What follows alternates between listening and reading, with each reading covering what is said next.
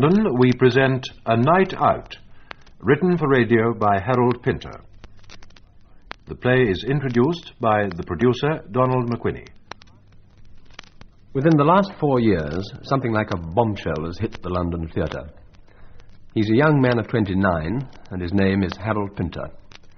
His play, The Caretaker, was acclaimed unanimously by the critics as one of the most exciting theatrical events of 1960. And this only 2 years after his first full-length play, The Birthday Party, was attacked with such fury by these same critics that it had to be taken off in less than a week. Since then, he's been a conversational necessity for all who take the theatre seriously. The man who has provoked such violent extremes of anger and admiration, and still does, is a modest Londoner born in the East End of Jewish parents. His education was far from elaborate. An ordinary grammar school, then dramatic academy, then out into the rough-and-tumble world of touring repertory companies, in which he earned an unspectacular living as an actor. His upbringing in the East End, with its vivid community life and its racy speech idioms, mixed with his practical experience as an actor, undoubtedly explain Pinter's superb command of dialogue and characterization, which are absolutely authentic and theatrically brilliant at one and the same time. It's a difficult combination to achieve, but Pinter's characters are both actable and real. Pinter had dabbled in writing as a very young man, but to no very great effect, until suddenly in 1957 he turned to dramatic writing. And 1957 saw the birth of his first 3 plays, 2 one-actors, The Room and The Dumb Waiter, and The Birthday Party, which had its disastrous premiere the following year, and has since been performed with rather more success on television. From then on, Pinter has been writing pretty well continuously. 3 radio plays were commissioned by the BBC Third Programme. One of them, A Night Out, is the play you are about to hear. He has written for television and contributed sketches to 2 West End revues. And he has written The Caretaker, his most assured work to date, which I was privileged to direct for its London premiere. In fact, he's arrived almost overnight. Pinter is a bit of a phenomenon by any standards, and it's difficult to analyze why he should be. His work is certainly highly individual. He's a humane writer with a deep feeling for people and for the truth of his characters. He can spot a false speech rhythm a mile off. At the same time, he's theatrically unconventional. A few years ago, he would have been considered positively avant-garde. Indeed, he is now in some quarters. His unconventionality lies largely in the fact that he refuses to provide ready-made solutions for his situations or to explain his message, if he has one. As he himself said in a recent broadcast interview, "It's very difficult for me to analyze my own work. Everyone likes life to be easily verifiable and understood. But in fact, life, I don't think, is really all that like that. Things happen, but the motives for those happenings, the causes, are of an extreme ambiguity, I think." Pinter's plays also have this ambiguity, although his later writing shows a move towards greater simplicity and clarity than his first work, which may well explain its greater success and popularity. However, he's quite emphatic about his own attitude to writing. Talking of The Caretaker, he said, "I myself feel that's the best thing I've written, and it is simpler, dealing with more or less common or garden. I mean, people, recognizable people. Nevertheless, I don't make an explicit point about them. I don't come on at the end of the play and explain the whole thing to the audience. You know what's happened to phonetics in this world and all the trouble they've caused. They had a point of view, all right. However, I don't think the theatre is a place to sermonize, and if anyone wants to give over an explicit point of view, they can always go to a political meeting or the church, stand on a soapbox and say it, or write an essay in a magazine. But the theatre should be a living moment, something that's happening then, and is self-explanatory. What it means is what it says and what the characters say. A Night Out is probably the simplest and most straightforward play he's yet written, but it displays quite clearly all his essential characteristics: acute observation, superb command of dialogue, particularly of vernacular, a style which can handle with equal assurance extremes of uproarious comedy and frightening horror, a great compassion and feeling for human suffering, and an ending which leaves one with the feeling that the participants in the play have to continue to deal with the problems of living. The problems haven't been neatly solved and parcelled up for them by the writer. Pinter has been compared to both Ionesco and Beckett. I myself see no connection with Ionesco, and Pinter denies it.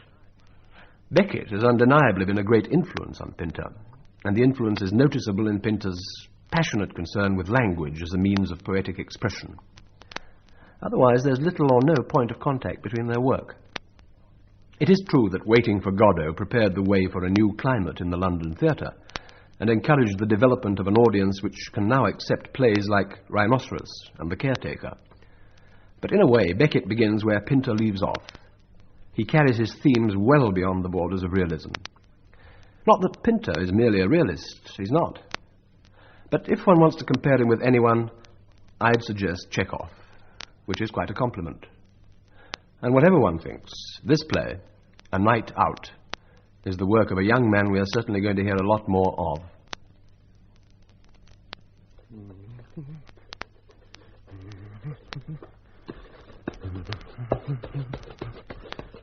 Albert! Albert!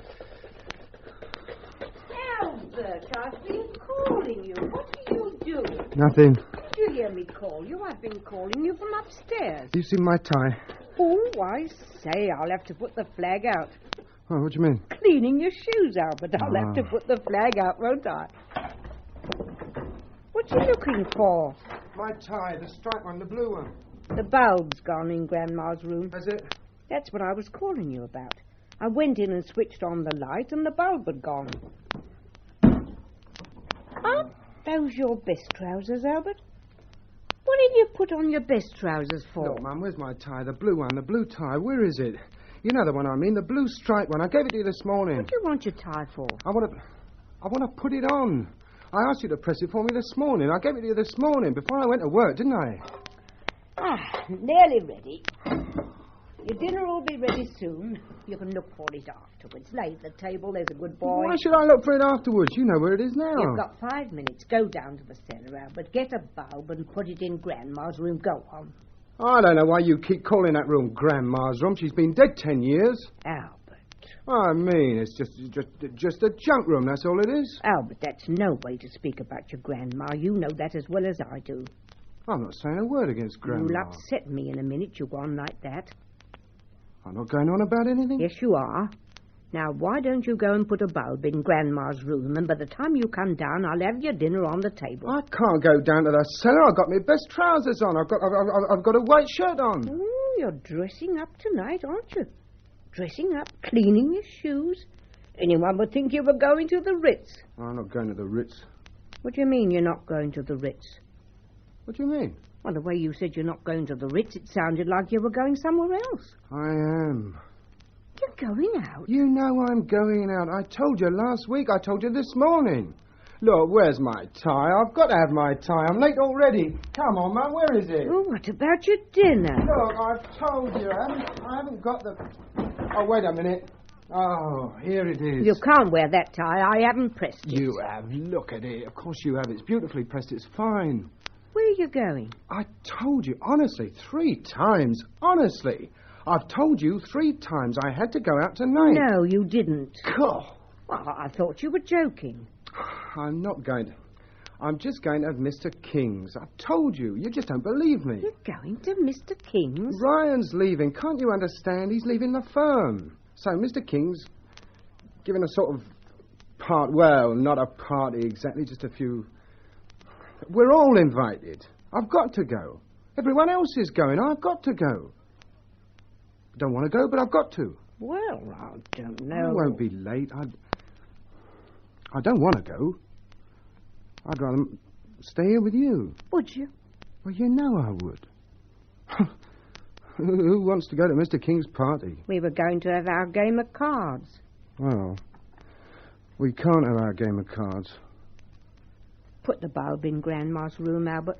I told you I'm not going down to the cellar in my white shirt. And there's no light in the cellar either. I'll be pitch black in 5 minutes looking for those bulbs. I told you to put a light in the cellar. I told you yesterday. Well, I can't do it now. If we had a light in the cellar, you'll be able to see where those bulbs were. You don't expect me to go down to the cellar.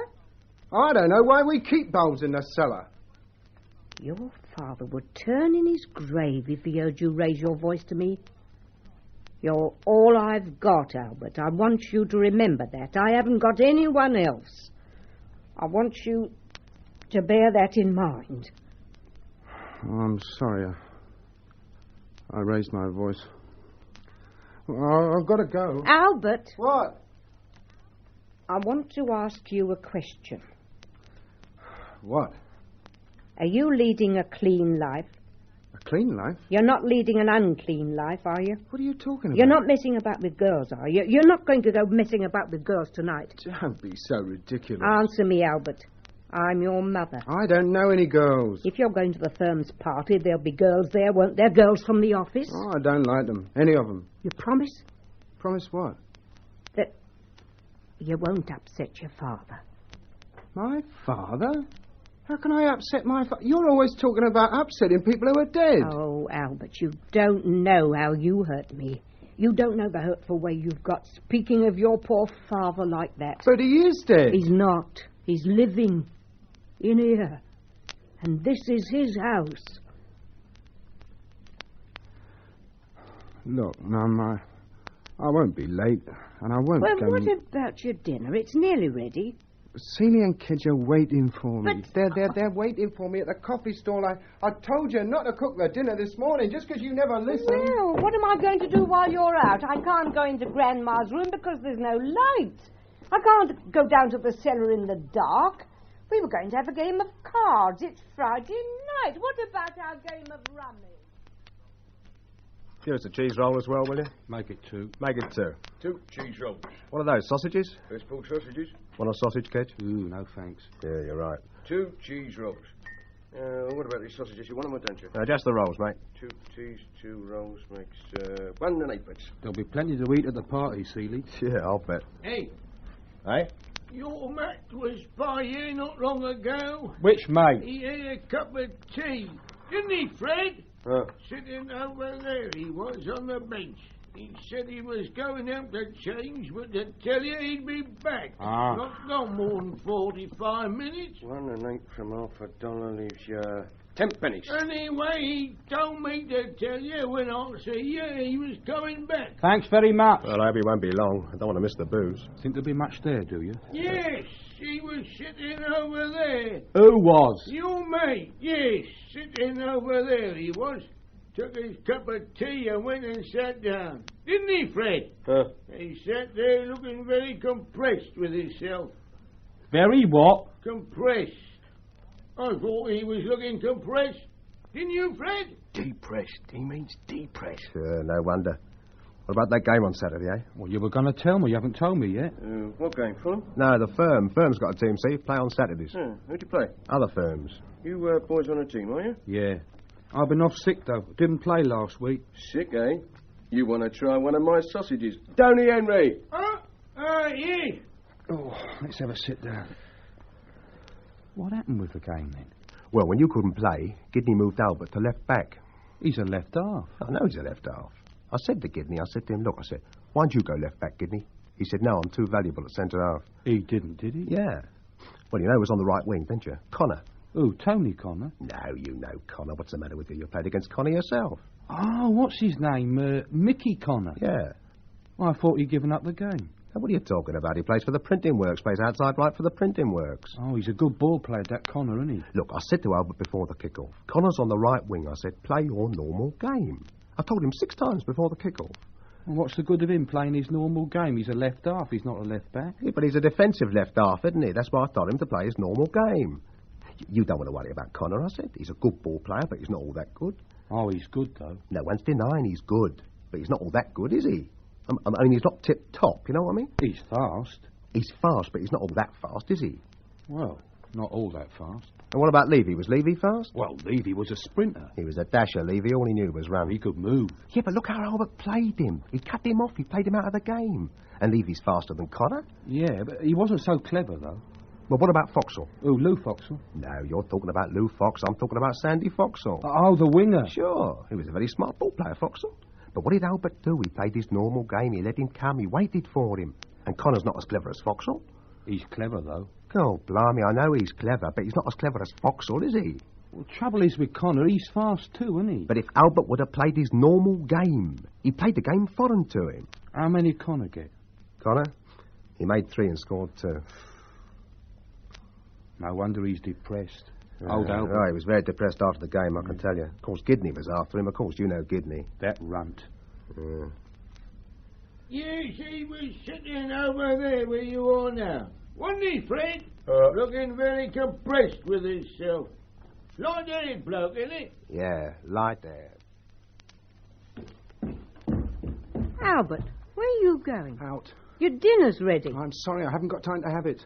Look at your suit. You're not going out with your suit in that state, are you? What's the matter with it? It needs a good brush. That's what's the matter with it. You can't go out like that. Come on. Come in here and I'll give it a brush. It's all right. Come on. Turn round. Oh. No, stand still. You can't go out and disgrace me, Albert. If you've got to go out, you've got to look nice. Yeah. That's better. I didn't tell you what I made for you, did I? I made it specially. I made shepherd's pie tonight. The tie's all right. Oh. Well, ta-da. Albert, wait a minute. Where's your handkerchief? What handkerchief? You haven't got a handkerchief in your breast pocket. Well, that doesn't matter, does it? Doesn't matter. I should say it does matter. Just a minute. Here you are. Nice clean one. Right, now thanks. let me do it properly. You mustn't let me down, you know. You've got to be properly dressed. Your father was always properly dressed. You'd never see him without a handkerchief in his breast pocket. He always looked like a gentleman. Well, time we were there. We'll give him 5 minutes. I bet his mum's combing his hair for him, eh? You ever met her, Seeley? Who? His mother. Yeah. What's she like? She's all right. All right, is she? I've told you. I just said she was all right. No, what I mean is, he always gets a bit niggly when she's mentioned, doesn't he? A bit touchy, you notice that? Yeah. Why's that, then? I don't know. What you asking me for? Oh, I don't know. Just thought you might sort of... Well, I mean, you know him better than I do, don't you? Of course, he don't let much slip, does he, old Albert? No, not much. He's a bit deep, really, isn't he? Yeah, he's a bit deep. Secretive. What do you mean, secretive? What are you talking about? I was just saying he was secretive. What are you talking about? What do you mean he's secretive? Well, you said yourself he was deep. I said he was deep. I didn't say he was secretive. Oh, hello, Albert. Ah. Oh, that's a nice bit of clobber you got on there. Yeah, very fair, very fair. Yeah, fits you like a glove. Well, come on, catch a 36 round. Yeah, wait a minute. I don't think I feel like going, actually. What you talking about? I don't feel like it, that's all. What, with all that drink laid on? No, just got a bit of a headache. That's a bloke. That's a bloke was here before. Isn't it, Fred? I'll give him your message, son. Oh, thanks. Didn't I? Yeah, you did, mate. Well, what's going on? You coming or what? Nah, I feel a bit... You know. Don't you know who'll be there tonight, Albert? Who? Joyce. Joyce? But what about it? And Eileen. Well, so what? And Betty. Betty'll be there. They'll all be there. Betty? Who's Betty? Betty? What do you mean? You don't know Betty? No girl in the office called Betty. Betty, the dark bit. The new one, the one that came in last week. The little one in the corner. Oh, her. Is her name Betty? I thought it was... Betty, her name's Betty. I've been calling her Hetty. Anyway, she'll be there. She's raring to go, that one. Well, you go on then, No, but what's the matter with you, mate? It's wine, women and song tonight. I see him every day, don't I? What's new in that? You fighting Gidney will be after you then, because of the game? What do you mean? Go on, everyone has a bad game, Albert. Yeah, they do, don't they? Well, I played against Connor myself once. He's tricky. He's a very tricky ball player. Yeah. Clever player, Connor. Yeah, what's Gidney got to do with it then, Kedge? Well, you know what he is. What?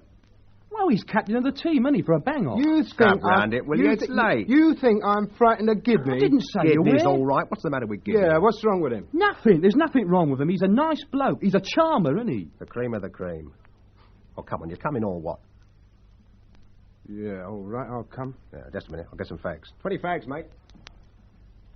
How's your mum, Albert? All right. That's the idea. What do you want, these? Yeah, that'll do.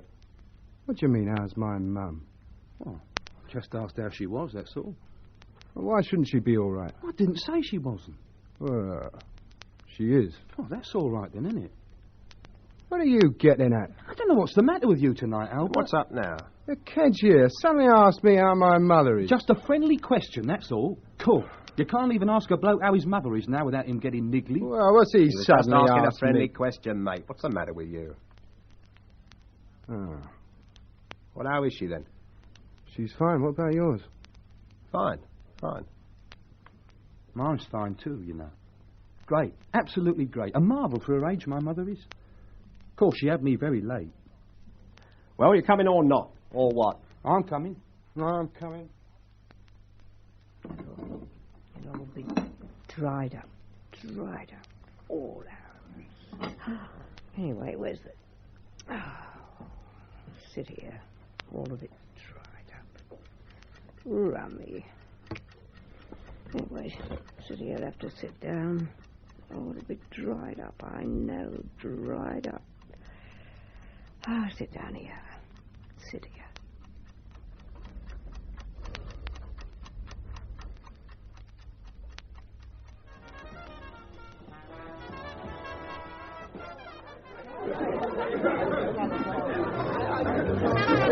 Are you enjoying the party, Mr. Ryan?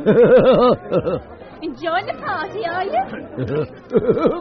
I recommend a bicycle, honestly. It really keeps you up to the mark. Out in the morning, on the bike, through the town, the air in your lungs, muscles working. You arrive at work fresh. You know what I mean? Uplifted. Not so good in the rain, Mr. King. It refreshes you, Kidney. Clears the cobwebs.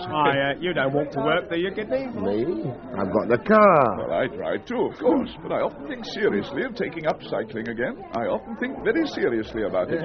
Nice party, isn't it, Mr. Ryan? You dance like a dream, Betty, you know that? Oh, I know. You do, honest, like a dream. Like a dream come true. You're just saying that. Well, Kent looks all right again, doesn't he? What was the matter with him? I've forgotten. Stomach trouble. Oh, not enough exercise. You'll have to see you get more exercise, Kent. Oh, you never said a truer word, Mr. King. He don't look in bad trim to me, Mr. King. I must admit it. You'll never get to the last lap with that one, I can tell you. Now, you young men, that's quite enough of that. No more of that. What are you laughing at, Stokes? What? Sorry, I thought you were laughing. I was. You made a joke. Oh, yes, of course. Sorry. Well, we've got Kedge back and left back next Saturday. Yes. Oh, excuse me. Hey, that's a lovely pair of shoes you're wearing, Kidney. Do you think so? Oh, they're the best, the very best, aren't they, Albert? Yeah. Kidney always wears a nice pair of shoes, doesn't he? You notice that? That's one thing I'll say about you, Kidney. You carry your feet well. Remember, who's going to dance? Yeah, I'll give it a trot. Don't you dance, Stokes? Yeah, sometimes. Do you? You will excuse me, won't you? Yeah. Well, Ryan, enjoying the party. Nice to see a lot of young people enjoying themselves, eh? Of course, it's all in your honor, old man. Let's fill you up.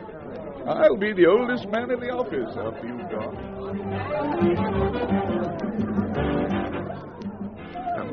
No, why should I? Go on, just for a lark. What for? For a lark, just for a lark. What an evil mind you have. No, it'll amuse me, that's all. I feel like being amused. Well, I'm not going to. You wouldn't know how to anyway. No, wouldn't I? Get hold of Eileen. Don't tell her I told you, though. Go over and lead him a dance. Just lead him a dance, that's all. See what he does. I want to see his reaction, that's all. I just want to see how he takes it. Oh, in front of everyone else. Just talk to him, talk to him. I don't mean anything else, do I? What do I get if I do? A toffee apple. Oh, really? Thank you. I'll take you for a ride in the car. Honest. Hello, Mr. Ryan. Enjoying the party? You dance well, don't you? Oh, I was going in for ballet once. Yeah? Yeah, true. They offered me the leading part in Rigoletto. Oh, you're making when I was a boy it soprano. No, he just irritates me, Stokes. I haven't got any time for a bloke like that. Just quiet, that's all. Well, see if you can wake him up. Well, Miss Todd. It hasn't taken you long to get to know everyone, has it? Oh, now, Mr. King. I've taken her under my wing, Mr. King. So I noticed. Yeah, I've been teaching her all about mortality tables. I told her in case of fire or burglary, commission and damages come to her. I would hardly take Kedge's word as gospel, Miss Todd. You know I've got the best interests of the firm at heart, Mr. King. Pour me one, too. Anyway, I'm thinking of moving on. When you stay too long in a place, you go dark. After all, with my qualifications, I could go anywhere. Excuse me. Good night, Stokes. What? I was saying with my qualifications, I could go anywhere. I could go anywhere, do anything. So could I. Could you? What qualifications have you got? Well, I've got a few, you know. Listen, do you know Chelsea wanted to sign me up a few years ago? They had a scout down to one of our games. They wanted to sign me up. And I'll tell you another thing as well. I could turn professional cricketer any day I wanted to. Why don't if you? I wanted to. Why don't you? I don't want to. You look lovely in white. Those people who talk about qualifications. It just make me laugh, that's all. Ah, Horn, Barrow. Mr. King. Hello, Mr. King. Enjoying the party? Oh, yes, thank you, Mr. King. Barrow? Oh, yes, thank you, Mr. King. Oh, I saw you down at the match last Saturday, didn't I? Yes, Mr. King. Keen on the game? Oh, yes, Mr. King. Well, I hope you'll be in the team soon yourselves. I think it's a very good thing that the firm's got a football team, and a cricket team, of course. It shows we look on the lighter side of things, too, don't you agree? Oh, yes, Mr. King. Yes, Mr. King. Also gives a sense of belonging. Work together and play together. Office work can become so impersonal. We like to foster something very different. You know what I mean. Oh, yes, Mr. King. Yes, Mr. King. Are you interested in sailing by any chance? You're quite welcome to come down to my boat at Poole any weekend. Do a bit of sailing along the coast. Oh, thank you, Mr. King. Thank you, Mr. King. How about going over and cheering old Albert up? What? Oh, he looks a bit gloomy, don't he? Well, I don't want to go. You can go. Oh, come on, you come over. Oh, Cheer him up for a bit of fun. oh you're awful. Come on, come on. Can I fill your glass, Ryan? Can't leave you without a drink, can we? The guest of honor. Mind if we join you, Albert? Hello. Enjoying the party? What are you sitting all gloomy about? I'm not gloomy. I'm just sitting drinking. Feel a bit tired, actually. Why, what have you been doing? Nothing? Oh, you said you were tired. Move up, I'm on the edge. Oh, sorry. Hey, mind that, you're squashing me. Squash her, she won't mind. Come on, tell us what you're tired about. Oh, just work, I suppose. You're working too, I'm not tired. I love work, don't you, Eileen? Oh, yes, I love work. No, I'm not tired, really. I'm all right. You look tired. You've been living it up. Women. I'm back. Hey. Female. No, I wouldn't go so far as to say Hey, that. mind your drink, Mother. Oh, yeah, sorry. Oh, he's not bad looking when you get close. Quite nice when you get close. Oh, thanks for the compliment. You got a flat of your own? No, have you? No. You live with your mother, don't you? Yeah. Does she look after you all right then? Yeah, she... I'm just going to the bar. Oh, so are we. Me too. Well now, everyone. I'll take gin. Gin, wait a minute. Just a minute, everyone. Can I have your attention? You didn't make much impression, did you? Didn't I? Just for a moment, Hey, please. sir, pay attention, will you? What? Mr. King wants your attention. I'd just like to propose a toast to our guest of honor, Mr. Ryan. Give me. Yes? Here's your gin, then. Go and get Kedge and that girl out of that corner, will you? Now, as you know, we're all gathered here tonight to pay our respects to our old friend and colleague, Mr. Ryan. Okay, Mr. King wants to know if you'll honor that party with your presence. Oh, sorry. We've all known Mr. Ryan for a very long time. Of course, I've known him myself much longer than anyone here. For he's a jolly good fellow. For he's a jolly good Very glad for your fellow, enthusiasm, Mr. Kedge. Your heart, I'm sure, is in the right place. But please allow me to toast Mr. Ryan first, and then the floor is yours. Well, as I was saying, the whole department is here tonight to pay tribute to a man who, from time immemorial, has become, how shall I put it, the very core of our little community. I remember Mr. Ryan sitting at his very own desk the first time my father brought me into the office. Good heavens, What is it? Eileen, what's the matter? Someone touched me. Touched you? Someone touched me. Someone... What did he do? Touch you? What did he do? What did he do, Eileen? He took a liberty. Go on, who did? What you looking at me for? Good God. What did he do? Touch her? Yeah. Where? What you looking at me for? Please now, can we possibly... I mean... Oh! What you mean? Actually, no, it was Albert. Wonder what he did. Made a No, jump. no, didn't he? look, wait a minute. This is absolutely ridiculous. Ridiculous, I'll say it is. What do you think you're up to? Yes, I was just standing there, and this hand... I could tell he was that sort. Come out here, Albert. Don't pull me. What are you doing? Imagine that was him. Let go of me. What are you putting him for? You keep out of this. Now, please, let me continue my toast, ladies and gentlemen. Really, you must settle this elsewhere. We don't even know what he's supposed to have done. I didn't do anything. We can guess what he did. We are all collected here tonight in honor of Mr. Ryan, and to present him with a token of our affection. But what did he do? What's he supposed to have done? She doesn't know what she's Now, come talking on, what's he about. supposed to have done, Eileen, anyway? Mind your own You don't think business. she's got to tell you, do you? Silly, why don't you shut up? Now, don't talk to me like that. Don't you worry me? about him, Seeley. As I have been trying to say... Well, you come over here, Eileen. Sit down. She's upset, aren't you? It's all very well for them. Miss Phipps, would you mind composing yourself? Composing myself. Come outside a minute, Albert. As I have been trying to say... I'm listening, Mr. King. What? I'm listening. I'm with you. Oh, thank you, kid. Thank you, my boy. I'm going anyway. Hey, Albert. Wait a minute, you two. Yeah, about time too. What do you want, Feely? Now, look, Kidney. Wait a minute, Albert. What you want? I haven't been satisfied with your sort of behaviour for some time. You know that, don't you? You haven't what? For instance, there was that awful game of football you played when you threw the game away last Saturday that I've got on my mind, besides one or two other things. Hey, look, Kidney, you're talking like I told you to keep out of this. I'm going anyway. Wait a minute. Let's have this out. What do you think you're up to? Look, I've told What do you think you were doing with that girl? I didn't touch her. I'm responsible for that girl. She's a good friend of mine. I know her uncle. Do you? You know, you're being so stupid, Kidney. I can take you any day. You know that, don't you? Go on. Any day.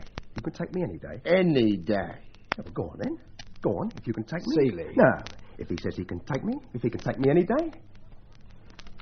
Gimme, why don't you go back to the party? I was telling you, Albert. Stokes. I was telling you, Albert, that if you're going to behave like a boy of 10 in mixed company... I told you, my name's Stokes. Don't be childish, Albert. Mr. Ryan will always be remembered as his lost king and martyr. Good night. Go back and apologise. What for? For insulting a lady, mate. A lady. Something to do with breeding. But I suppose you're too backward to know anything about that. You're talking right out of your hat. Right out the bowler. Look, Seeley, no one invited you out here, did they? Yeah, but who invited you? I'm talking to this man on behalf of the firm. Unless I get a satisfactory explanation, I shall think seriously about recommending his dismissal. Get out of my way, will you? Acting like an animal all over the Move place. out of it. I know your trouble. Oh, yes? Yes, it sticks out of mine. Does it? Yes. What's my trouble, then? You're a mother's boy. That's what you are. That's your trouble. You're a mother's boy. Oh, God! Now, get out of my way.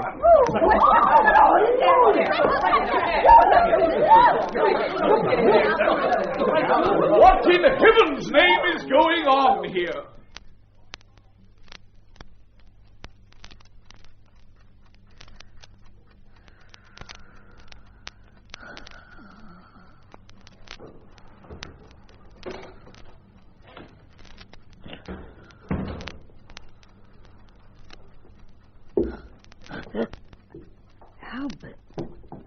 Albert, is that you?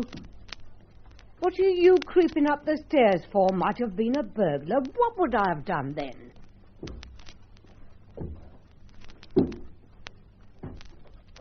Creeping up the stairs like that. Give anyone a fright creeping up the stairs like that. You leave me in the house all alone. Look at you. Look at your suit. What's the matter with your tie? It's all crumpled. I pressed it for you this morning. Well, I won't even ask any questions, that's all. You look a disgrace. Thirsty, are you? What have you been doing? Mucking about with girls? Mucking about with girls, I suppose. You know what the time is? I fell asleep right here at this table waiting for you. I had the clock right next to me so I could tell the time. I don't know what your father would say coming in this time of night. It's after 12 o'clock. In a state like that. Drunk, I suppose. I suppose your dinner's ruined. Well, if you want to make a convenience out of your own home, that's your business. I'm only your mother. I don't suppose that counts for much these days. I'm not saying any more. If you want to go mucking about with girls, that's your business. Well, anyway, you'll have your dinner. You haven't eaten a single thing all night. Come on, don't just stand there. I wouldn't mind if you found a really nice girl and brought her home and introduced her to your mother, brought her home to dinner. I'd know you were sincere if she was a really nice girl. She'd be like a daughter to me. But you never brought a girl home here in your life. I suppose you're ashamed of your mother. Oh, come on, it's all dried up. I kept it on a low light. I couldn't even go up to Grandma's room and have a look round because there wasn't any bulb. Oh, you might as well eat it. Well, what's the matter? Are you drunk? Where'd you go? To one of those pubs in the West End? You'll get into serious trouble, my boy, if you frequent those places, I'm warning you. Don't you read the papers? I hope you're satisfied anyway.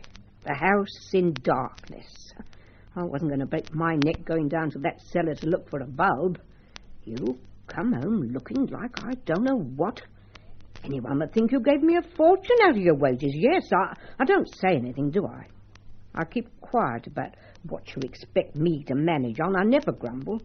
I keep a lovely home. I bet there's none of the boys in your firm better fed than you are.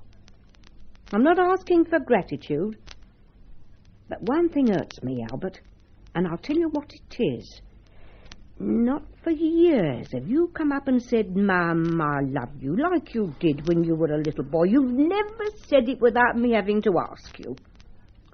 Not since before your father died, and he was a good man. Oh, he had high hopes of you. I've never told you, Albert, about the high hopes he had of you. I don't know what you do with all your money. But don't forget what it cost us to rear you, my boy. I've never told you about the sacrifices we made. You wouldn't care anyway.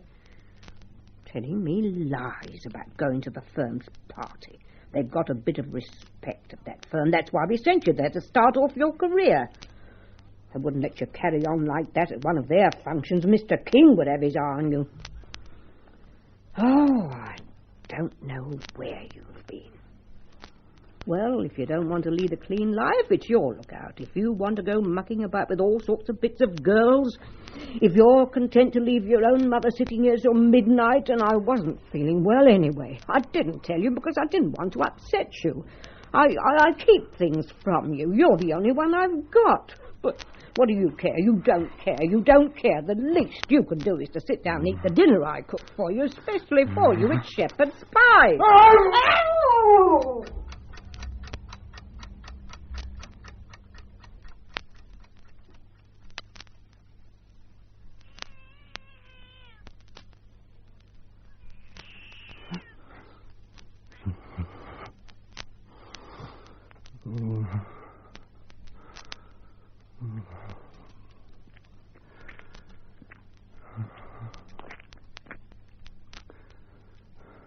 Good evening.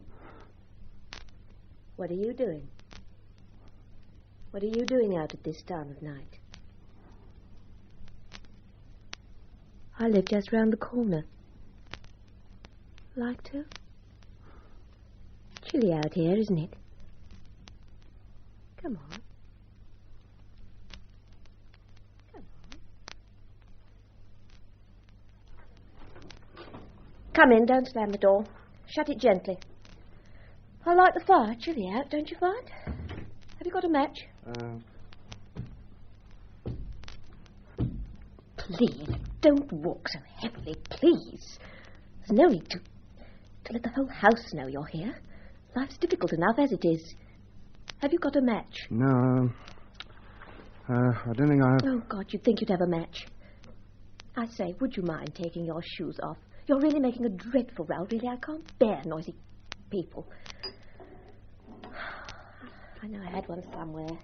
I've got a lighter. You can't light a gas fire with a lighter. You'll burn your fingers. Oh, where are the damn things? This I die without a fire. I simply die. Here we are. At last.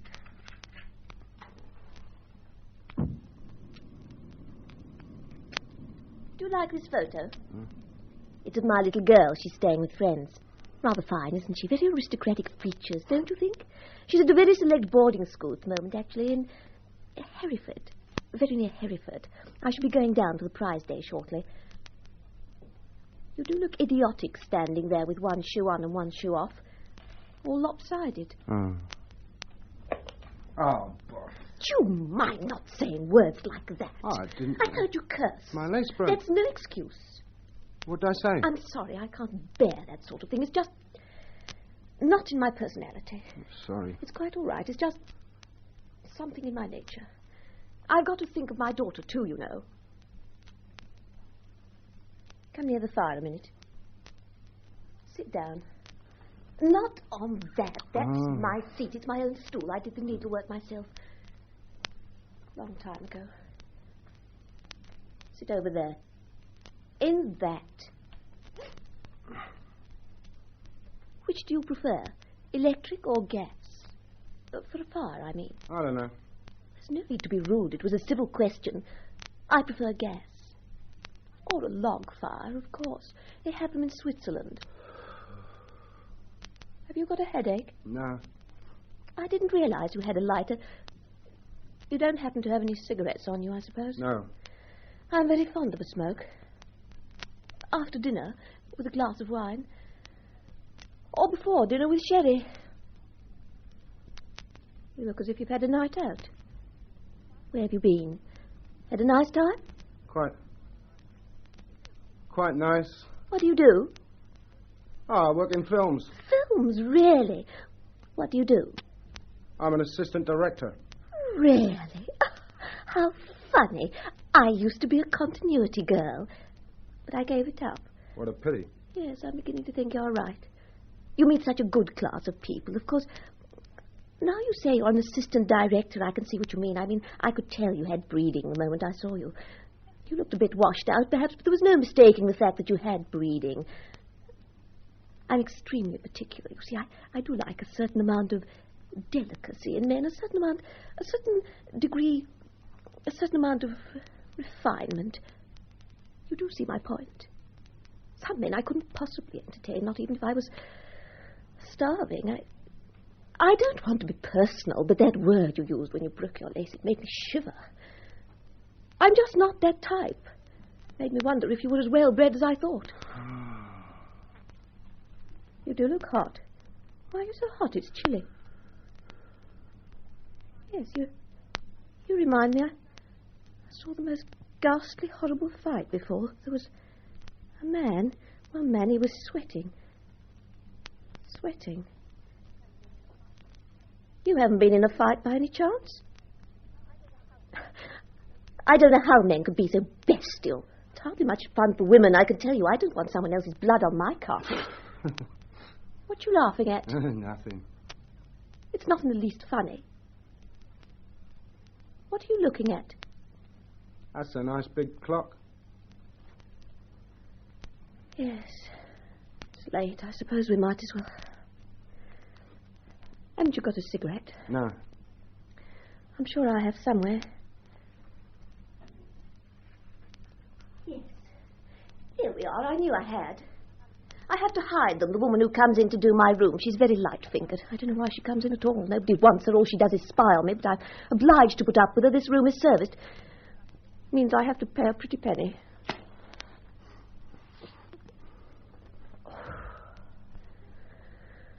It's a dreadful area, too. I'm thinking of moving. The neighbourhood is full of people of no class at all. I just don't fit in. Is that clock right? People have told me, the most distinguished people, that I could go anywhere. You could go anywhere, they've told me. You could be anything.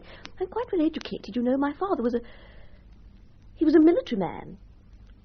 In the army. Actually, it was a relief to speak to you. I haven't spoken to anyone for some hours. Please, don't do that. Use your handkerchief. What on earth's the matter with you? What have you been doing tonight? Nothing. Really? Oh, excuse me. I haven't eaten all day. I had a tooth out. Hiccups come from not eating, don't they? Do you want a cigarette? Here.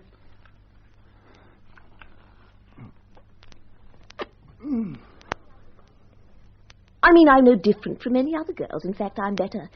These so-called respectable girls, for instance. I'm sure they're much worse than I am. Well, you're an assistant director, or your continuity girls and secretaries. I'll bet they're very loose. Do you know what I've actually heard? I've heard that respectable married women, solicitors' wives, go out and pick men up when their husbands are out on business. Isn't that fantastic? I mean, they're supposed to be respectable. Fantastic. I beg your pardon? I said it was fantastic. It is, you're right, quite fantastic. There's one thing, though, there's one thing that's always fascinated me. How far do men's girlfriends go? I've often wondered. Depends. Yes, I suppose it must. You mean on the girl? What? You mean it depends on the girl? It would do, yeah. Quite possibly. I must admit that with your continuity girls and secretaries, I don't see why you had to approach me. Have you been on the town tonight, then? With a continuity girl? You're a bit, worried about continuity girls, aren't you? Because I've been one myself. I know what they're like, no better than they should be. Well, when were you a continuity... Years ago. Nosy, aren't you? I often stand by this window and watch the lights. Sometimes I wish the night would never end. I like sleeping. I could sleep on and on. Yes, you can see the station from here. All the trains go out right through the night. I suppose we might as well. What are you doing with that clock? Admiring it. It's a perfectly ordinary clock. Give me it. I've seen too many people slip things into their pockets before now as soon as your back's turned. Oh, nothing personal, of course. Mind your ash. Don't spill it all over the floor. I have to keep this carpet immaculate, otherwise the char lady, she's always looking for excuses for telling tales. Here's an ashtray. Use it. Sit down. Sit down. Don't stand about like that. What are you staring at me for? Where's your wife? Nowhere. And what film are you making at the moment? I'm on holiday. Where do you work? I'm a freelance. You're rather young to be in such a high position, aren't you? You amuse me. You interest me. I'm a bit of a psychologist, you know. You're very young to be what you said you were. There's something childish in your face. Almost retarded. I do like that word. I'm not being personal, of course, just being psychological. Of course, I can see you're one for the girls. I don't know why you had to pick on me at this time of night. It's really rather forward of you. I'm a respectable mother, you know, with a child at boarding school. You couldn't call me anything else. All I do is just entertain a few gentlemen of my own choice now and again. What girl doesn't that? What do you think you're doing? You've dropped your cigarette. Pick it up. Pick that up, I tell you. It's my carpet. It's not my carpet. It'll make me pay for it. What are you doing? Let go of my hand. You're treating my place like a pigsty. Let me go. You're burning my carpet. Sit down. Shut up and sit down. Don't scream. I'm warning you. Here. Sit. No screaming. I warn you. Be quiet. I told you to be quiet. Now you be quiet. What are you going to do? Don't muck me about. You see this? One crack with this. Just one crack. Who do you think you are? You talk too much, yeah? You never stop talking. Just because you're a woman, you think you can get away with it. Well, you made a mistake this time. You picked the wrong man. You're all the same, you see. You're all the same. You're just a dead weight round my neck. What makes you think... What makes you think you could... Yeah. It's all the same as this business about the light in Grandma's room. It's always something. My ash? I'll put it where I like. You see this clock? Watch your step. Just watch your step. Stop it. What you... Watch your step. I've had just about enough. Get it? I've had enough. You know what I did? Huh? Don't be so frightened. Don't be so frightened. I'm just telling you, that's all. Yeah, I haven't got any breeding. I haven't got any... None of you have. None of them have. What you been doing? I've got as many qualifications as the next man. Let's get that quite straight. And I've got the answer to her. I've got the answer to her, you see. Tonight, I've finished the conversation. Finished it. I've finished her. One crack with this clock. Finished. You're dead scared. You're frightened out of your life, huh? I don't blame you. Get up. I must put the clocks forward. Get up. Up! Now, walk over there to the wall. Go on, get over there. Do as you're told. Do as I'm telling you. I'm giving the orders here. Stop. What do you want me to do? You just keep your big mouth closed for a start.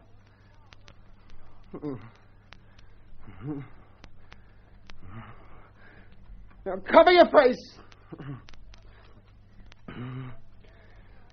Yeah, that's right.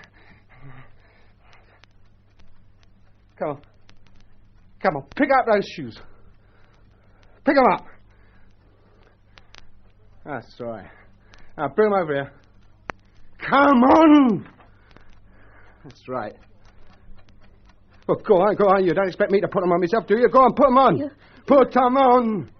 Right on. That's it. It's more like it. That's more like it. It doesn't matter if the lace is broken. There's quite enough to tie. Lace them. Quite enough. Good.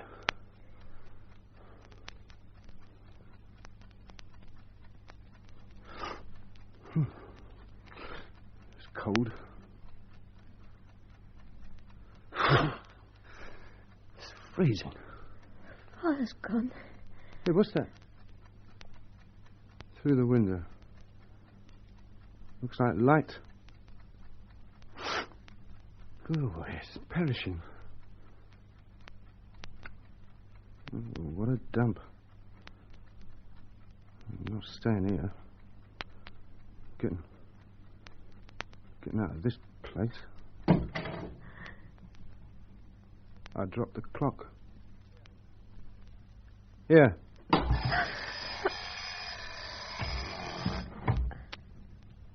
So you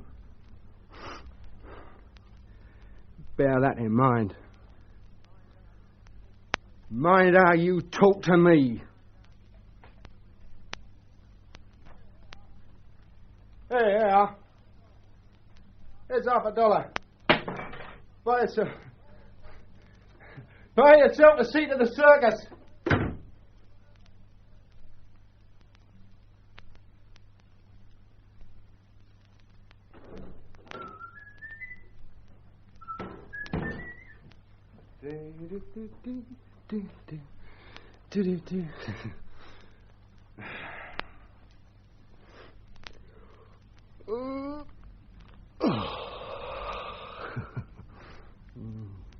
Albert!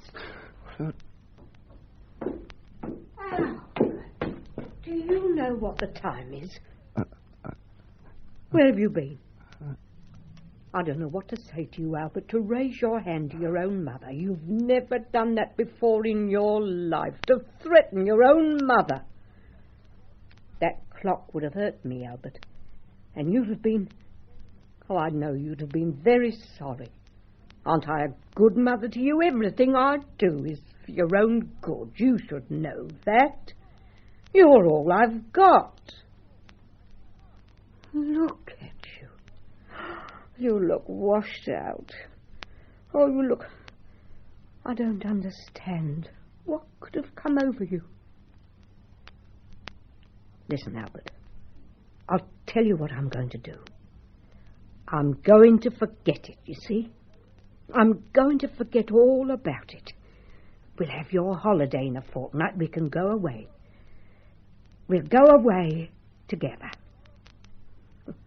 It's not as if you're a bad boy. You're a good boy. I know you are. It's not as if you're really bad, Albert. You're not. You're not bad. You're good. You're not a bad boy, Albert. I know you're not. You're good. You're not bad. You're a good boy. I know you are. You are. Aren't you?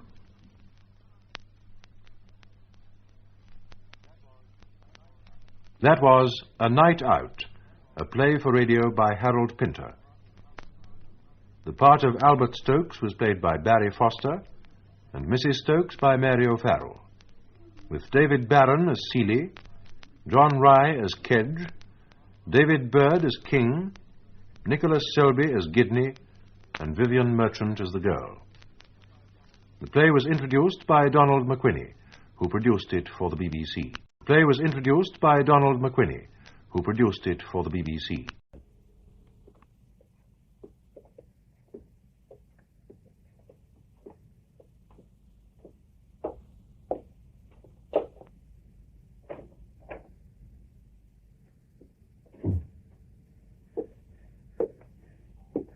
Sit down. Thanks. Just a minute. Sit down, huh? I haven't had a good sit down. I haven't had a proper sit down. Oh, I couldn't tell you. Here's a chair. 10 minutes off for tea break in the middle of the night in that place, and I couldn't find a seat. Not one. All them Greeks had it. Poles, Greeks, blacks, a lot of them. All them aliens had it. And they had me working there. They had me working. All them blacks had it. Blacks, Greeks, Poles, a lot of them, that's what, doing me out of a seat, treating me like dirt. When he come at me tonight, I told him. Take a seat. Yeah.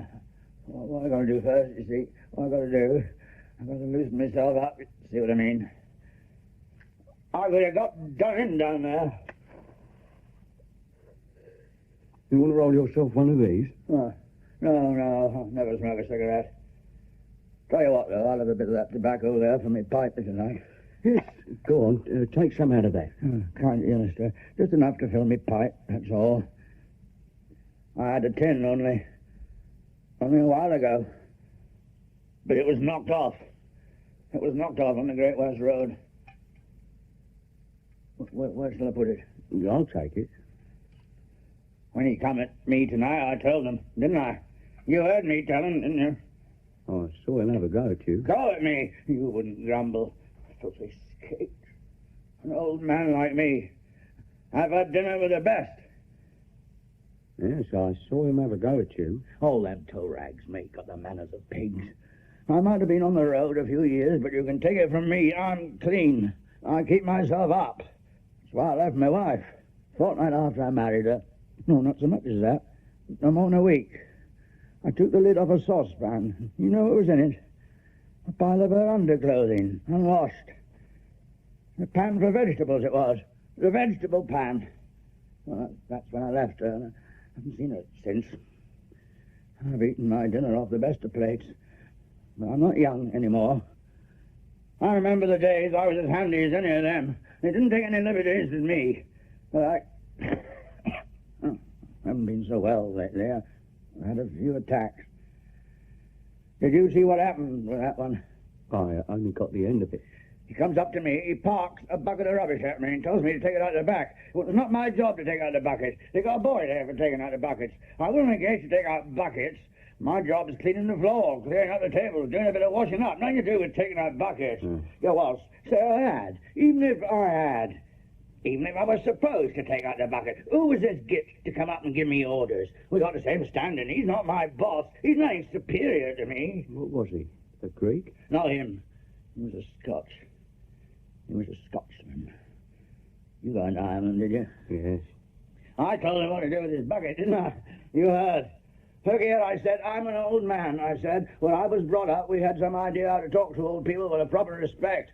We was brought up with the right ideas. If I had a few years off me, I'd break you in half. That was after the governor gave me the bullet. Making too much commotion, he says. Commotion? Me? Look here, I said to him, I got me rights. I told him that. I might have been on the road, but nobody's got more rights than I have. Let's have a bit of fair play, I said. Anyway, he gave me the bullet. That's the sort of place. If you hadn't come out and stopped that Scots git, I'd be inside the hospital now. I'd have cracked my head on that pavement if he'd landed. I'll get him. One night, I'll get him when I find myself around that direction. I wouldn't mind so much if I left all my belongings in that place in the back room there. All of them, the lot there was, you see, in this bag.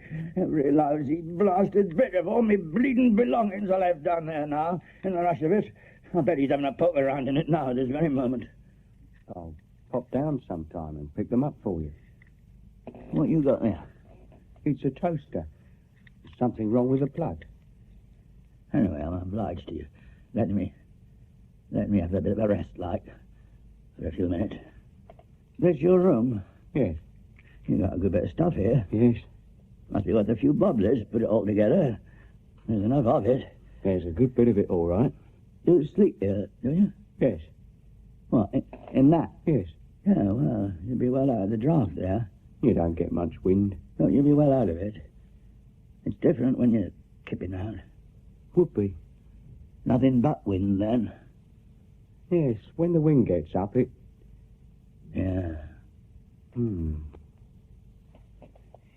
It gets very drafty. I'm very sensitive to it. Oh, yeah. Always have been. You got more rooms then, have you? Where? I mean, along the landing there, up the landing there. Well, they're out of commission. Oh, they? They need a lot of doing to. What about downstairs? Oh, it's closed up. It needs seeing to. The floors. This your house then, isn't it? I'm in charge. You're the landlord, are you? I noticed there was someone living in the house next door. Huh? I noticed them heavy curtains pulled across the window next door as we come along. Yes. I thought there must be someone living there. A family of Indians live there. Blacks? Oh, I don't see much of them. Blacks? Well, we've got some knick-knacks here all around. Stay there. I don't like a bare room. I tell you what, mate, you haven't got a spare pair of shoes. Shoes? Them bastards at the monastery let me down again. Where? Down at Luton. Monastery down at Luton. I got a mate in Shepherd's Bush, you see. Oh, I might have a pair. I got this mate at Shepherd's Bush in the convenience. Well, he was in the convenience. He ran about the best convenience they had. Ran about the best one. Always slipped me a bit of soap any time I went in there. Very good soap. Well, they have to have the best soap. I was never without a piece of soap whenever I happened to be knocking about the Shepherd's Bush area. Pair of brown? He's gone now. Went. He was the one who put me onto this monastery just the other side of Luton. He'd heard they'd give away shoes. You've got to have a good pair of shoes. Shoes? Life and death to me. I had to go all the way to Luton in these. What happened when you got there, then? I used to know a bootmaker in Acton. He was a good mate to me. You know what that bastard monk said to me? How many more blacks you got around here, then? Huh? You got any more blacks around here? See if these are any good. You know what that bastard monk said to me? Oh, I think those would be a bit small. Would they? No, don't look the right size. Not bad trim. Well, you can't wear shoes that don't fit. Nothing worse. I said to this monk here, I said, look here, mister. He opened the door. Big door. He opened it. Look here, mister, I said. I'll come all the way down here. Look, I said. I showed him these. I said, you haven't got a pair of shoes, have you? Pair of shoes, I said, enough to keep me on my way. Look at these. They're nearly out, I said. They're no good to me. I heard you got a stock of shoes here. Piss off, he said to me. Now, look here, I said, I'm an old man. You can't talk to me like that. I don't know who you are. If you don't piss off, he says, I'll kick you all the way to the gate. Now, look here, I said, now, wait a minute. All I'm asking for is a pair of shoes. You don't want to start taking liberties with me. It's taken me 3 days to get out here, I said to him. 3 days without a bite. I'm worth a bite to eat, ain't I? Get out round the corner to the kitchen, he says. Get out round the corner, and when you've had your meal, piss off out of it. I went round to this kitchen, see. Meal they give me. A bird. I tell you, a little bird, a little tiny bird. He could have ate it under 2 minutes. Right, they said to me, you've had your meal, get off out of it. Meal? I said, what do you think I am, a dog? I'm better than a dog. What do you think I am, a wild animal? What about them shoes I come all the way here to get? I heard you was given away. I've a good mind to report you to your Mother Superior. One of them, Irish hooligan, come at me. I cleared out. I took a shortcut to Watford and picked up a pair there. I got onto the North Circular just past Hendon, and the sole come off right where I was walking. Lucky I had my old ones wrapped up, still carrying them, otherwise I'd have been finished, man. So I've had to stay with these, you see. They're gone, they're no good. All the good's gone out of them. Try these. Not a bad pair of shoes. They're strong, all right. Yeah. Not a bad shape of shoe. This leather's hardy, isn't it? Very hardy. Some bloke tried to flog me some suede the other day. I wouldn't wear them. Can't beat leather for wear. Suede goes off, it creases, it stains for life in 5 minutes. Can't beat leather. Yeah. Good shoes, this. Good. Don't fit, though. Huh? No. I got a very broad foot. Yeah, these 2 pointers, you see. Oh. They'd cripple me in a week. I mean, these ones I got on, they're no good, but at least they're comfortable. Not much cop, but I mean, they don't hurt. Thanks, then, mister. I'll see what I can look out for you. Good luck. I can't go on like this. Can't get from one place to another. And I'll have to be moving about, you see. I'll try to get fixed up. Where are you going to go? Oh, I've got 1 or 2 things in mind. I'm waiting for the weather to break. Would you like to sleep here? Here? You can sleep here if you like. Yeah. Oh, I don't know about that. How long for? Till you get yourself fixed up. Ah, well, that... Get yourself sorted out. Oh, I'll be fixed up pretty soon now. Where would I sleep? Here. The other rooms would be no good to you. Here? Where? There's a bed behind all that. Oh, I see. Well, that's handy. Well, that's... I'll tell you what, I might do that. Just till I get myself sorted out. You got enough furniture here. I'll fix it up. Just keeping it here for the time being. So it might come in handy. This gas stove work good? No. Well, what do you do for a cup of tea? Nothing. That's a bit rough. You building something? I might build a shed out the back. Carpenter, eh? What's this? A lawnmower. You got a lawn? Have a look out there. Through the window. Well, it looks a bit thick. Overgrown. We're going. What's that? Pond? Yeah. What, you got fish? No, there isn't anything in there. Where are you going to put your shed? Well, I'll have to clear the garden first. You need a tractor, man. I'll get it done. Carpentry, eh? I like working with my hands. What's this? That's a Buddha. Yeah? Yes, I quite like it. Picked it up in a shop. Looked quite nice to me. Don't know why. What do you think of these Buddhas? Oh, they're all right, aren't they? Yes.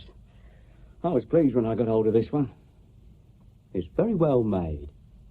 This is the bed here, isn't it? Well, we'll get rid of all that. The ladder will fit under here.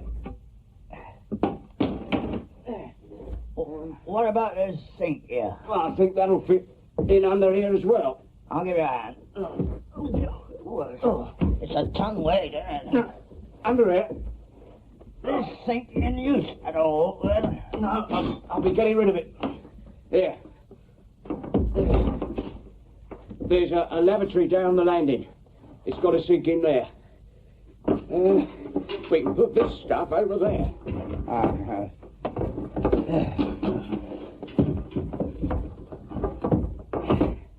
You don't share it, do you? What? I mean, you don't share the toilet with them blacks, do you? Well, they live next door. They don't come in. Because, you know, I mean, fair's fair. Better give this blanket a shake. Hey, did you see a blue case? Blue case. Down here. Look, by the carpet. Oh. Ooh, that's a nice sheet. Well, this blanket's a bit dusty. Oh, don't worry about that. Huh. Now you're off for money. Oh, well. Now, mister, if you want the truth, I'm a bit short. Here's a few bob. Oh, thank you. Thank you. Good luck. I just happen to find myself a bit short.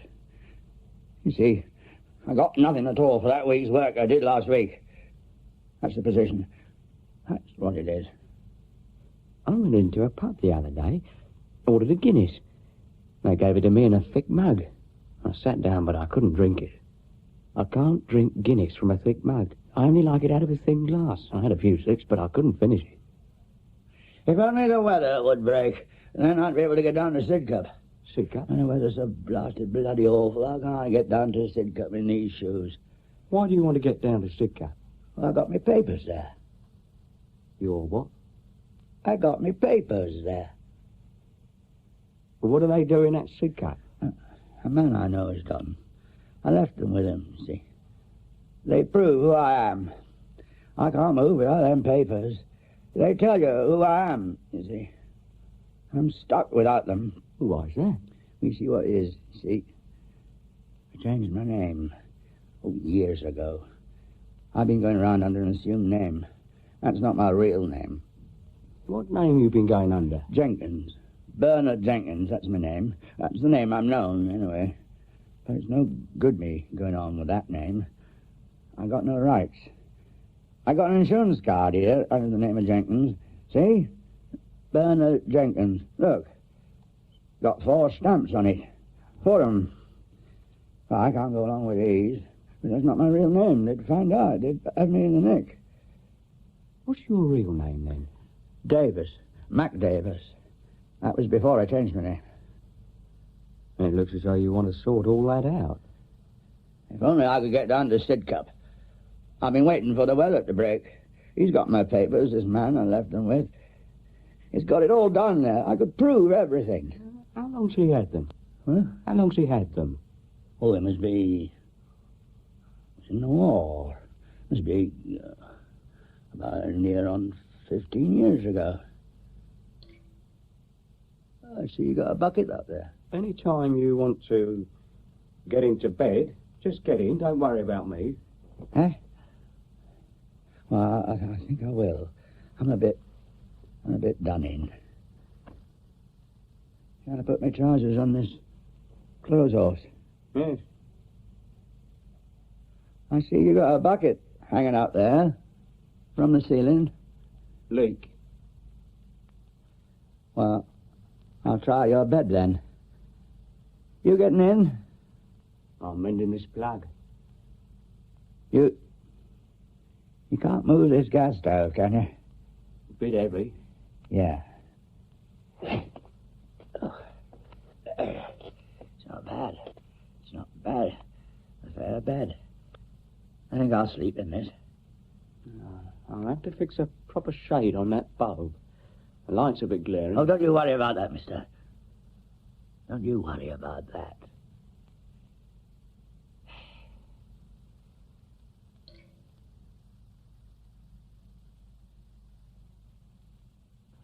I will, get down.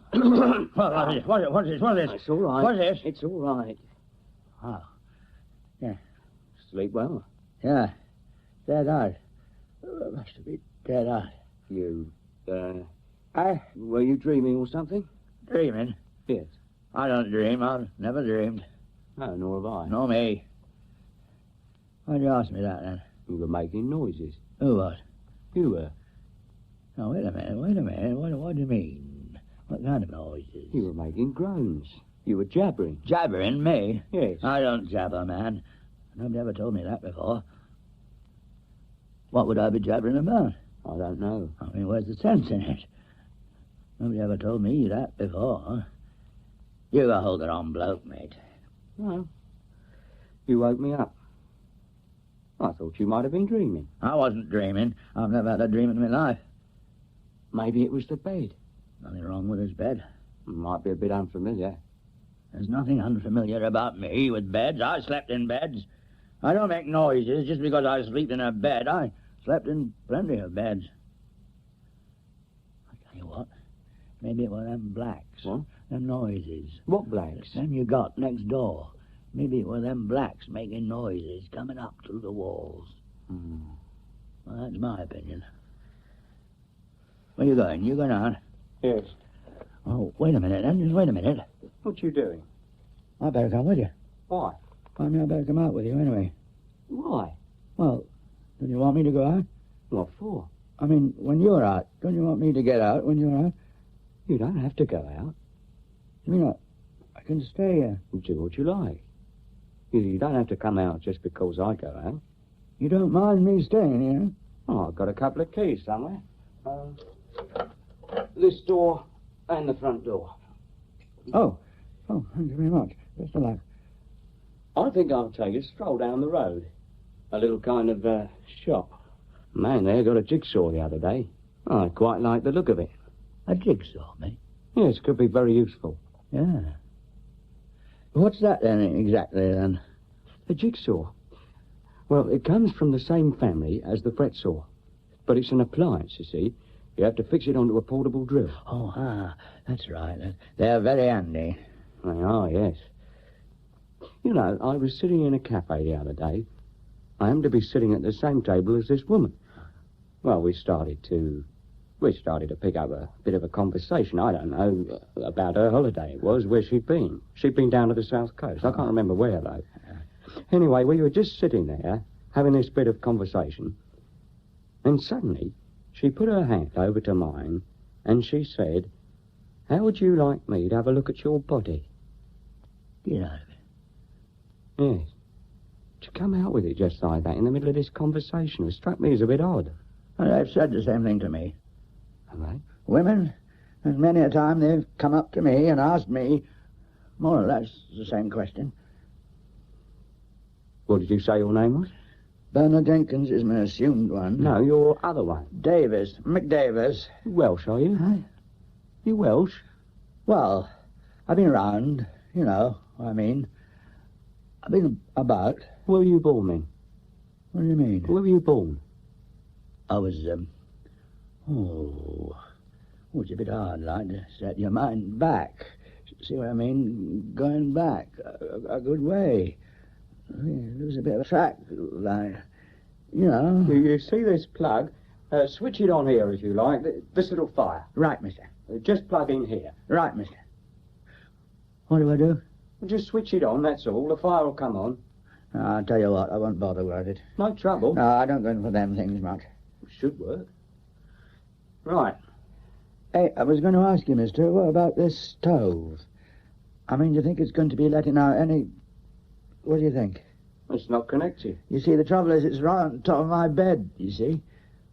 All I got to watch is nudging one of them gas taps with my elbow when I get up. You get what I mean? There's nothing to worry about? Now, look here, don't you worry about it. All I'll do, I'll keep an eye on these taps every now and again, like, you see. See, they're switched off. You leave it to me. Oh, I don't think... Hey, mister, just one thing. You couldn't slip me a couple of bob for a cup of tea, just, you know. I gave you a few bob last night. Oh, so you did. I forgot. Oh, clean out of my mind. That's right. Thank you, mister. Listen, you're sure now? You're sure you don't mind me staying here? I mean, I'm not the sort of man who wants to take any liberties. No, that's all right. I might go down to Wembley later on in the day. Uh-huh. There's a calf down there, you see. Might be able to get fixed up there. I was there, see. I know they were a bit short-handed. They might be in need of a bit of staff. When was that? Eh? Oh, well, that was near on. That'll be a little while ago now. Of course, what it is, they can't find the right kind of people in these places. What they want to do, they're trying to do away with these foreigners, you see, in catering. They want an Englishman to pour their tea. That's what they want. That's what they're crying out for. But, it's only common sense, isn't it? Ooh, I got all that underway. That's what I'll be doing. If only I could get down there. Well, I'll be seeing you then. Yeah, right.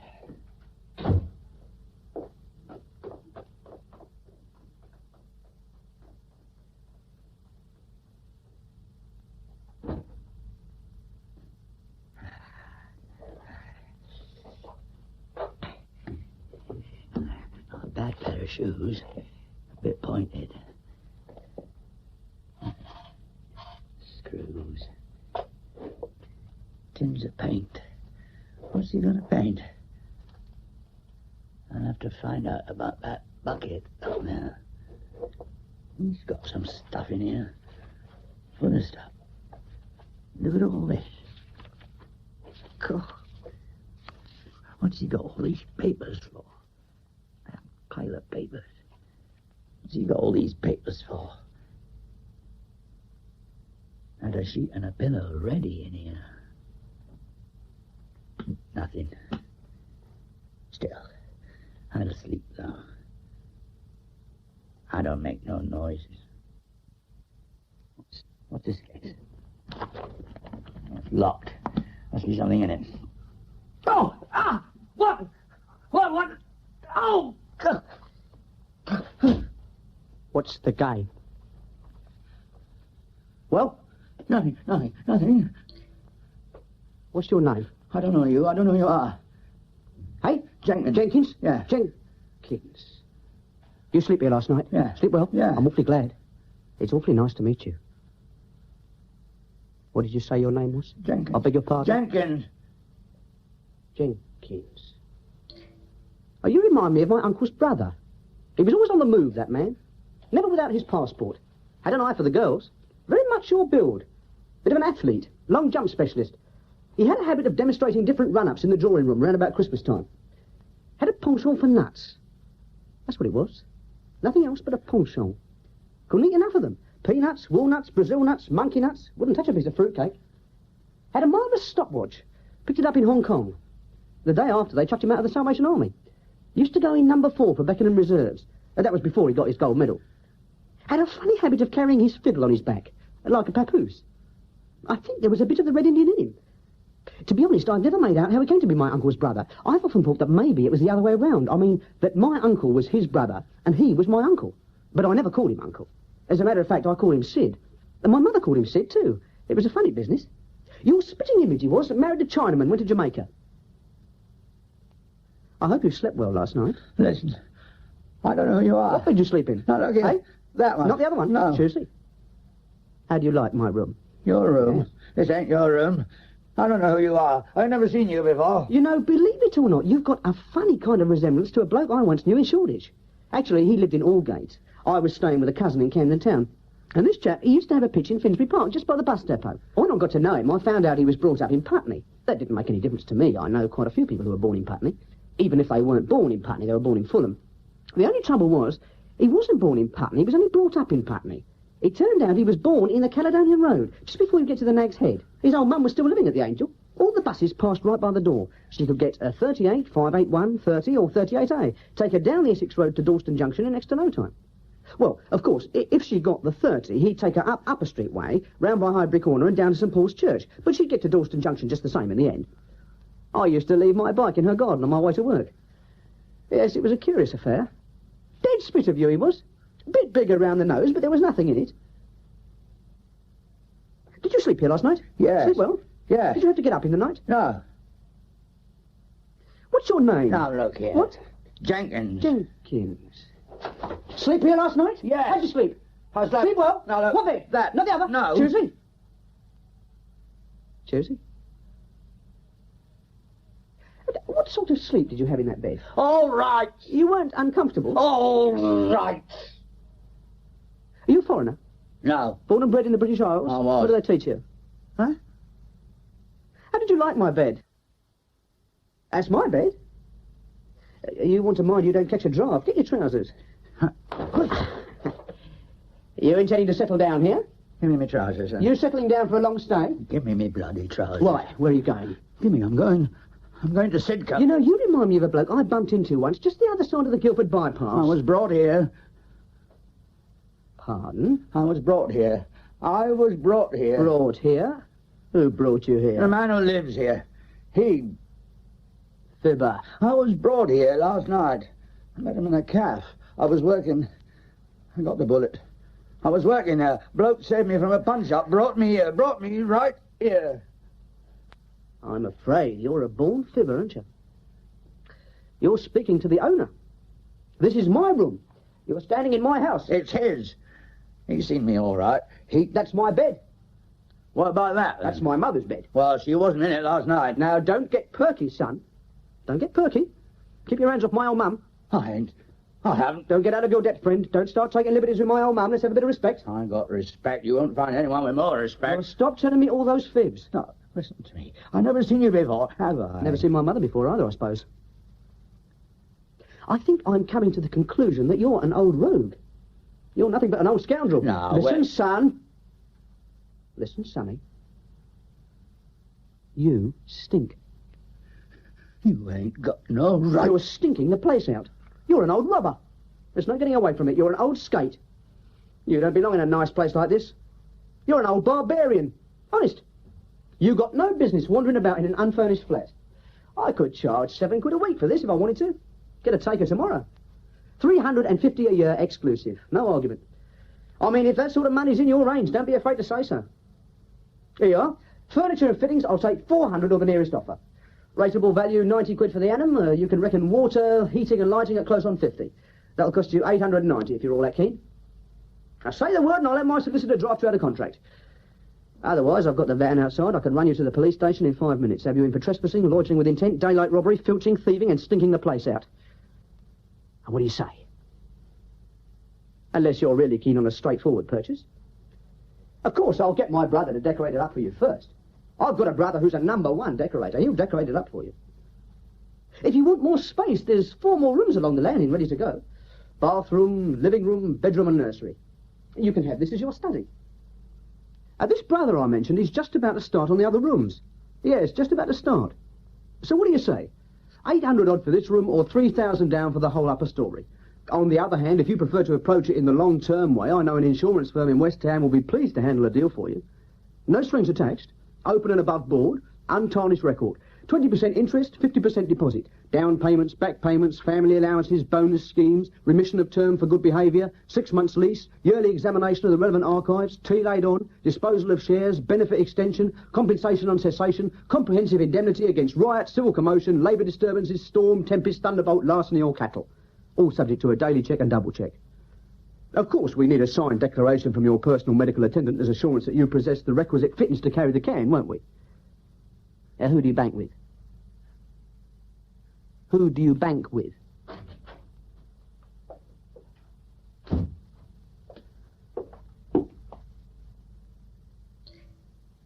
You still got that leak? Yes. It's coming from the roof. From the roof, huh? Yes. I'll have to tar it over. You're going to tar it over? Yes. What? The cracks. Oh, you'll be tarring over the cracks on the roof? Yes.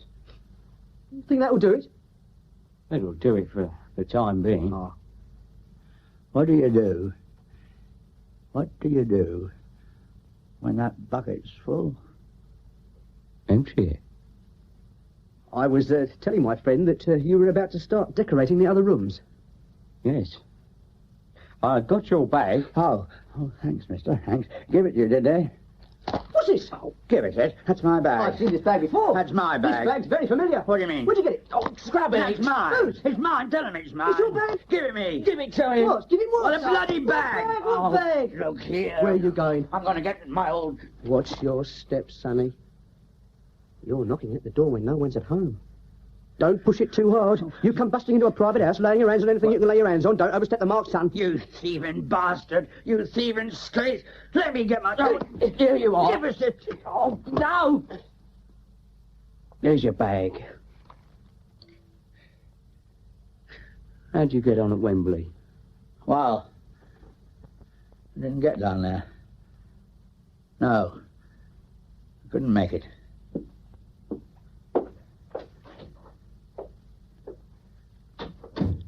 I had a bit of bad luck with that jigsaw. When I got there, it had gone.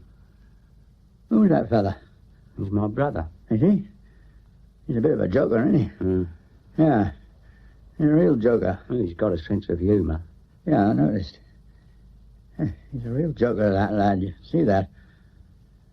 Yes, he tends to see the funny side of things. Well, he's got a sense of humour, hasn't he? Yes. Yeah, you could tell that.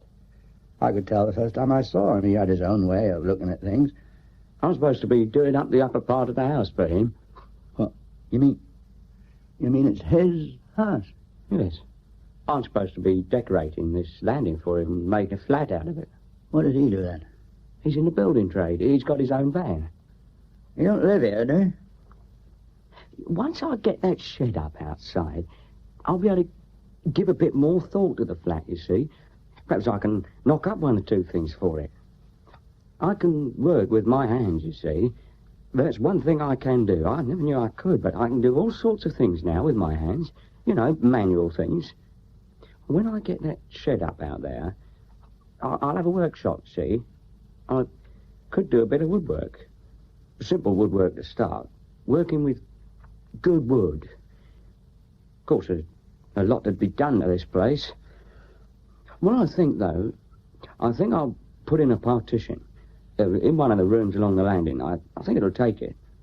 You know, they've got these screens, you know, oriental. They break up a room with them, make it into two parts. I could either do that or I could put in a partition. I could knock them up, you see, if I had a workshop. Anyway, I think I've decided upon the partition. Look here, I've been thinking. This ain't my bag. Oh, no. No, this ain't my bag. My bag is another kind of bag altogether, you see. I know what they done. What they done, they kept my bag and they given you another one altogether. No, what happened was someone had gone off with your bag. That's what I said. No, anyway, I picked that bag up somewhere else. It's got a few pieces of clothes in it, too. He let me have the whole lot, cheap. Any shoes? Couple of shirts. Check. Yes. Yeah, well, I know about these sort of shirts, you see. Shirts like these, they don't go far in the winter time. I mean, that's one thing I know for a fact. Now, what I need is a kind of shirt with stripes. A good, solid shirt with stripes going down. That's what I want. What's this? Oh, it's a smoking jacket. Smoking jacket? Ooh, this ain't a bad piece of cloth. I'll see how it fits. You ain't got a mirror in there, have you? Oh, I don't think I have. Well, don't fit too bad. How do you think it looks? Well, it looks all right. Oh, well, I wouldn't say no to this then. No, wouldn't say no to this. You could be caretaker here if you liked. What? You could look after the place if you liked.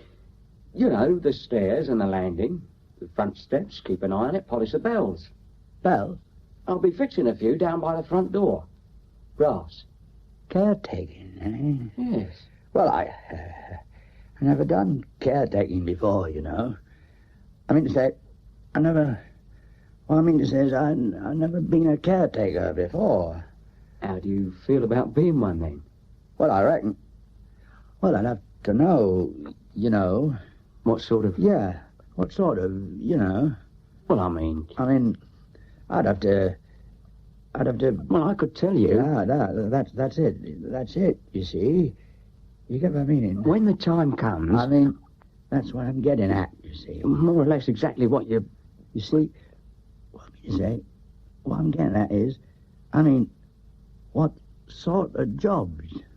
Well, there's things like the stairs and the bells. Ah, but it'd be a matter, wouldn't it? It'd be a matter of a broom, isn't it? Yes, and of course you'd need a few brushes. Yeah, you'd need implements. You see, you need a good few implements. I could teach you how to use the vacuum cleaner if you wanted to learn. Ah, that'd be... You could wear this overall if you like. Well, that's nice, isn't it? It'll keep the dust off. Yes, this will keep the dust off, all right. Well off. Thanks very much, mister. You see, what we could do, I could fit a bell at the bottom outside the front door with Caretaker on it, and you could answer any queries. Oh, I don't know about that. Why not? Well, I mean, you don't know who might come up them front steps, do you? I got to be a bit careful. You see, the name I call myself now, that's not my real name. My real name's not the one I'm using, you see. It's different. You see, the name I go under now ain't my real one. It's assumed.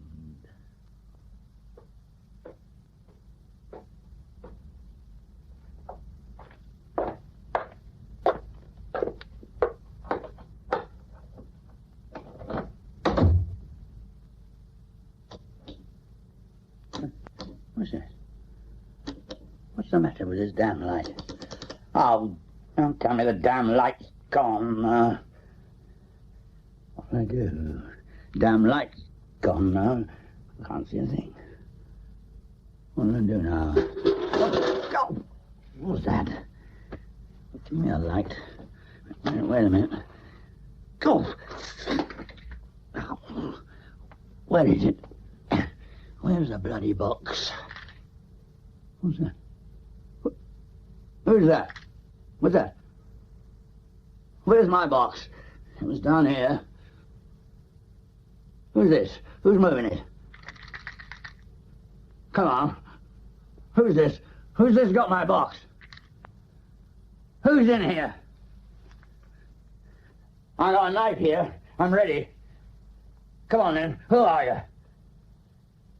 Go. All right. Ah, no! Get away!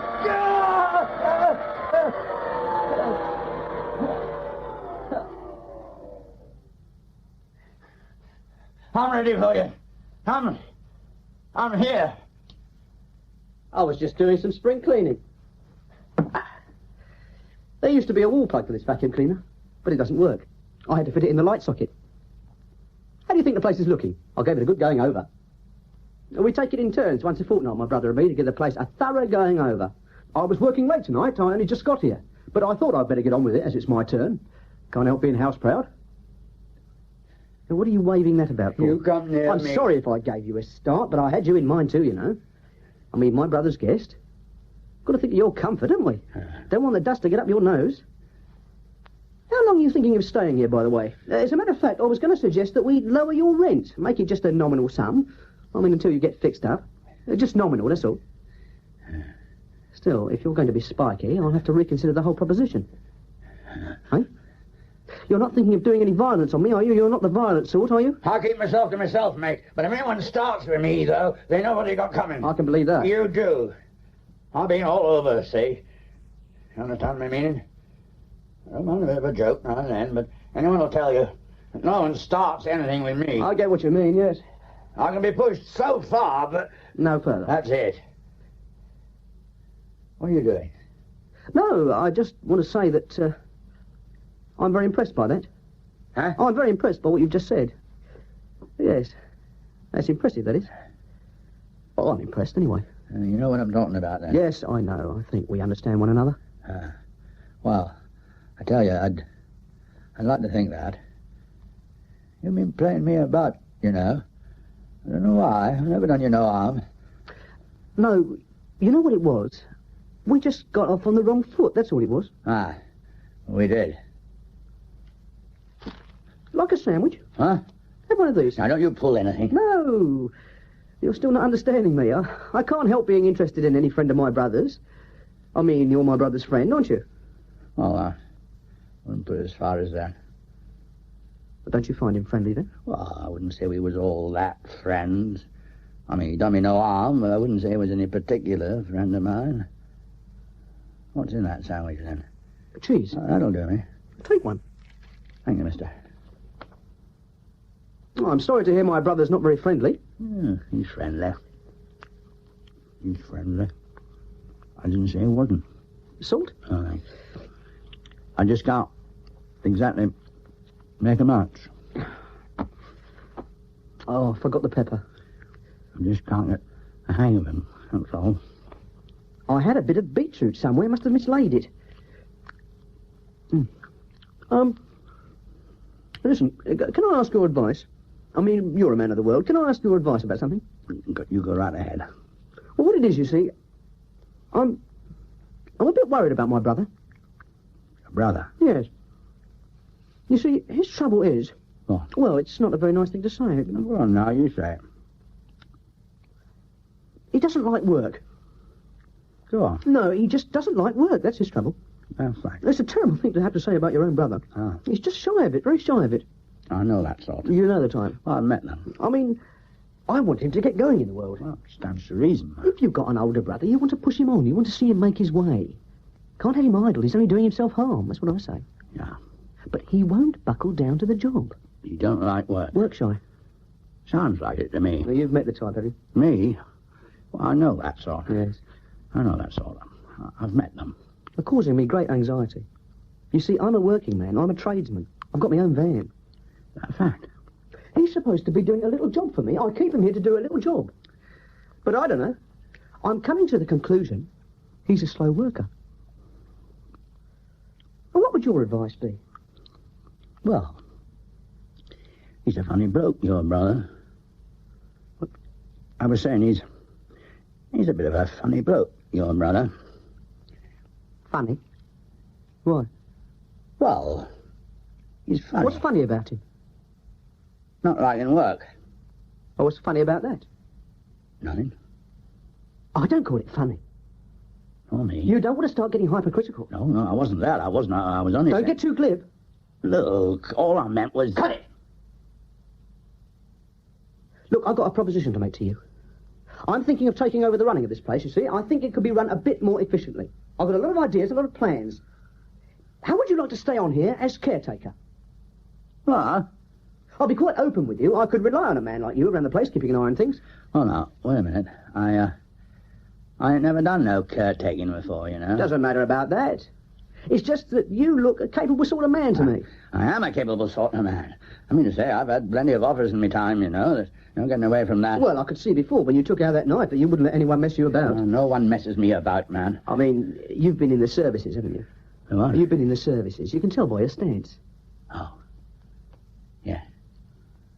Spent half my life there, man. Overseas.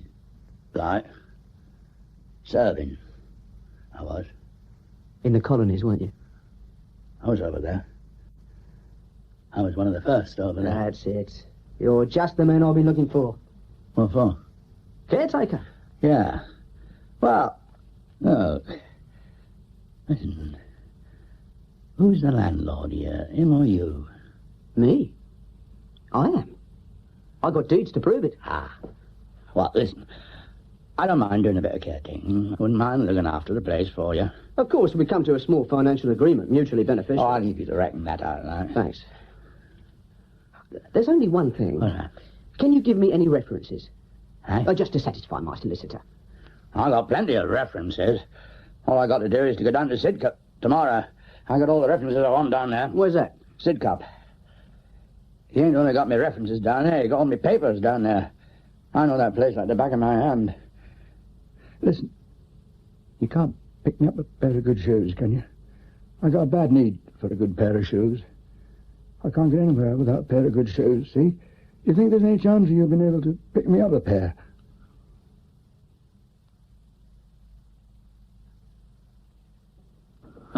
What's this? What's this? You said you wanted me to get you up. What for? You said you were thinking of going to Sidcup. Aye. That'd be a good thing if I got there. Doesn't look much of a day. Aye? Well, that shot it, isn't it? I didn't have a very good night again. I slept terrible. You were making... Terrible. Had a bit of rain in the night, didn't we? Just a bit. Thought so. Come in on my head. Drafts blowing right in on my head anyway. Can't you close that window behind that sack? You could. Well, then what about it, then?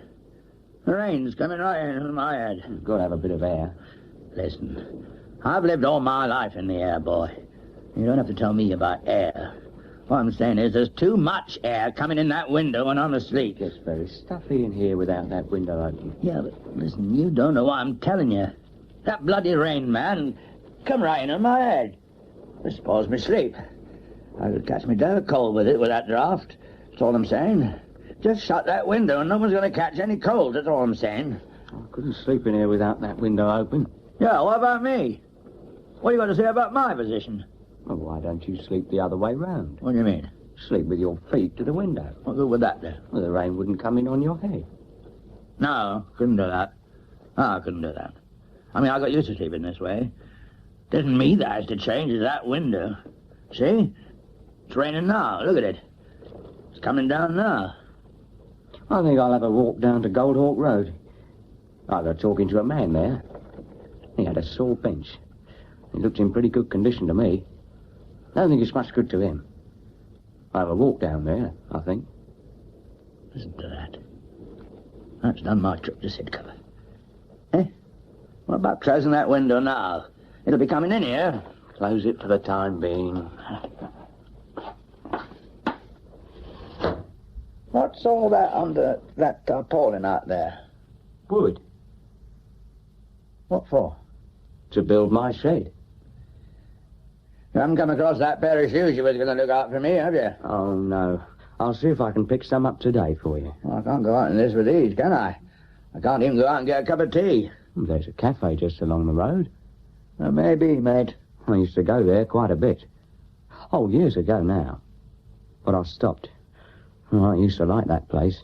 Spent quite a bit of time in there. That was before I went away, just before. I think that place had a lot to do with it. They were all, a good bit older than me, but they always used to listen. I thought they understood what I said. I mean, I used to talk to them. I talked too much. That was my mistake. The same in the factory. Standing there, or in the breaks, I used to talk about things. But it all seemed all right. I mean, some of these men from the cafe, we used to knock about together sometimes. I used to tag along on some of their evenings. It was all right. And I used to listen whenever I had anything to say. The trouble was, I used to have kind of hallucinations. They weren't hallucinations. I used to get the feeling I could see things very clearly. Everything was so clear. Everything used to get very quiet. Everything got very quiet. All this quiet and this clear sight. It was... But maybe I was wrong. Anyway, someone must have said something. I didn't know anything about it. And some kind of lie must have got around. And this lie went round. I thought people started being funny in that cafe, the factory. I couldn't understand it. And then one day they took me to a hospital right outside London. They got me there, but I didn't want to go. Anyway, I tried to get out quite a few times, but it wasn't very easy. They asked me questions in there. They got me in and asked me all sorts of questions. Well, I told them. Anyone who asked. They all used to stand round. I told them when they wanted to know what my thoughts were. Then one day, this man, doctor I suppose, the head one, he was quite a man of distinction. Well, I wasn't so sure about that. He called me in. He told me I had something. He said they'd concluded their examination. That's what he said. And he showed me a pile of papers, and he said that I'd got something, some complaint. You see, I wish I could remember what it was. I've tried to remember.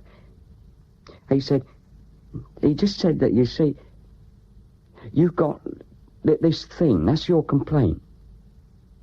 And we've decided, he said, that in your interests, there's only one course we can take. He said,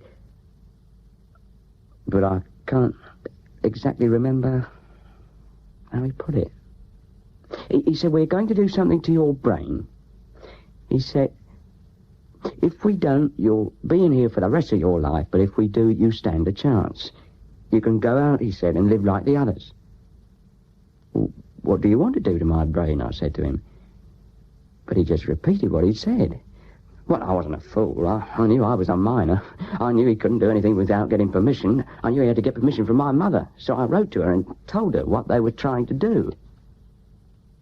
But she signed their form, you see, giving them permission. I know that because he showed me her signature when I brought it up.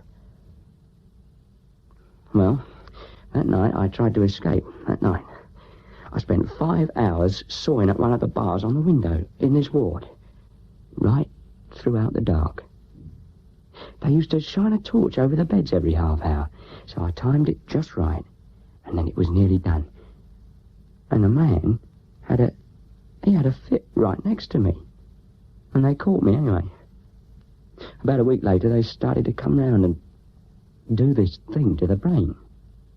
We were all supposed to have it done in this ward, and they came round and did it one at a time, one a night. I was one of the last, and I could see quite clearly what they did to the others. They used to come round with these, I don't know what they were. They looked like big pincers with wires on.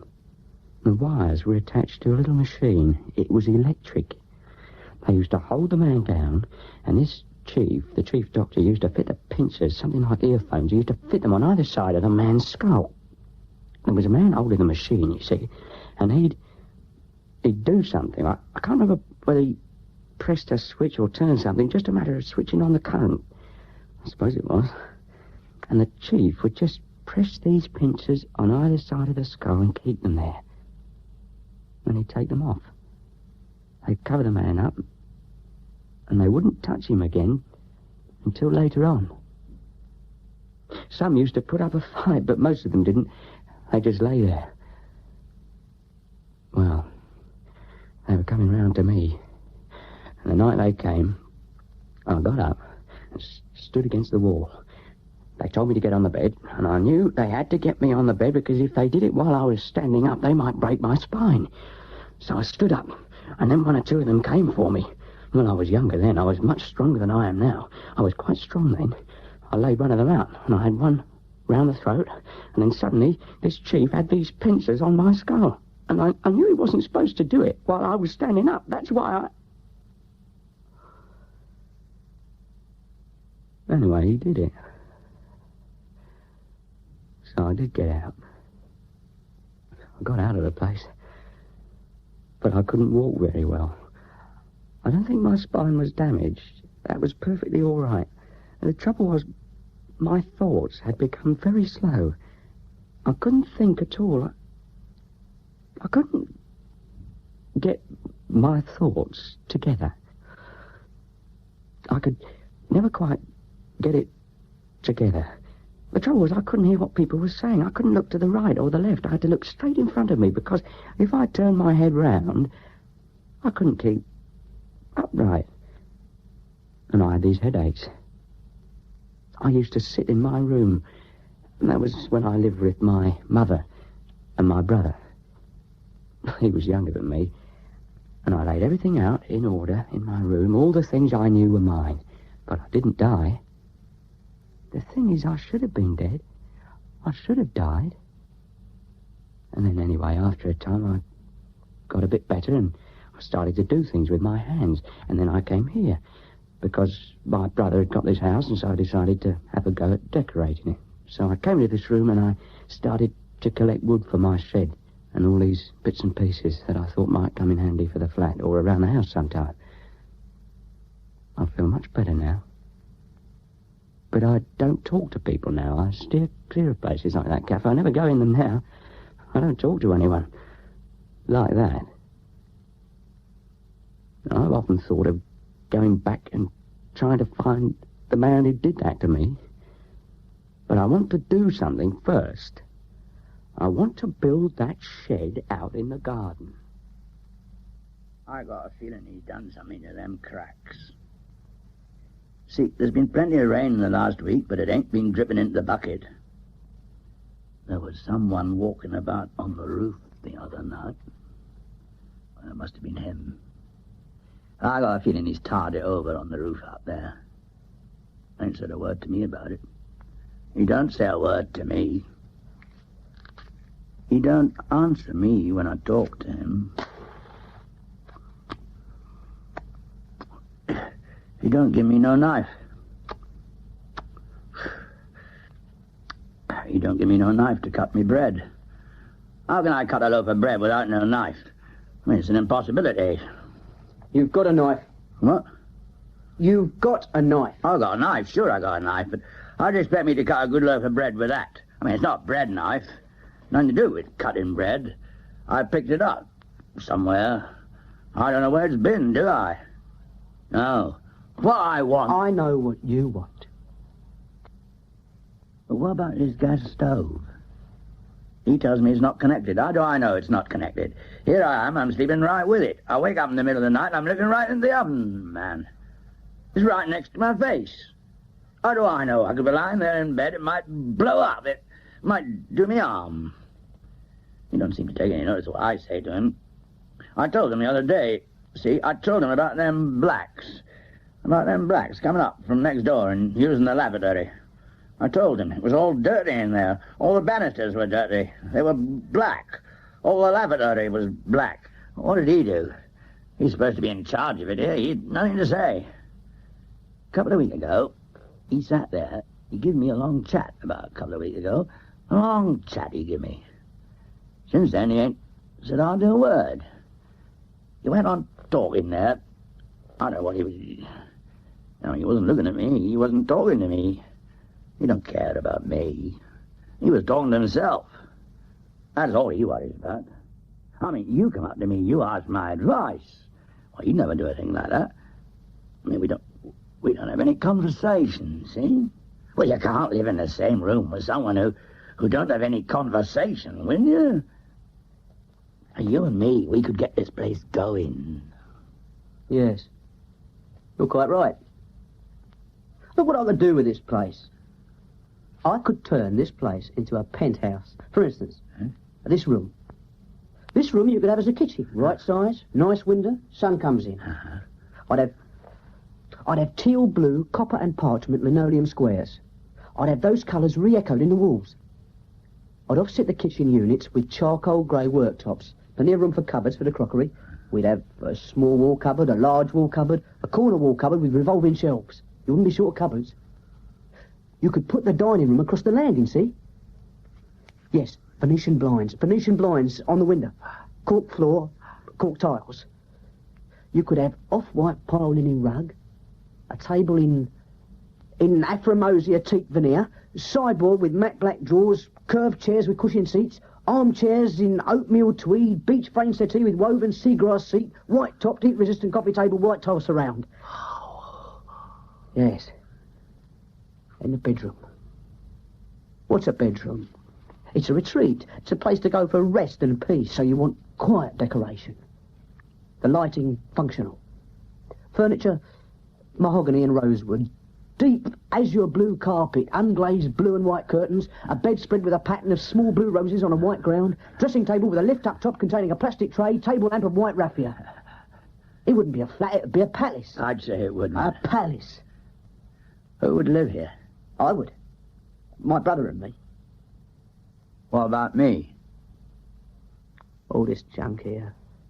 It's no good to anyone. It's just a lot of old iron, that's all. Clobber. You couldn't make a home out of this. There's no way you could arrange it. It's junk. You could never sell it either. You wouldn't get tuppence for it. Junk. But he doesn't seem to be interested in what I got in mind. That's the trouble. Why don't you have a chat with him, see if he's interested? Me? Yes, you're a friend of his. He's no friend of mine. You're living in the same room with him, aren't you? He's no friend of mine. You don't know where you are with him. I mean, with a bloke like you, you know where you are. I mean, you got your own ways. Anyone can see that.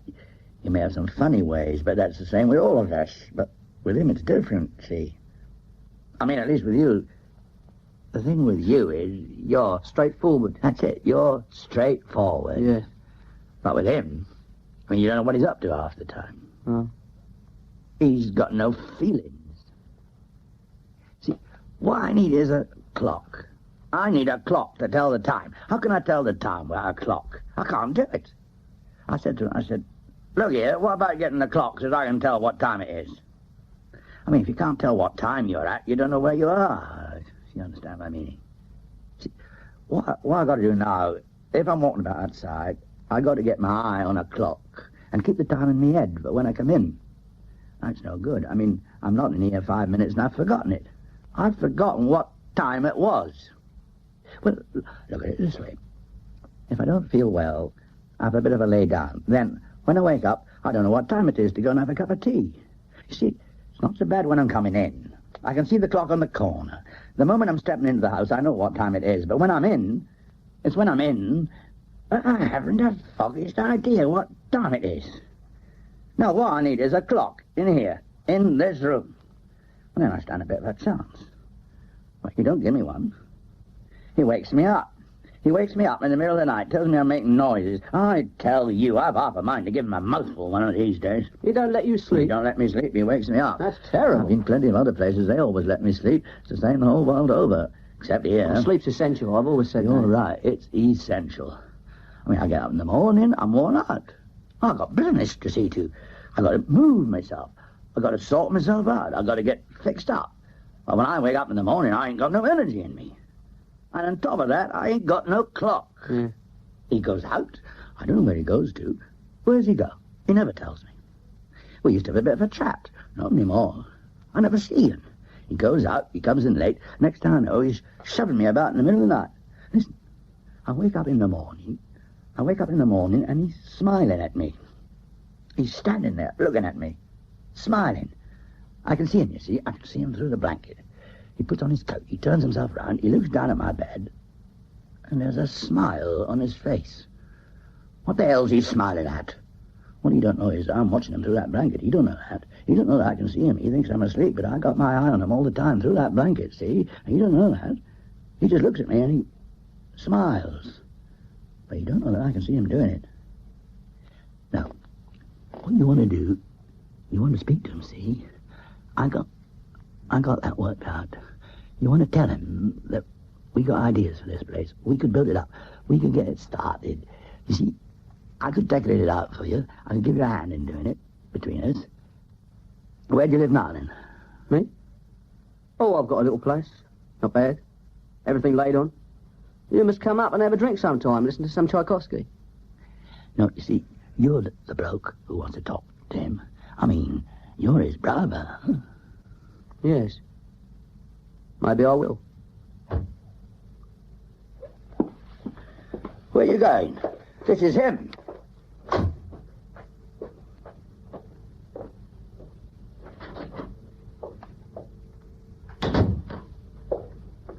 Pair of shoes. Huh? I picked them up. Tried them. Shoes? What sort? Well, they might do you. No, they're not right. Don't they? No, they don't fit. Well, tell you what, they might do.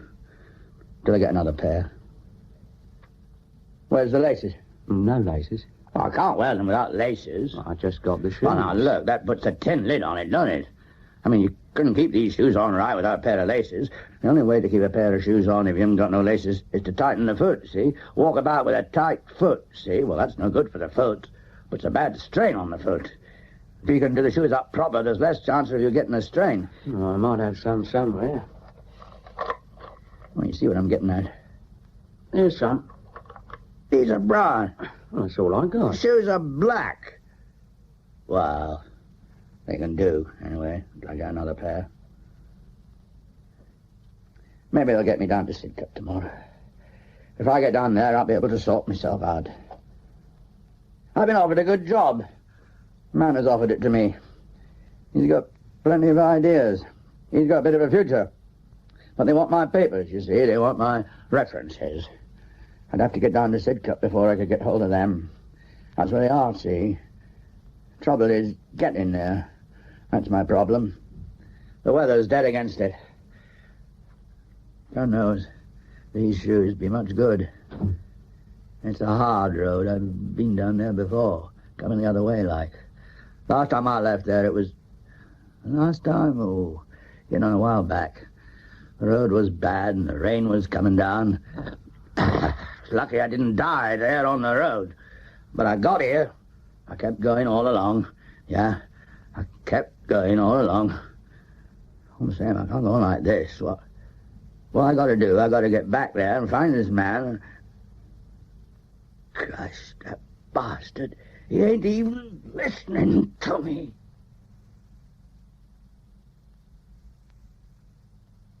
Hey, stop it, will you? I can't sleep. What's going on? You're making noises. I'm an old man. What do you expect me to do? Stop breathing. You're making noises. What do you expect me to do? Stop breathing. I'll get a bit of air. What do you expect me to do? I tell you, mate, I'm not surprised they took you in. Waking up an old man in the middle of the night, you must be off your nut. Giving me bad dreams. Who's responsible, then, for me having bad dreams? If you wouldn't keep mucking me about, I wouldn't make no noises. How do you expect me to sleep peaceful when you keep poking me all the time? What do you want me to do? Stop breathing?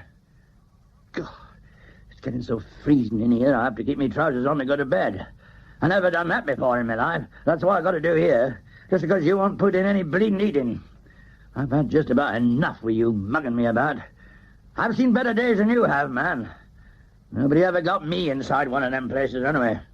I'm a sane man. Then you start mugging me about. I'll be all right as long as you keep your place. Just you keep your place, that's all. Because I can tell you, your brother's got his eye on you. He knows all about you. I got a friend there.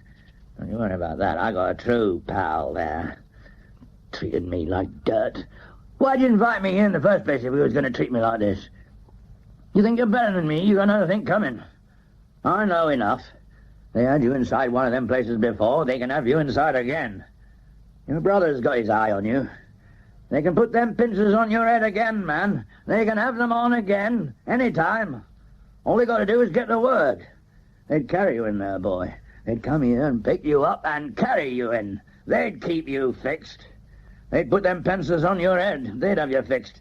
They'd take one look at all this junk I got to sleep with. They'd know you were a creamer. That was the greatest mistake they made. You take my tip, letting you get out of that place. Nobody knows what you're at. You go out, you come in. Nobody knows what you're at. Well, nobody messes me about for long. You think I'm going to do your dirty work? Well, you better think again. You want me to do all the dirty work, all up and down them stairs, just so as I can sleep in this lousy, filthy hole every night? Not me, boy. Not for you, boy. You don't know what you're doing half the time. You're up the creek. You're half off. You can tell it by looking at you. Whoever saw you slip me a few bob? Treating me like a bloody animal. I never been inside a nut house. Ah. Don't come nothing with me, mate. I got this knife here. I used it. Don't come it with me. Mind what you do now. Don't try anything with me. I think it's about time you found somewhere else. I don't think we're hitting it off. Find somewhere else? Yes. Me? You talking to me? Not me, man. You. Huh? You better find somewhere else. I live here, you don't. Don't I? Well, I live here. I've been offered a job here. Yes. Well, I don't think you're really suitable. Not suitable, eh? Well, let me tell you, there's someone here thinks I'm suitable, and I'll tell you I'm staying on here as caretaker. Get it? Your brother, he's told me the job is mine. Mine. So that's where I am. I'm going to be his caretaker. My brother? He's staying. He's going to run this place, and I'm staying with him. Look, if I give you a few bob, you can get down to Sidcup. You build your shed first. A few bob. When I can earn a steady wage here, you build your stinking shed first. That's what. That's not a stinking shed. It's clean. It's all good wood. I'll get it up, no trouble. Don't come too near. You've no reason to call that shed stinking. You stink. What? You've been stinking the place out. Christ, you say that to me. For days. That's one reason I can't sleep. You call me that... You call me stinking? You better go. I'll stink you. I'll stink you. Get your stuff. You ain't got the right. Leave that bag alone, that's mine. All right. I've been offered a job here. You wait. Your brother, he'll sort you out. You call me that. You'll be sorry you called me that. You ain't heard the last of this. You'll be sorry you called me that. Now I know who I can trust.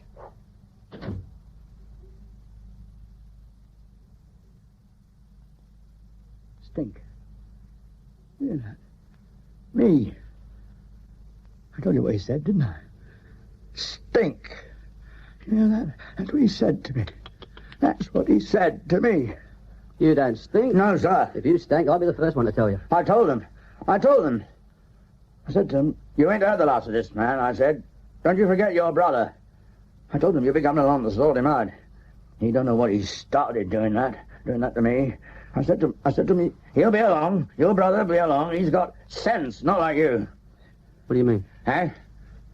You're saying my brother hasn't got any sense? Huh? What I'm saying is you got ideas for this place. All this decorating, see? I mean, he's got no right to order me about. I take orders from you. I do my caretaking for you. I mean, you look upon me. You don't treat me like a lump of dirt. We can both see him for what he is.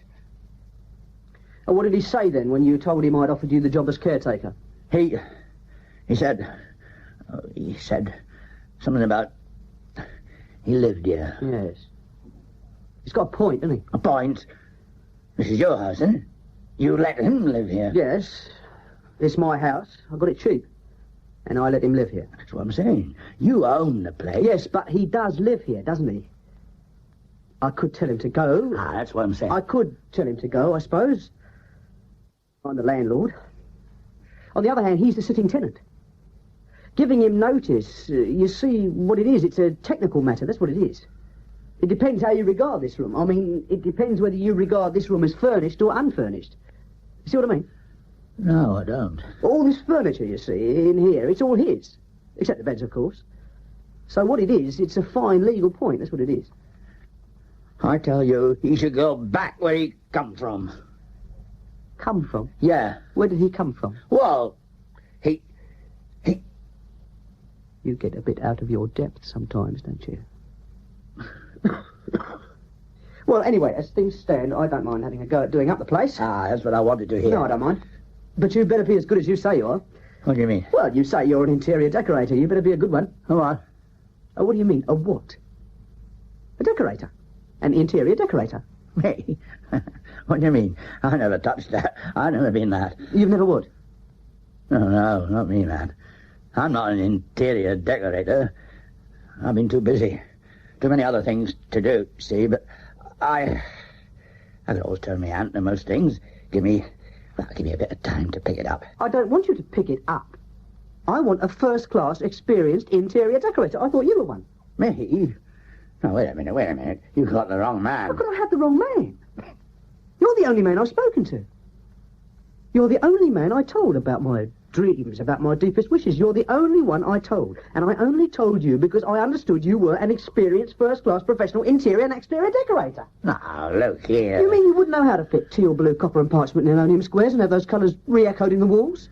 Look here, where did you You wouldn't be able to decorate out a table in Aphromosia teak veneer, an armchair in oatmeal tweed and a beach frame settee with a woven seagrass seat? I never said that. Christ! I must have been under a false impression. I never You're a said bloody it. imposter, man. No, don't you say that sort of thing to me. You took me on here as a caretaker. I was going to give you a helping hand, that's all, for a small wage. I never said nothing about that. You start calling me What names. is your name? Oh, don't No, what's your real name? My real name's David. What's the name you go under? Jenkins. You've got two names. And what about the rest? Hey? Now, come on. Why did you tell me all this dirt about you being an interior decorator? I didn't tell you nothing. Why don't you listen to what I'm saying? It was him that told you. It was your brother who must have told you. He's nutty. He'd tell you anything out of spite. He's nutty. He's halfway gone. It was him who told you. What did you call my brother? When? He's what? Now, get this. Nutty. Who's nutty? Did you call my brother nutty? My brother? That's a bit of an impertinent thing to say, isn't it? But he says so himself. What a strange man you are. Aren't you? You're really strange. Ever since you come into this house, there's been nothing but trouble. Honest, I can take nothing you say at face value. Every word you speak is open to any number of different interpretations. Most of what you say is lies. You're violent. You're erratic. You're just completely unpredictable. You're nothing else but a wild animal when you come down to it. You're a barbarian. And to put the old tin lid on it, you stink from arsehole at breakfast time. Look at it. You come here recommending yourself as an interior decorator. Whereupon I take you on, and what happens? You make a long speech about all the references you've got down at Sidcup, and what happens? I haven't noticed you go down to Sidcup to obtain them. It's all most regrettable, but it looks as though I'm compelled to pay you off for your caretaking work. Here's $50. All right, then. You do that. You do it. If that's what you want. That's what I want!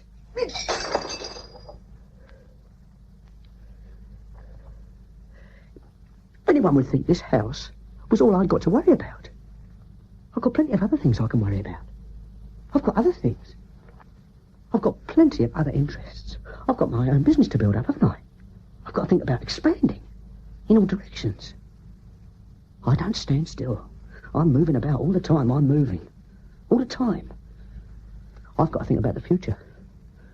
I'm not worried about this house. I'm not interested.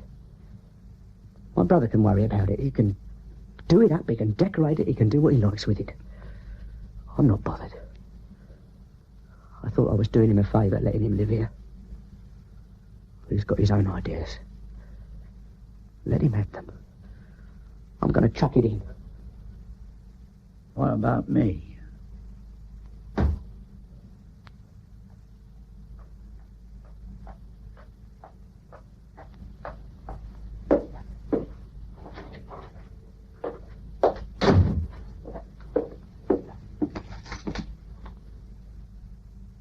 The Buddha,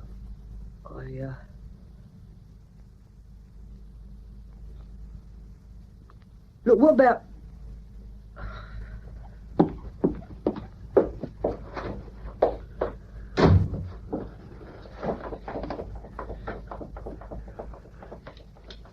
I just come back from my pipe. Oh, yes. I got out and halfway down I suddenly found out, you see, that I hadn't got my pipe. So I come back to get it. That ain't the same plug, is it? You've been... Still can't get anywhere with it, eh? Well, if you persevere, in my opinion, you'll probably... Listen. You didn't mean that, did you, about me stinking? Did you? Did you? You've been a good friend to me. You took me in. You didn't ask no questions. You give me a bed. You've been a mate to me. Listen, I've been thinking, why I made all them noises, it was because of the draft, see? That draft was on me as I was sleeping. Made me make noises without me knowing it. So I've been thinking, what I mean to say, if you was to give me your bed and you have my bed, well, there's not all that difference between them. They're the same sort of bed. If I was to have yourn, you sleep whatever bed you're in, so you have mine. I have yourn, and that'll be all right. I'll be up the draft, see? I mean, you don't mind a bit of wind. You need a bit of air. Well, I can understand that. You been in that place that time when all them doctors and all they done closed up. I know them places. Too hot, you see. They're always too hot. I had a peep in one once. Nearly suffocated me. So I reckon that'd be the best way out of it. We swap beds. And then we could get down to what we were saying. I'd look after the place for you. I'd keep an eye on it for you. For you, like, not for the other. Not for your brother, you see. Not for him. For you. I'll be your man. You say the word. Just say the word. What do you think of this I'm saying? No, I like sleeping in this bed. No, but you don't understand my meaning. Anyway, that one's my brother's bed. Your brother? Any time he stays here. This is my bed. It's the only bed I can sleep in. But your brother's gone. He's gone. No, I couldn't change beds. But you don't understand my meaning. Anyway, I'm going to be busy. I've got that shed to get up. If I don't get it up now, it'll never go up. Till it's up, I can't get started. I'll give you a hand to put up your shed. That's what I'll do. I'll give you a hand. We'll put up the shed together. See? Get it done in next to no time. Do you see what I'm saying? No, I can get it up myself. No, but listen, I'm with you. I'll be here. I'll do it for you. We'll do it together. Christ, we'll change beds. You mean you're throwing me out? You can't do that. Listen, man, I don't mind, you see. I don't mind. I'll stay. I don't mind. I tell you what, if you don't want to change beds, we'll keep it as it is. I'll stay in the same bed.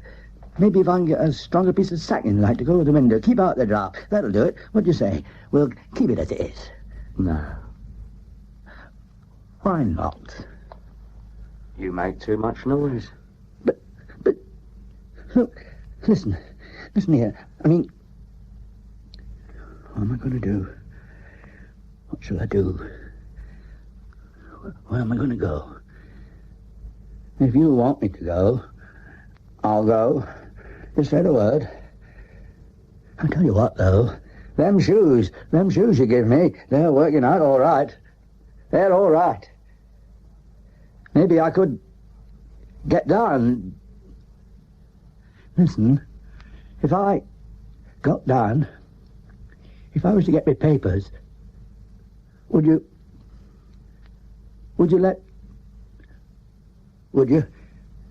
if I got down and got my...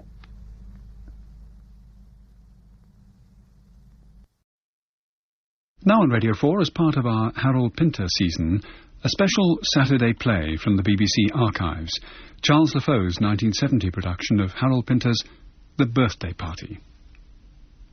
The Harold Pinter Festival.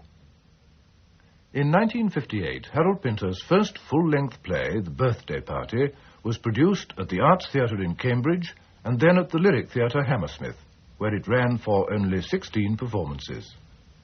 Since then, the play has been acclaimed all over the world and has been televised and filmed.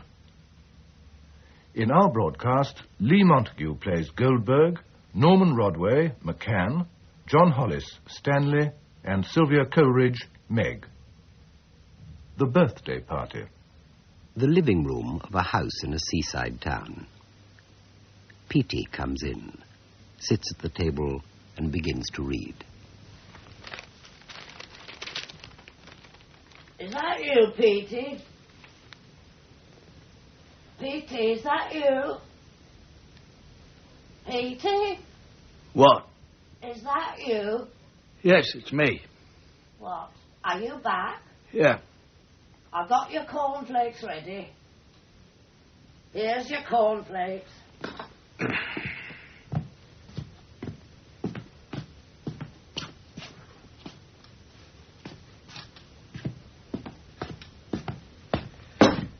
Are they nice? Very nice. I thought they'd be nice.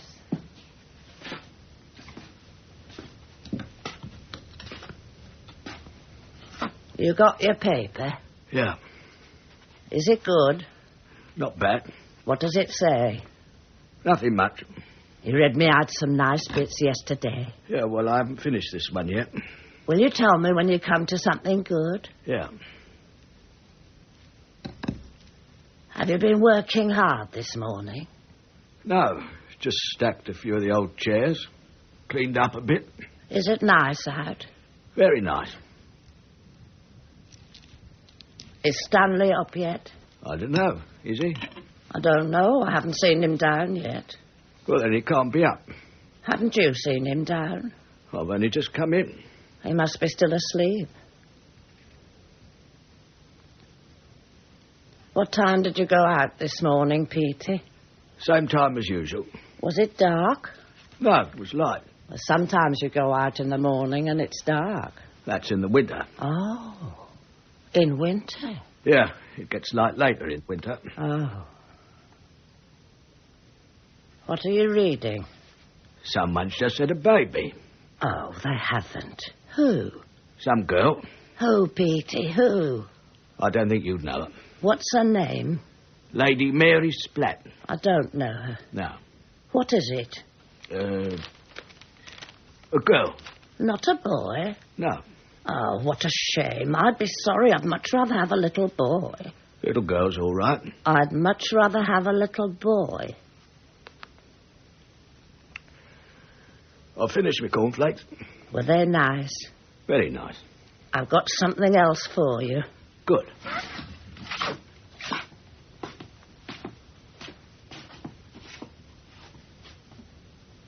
Here you are, Petey. Is it nice? I haven't tasted it yet. I bet you don't know what it is. Yes, I do. What is it, then? Fried bread. That's right.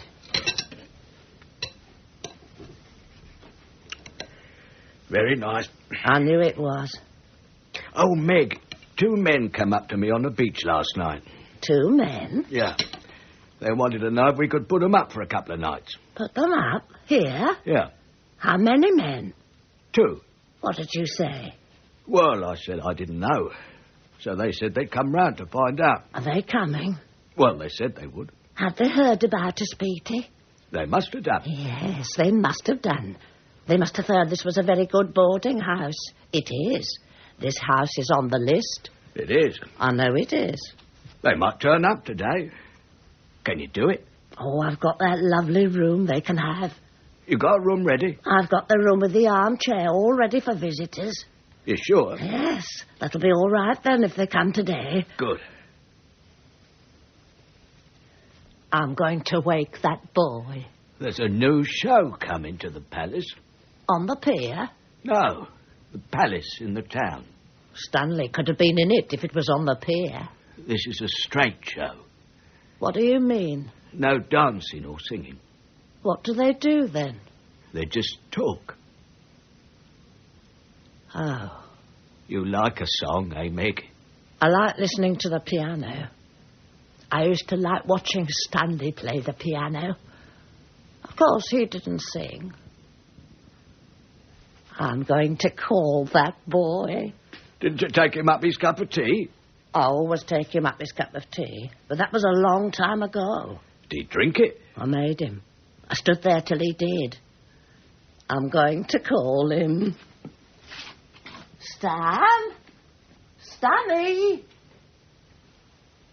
Stan? I'm coming up to fetch you if you don't come down. I'm coming up. I'm going to count 3. 1, 2, 3. I'm coming to get you.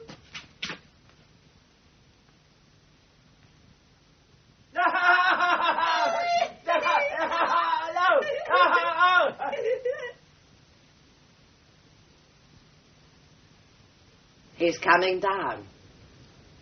I told him if he didn't hurry up, he'd get no breakfast. That did it, eh? I'll get his cornflakes.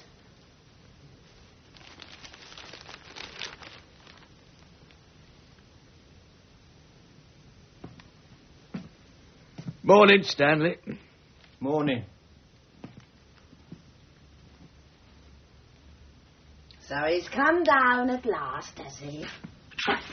He's come down at last for his breakfast. But he doesn't deserve any, does he, Petey? Did you sleep well? I didn't sleep at all. You didn't sleep at all? Did you hear that, Petey? Too tired to eat your breakfast, I suppose. Now, you eat up those cornflakes like a good boy. Go on. What's it like out today? Very nice. Warm? Well, there's a good breeze blowing. Cold? No, I wouldn't say it was cold. What are the cornflakes like, Stan? Horrible. Those flakes, those lovely flakes. You're a liar, a little liar. They're refreshing. It says so. For people when they get up late. The milk's off. It's not. Petey ate his, didn't you, Petey? That's right. There you are, then. All right.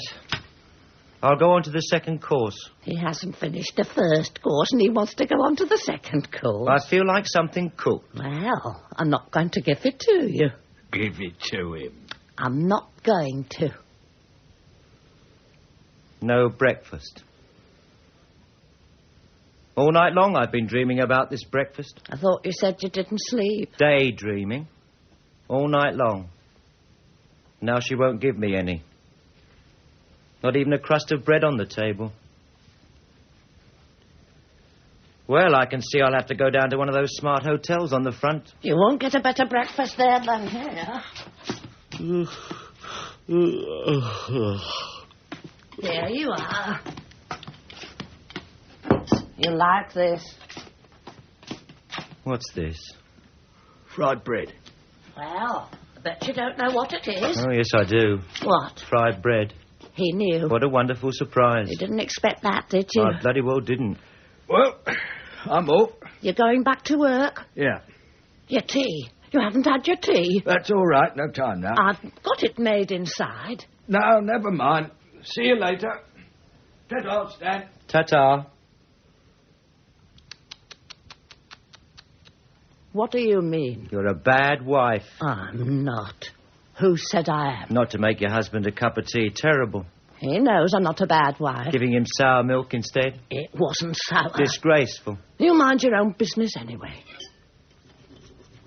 You won't find many better wives than me, I can tell you. I keep a very nice house, and I keep it clean. Ooh. Yes. And this house is very well known for a very good boarding house for visitors. Visitors?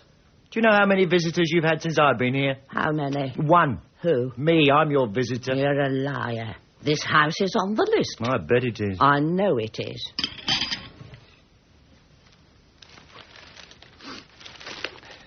Was it nice? What? The fried bread. Succulent. You shouldn't say that word. What word? That word you said. What, succulent? Don't say it. What's the matter with it? You shouldn't say that word to a married woman. Is that a fact? Yes. Well, I never knew that. Well, it's true. Who told you that? Never you mind. Well, if I can't say it to a married woman, who can I say it to? You're bad. What about some tea? Do you want some tea? Say please. Please. Say sorry first. Sorry first. No, just sorry. Just sorry. You deserve the strap. Oh, don't do that.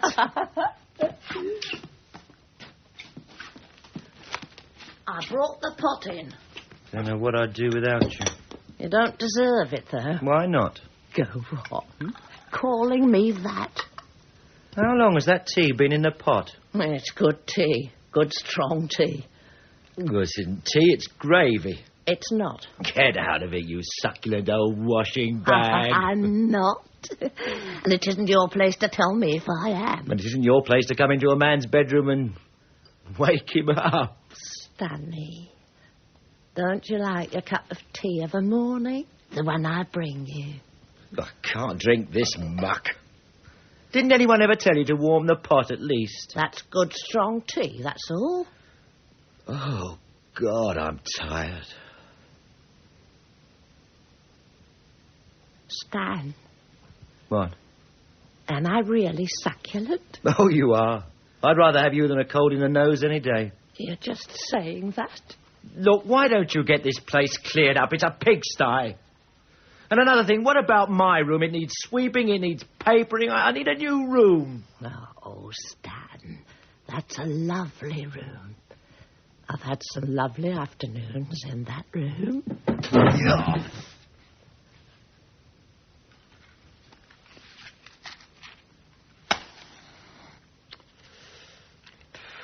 What are you smoking? A cigarette. Are you going to give me one? No. I like cigarettes. Tickle, tickle. Get away from me. Are you going out? Not with you. But I'm going shopping in a minute. Go. You'll be lonely all by yourself. Will I? Without your old Meg. I've got to get things in for the two gentlemen. What two gentlemen? I'm expecting visitors. What? You didn't know that, did you? What are you talking about? Two gentlemen asked Petey if they could come and stay for a couple of nights. I'm expecting them. I don't believe it. It's true. You're saying it on purpose. Petey told me this morning. When was this? When did he see them? Last night. Who are they? I don't know. Didn't he tell you their names? No. Here? They wanted to come here? Yes, they did. Why? This house is on the list. But who are they? You will see when they come. They won't come. Why not? I tell you, they won't come. Why didn't they come last night if they were coming? Perhaps they couldn't find the place in the dark. It's not easy to find in the dark. They won't come. Someone's taking the Michael. Forget all about it. It's a false alarm. False alarm. Where's my tea? I took it away. Didn't want it. What do you mean you took it away? I took it away. What did you take it away for? You didn't want it. Who said I didn't want it? You did. Who gave you the right to take away my tea? You wouldn't drink it. Who do you think you're talking to? What? Come here. What do you mean? Come over here. No. I want to ask you something. Come on. All right. I can ask it from here just as well. Tell me, Mrs. Bowles, when you addressed yourself to me, do you ever ask yourself who exactly you are talking to? Eh? Oh. Didn't you enjoy your breakfast, Stan? Stan, when are you going to play the piano again? Like you used to. Yeah. I used to like watching you play the piano. When are you going to play it again? I can't, can I? Why not? I haven't got a piano, have I? No, I meant like when you were working, that piano. Go and do your shopping. But you wouldn't have to go away if you got a job, would you? You could play the piano on the pier.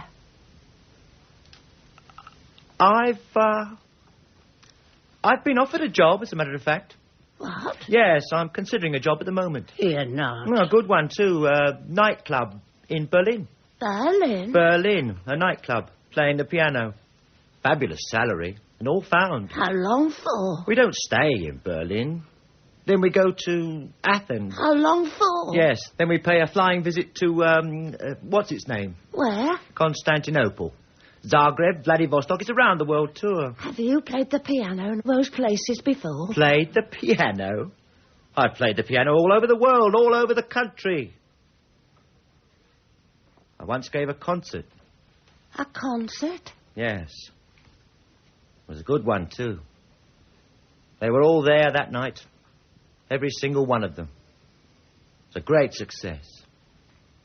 Yes, a concert. At Lower Edmonton. What did you wear? I had a unique touch. Absolutely unique. They came up to me. They came up to me and said they were grateful. Champagne we had that night, the lot. My father nearly came down to hear me. Well, I dropped him a card anyway. I don't think he could make it. No, I lost the address, that was it. Yes. Lower Edmonton. Then after that, you know what they did? They carved me up. Carved me up. It was all arranged. It was all worked out. My next concert. Somewhere else it was. In winter. I went down there to play. Then when I got there, the hall was closed. The place was shuttered up. Not even a caretaker. They'd locked it up. A fast one. They pulled a fast one. I'd like to know who was responsible for that. All right, Jack, I can take a tip. They want me to crawl down on my bended knees. Well, I can take a tip. Any day of the week.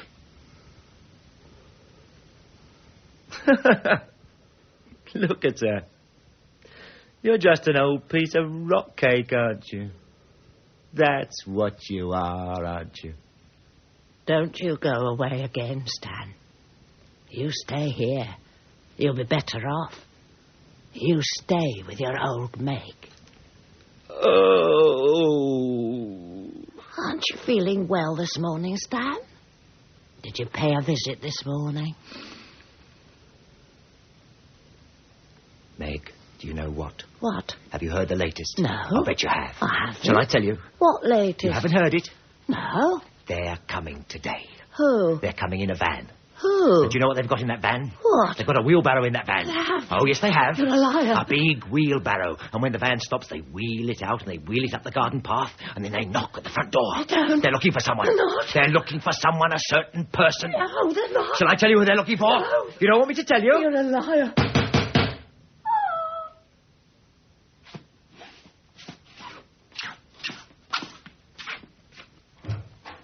Mrs. Bowles? Oh, has it come? Yes, just come. What, is that it? Yeah, I thought I'd bring it round. Is it nice? Very nice. Yeah. What shall I do with it? Well, I don't mind. No, of course not. You don't want him to know. All right, but... I won't. I won't break the word about it. Sit down, Mrs. Bowles. Oh, hello. Aye. I just want to leave this in here. Do. That's a bulky object. You're not to touch it. Why would I want to touch it? Well, you're not to, anyway. Why don't you open the door? It's all stuffy in here. Stuffy? I disinfected the place this morning. Oh, well, that's better. I think it's going to rain today. What do you think? I hope so. You could do with it. Me? I was in the sea at 6:30. Where are you? I went right out to the headland and back before breakfast.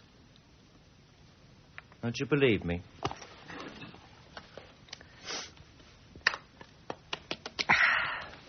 Do you want to have a look at your face? You could do with a shave. Do you know that?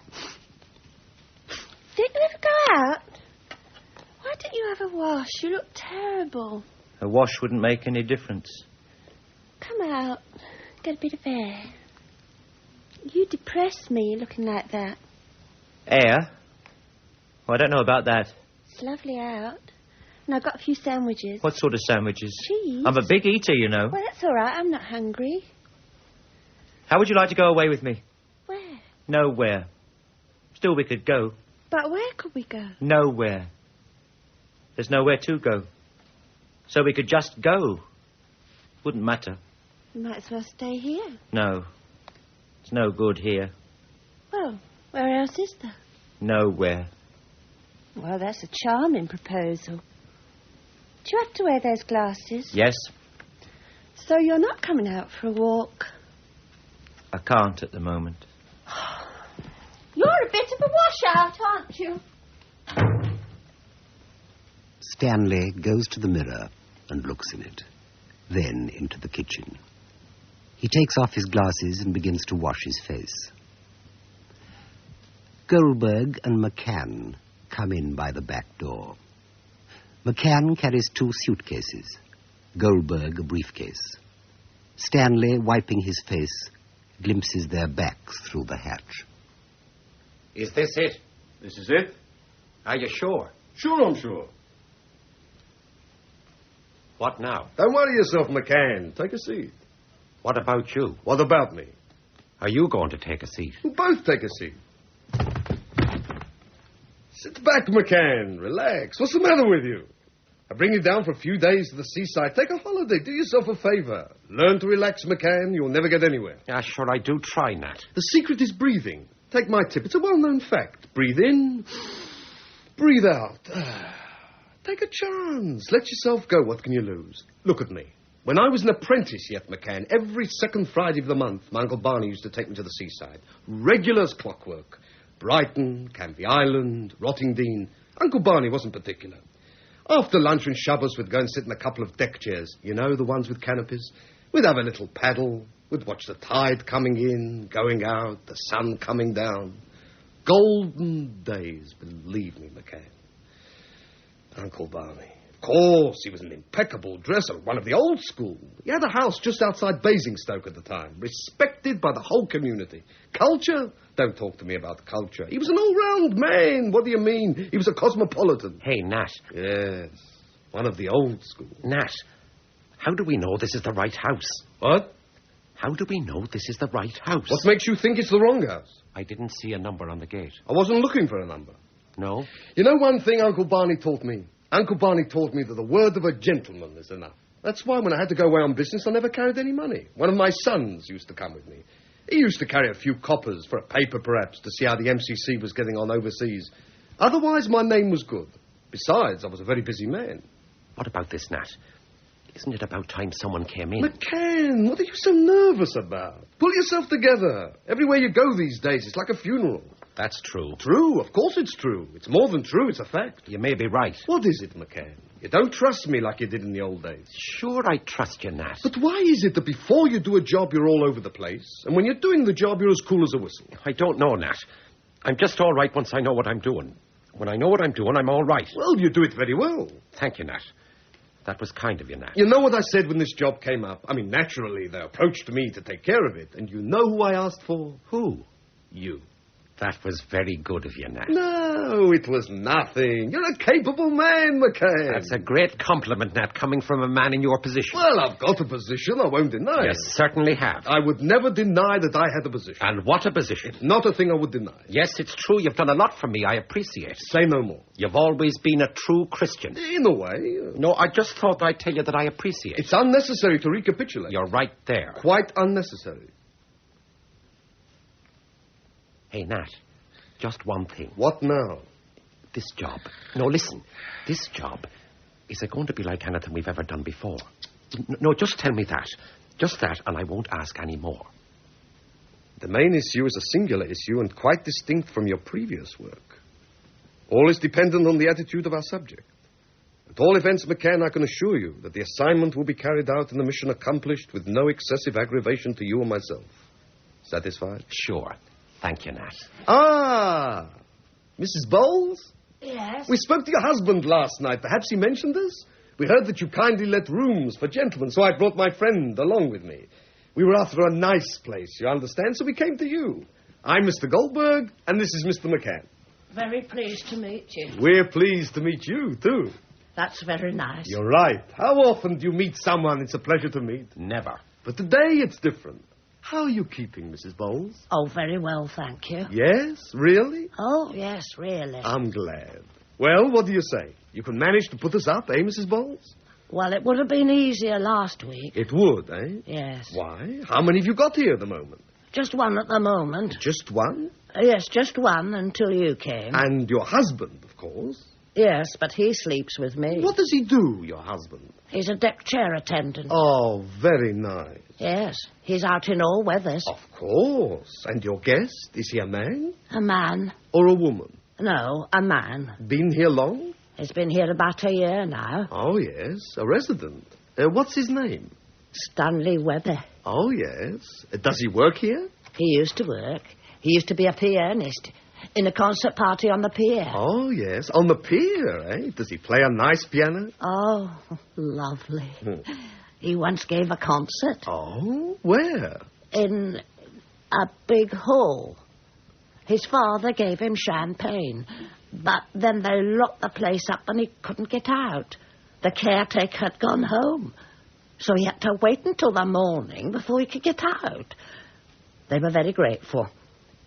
And then they all wanted to give him a tip, and so he took the tip, and then he got a fast train, and he came down here. Really? Oh, yes, straight down. I wish he could have played tonight. Why tonight? It's his birthday today. His birthday? Yes, today. But I'm not going to tell him until tonight. Doesn't he know it's his birthday? He hasn't mentioned it. Oh. Tell me, are you going to have a party? A party? Weren't you going to have one? No. Well, of course you must have one. We'll have a party, eh? What do you say? Oh, yes. Sure, we'll give him a party. Leave it to me. Oh, that's wonderful, Mr. Goldberg. Berg. You like the idea? Oh, I'm so glad you came today. If we hadn't come today, we'd have come tomorrow. Still, I'm glad we came today, just in time for his birthday. I wanted to have a party, but you must have people for a party. And now you've got McCann and me. McCann's the life and soul of any party. What? What do you think of that, McCann? There's a gentleman living here. He's got a birthday today and he's forgotten all about it. So we're going to remind him. We're going to give him a party. Oh, is that a fact? Tonight. Tonight. And I'll put on my party dress. And I'll get some bottles. And I'll invite Lulu this afternoon. Oh, this is going to cheer Stanley up. It will. He's been down in the dumps lately. We'll bring him out of himself. I hope I look nice in my dress. Madam, you'll look like a tulip. What colour? Well, I'll have to see the dress first. Could I go up to my room? Oh, I've put you both together. Do you mind being both together? I don't mind. Do you mind, McCann? No. What time shall we have the party? 9 o'clock. Is this the way? I'll show you. If you don't mind coming upstairs. With a tulip? It's a pleasure. Stanley comes in by the back door, goes to the other door, opens it, listens. He walks to the table. He stands. He sits as Meg comes in. He lights a match and watches it burn. Who is it? The 2 gentlemen. What 2 gentlemen? The ones that are coming. I just took them to their room. They were thrilled with their room. They've come? They're very nice, Stan. Why didn't they come last night? They said the beds were wonderful. Who are they? They're very nice, Stanley. I said, who are they? I've told you, the 2 gentlemen. I didn't think they'd come. They have. They were here when I came in. What do they want here? They want to stay. How long for? They didn't say. But why here? Why not somewhere else? This house is on the list. What are they called? What are their names? Oh, Stanley, I can't remember. They told you, didn't they? Or didn't they tell you? Yes, they... Then what are they? Come on, try to remember. Why, Stan, do you know them? How do I know if I know them until I know their names? Well, he told me I remember. Well? Gold something. Gold something? Yes, Gold... Yes. Goldberg. Goldberg. That's right. That was one of them. Do you know them? Stan, they won't wake you up, I promise. I'll tell them they must be quiet. They won't be here long, Stan. I'll still bring you up your early morning tea. You mustn't be sad today. It's your birthday. It's your birthday, Stan. I was going to keep it a secret until tonight. No. It is. I've brought you a present. Here. Go on. Open it. What's this? It's your present. This isn't my birthday, Meg. Of course it is. Open your present.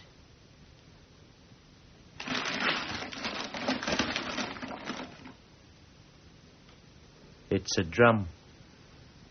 A boy's drum. It's because you haven't got a piano. Aren't you going to give me a kiss?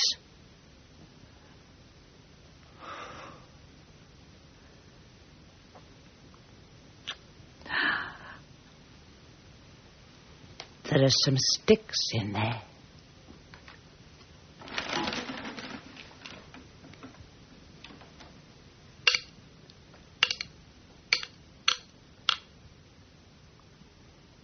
Shall I put it round my neck?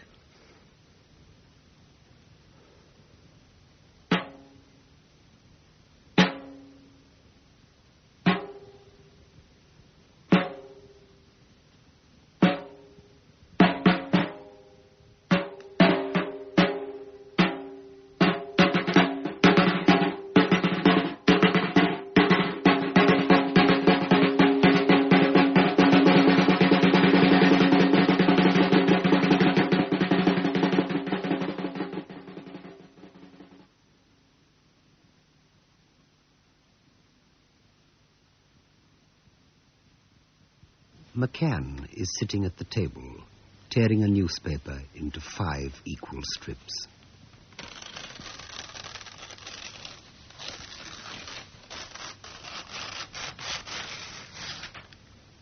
It is evening. Stanley comes in. Evening. Evening. Very warm tonight.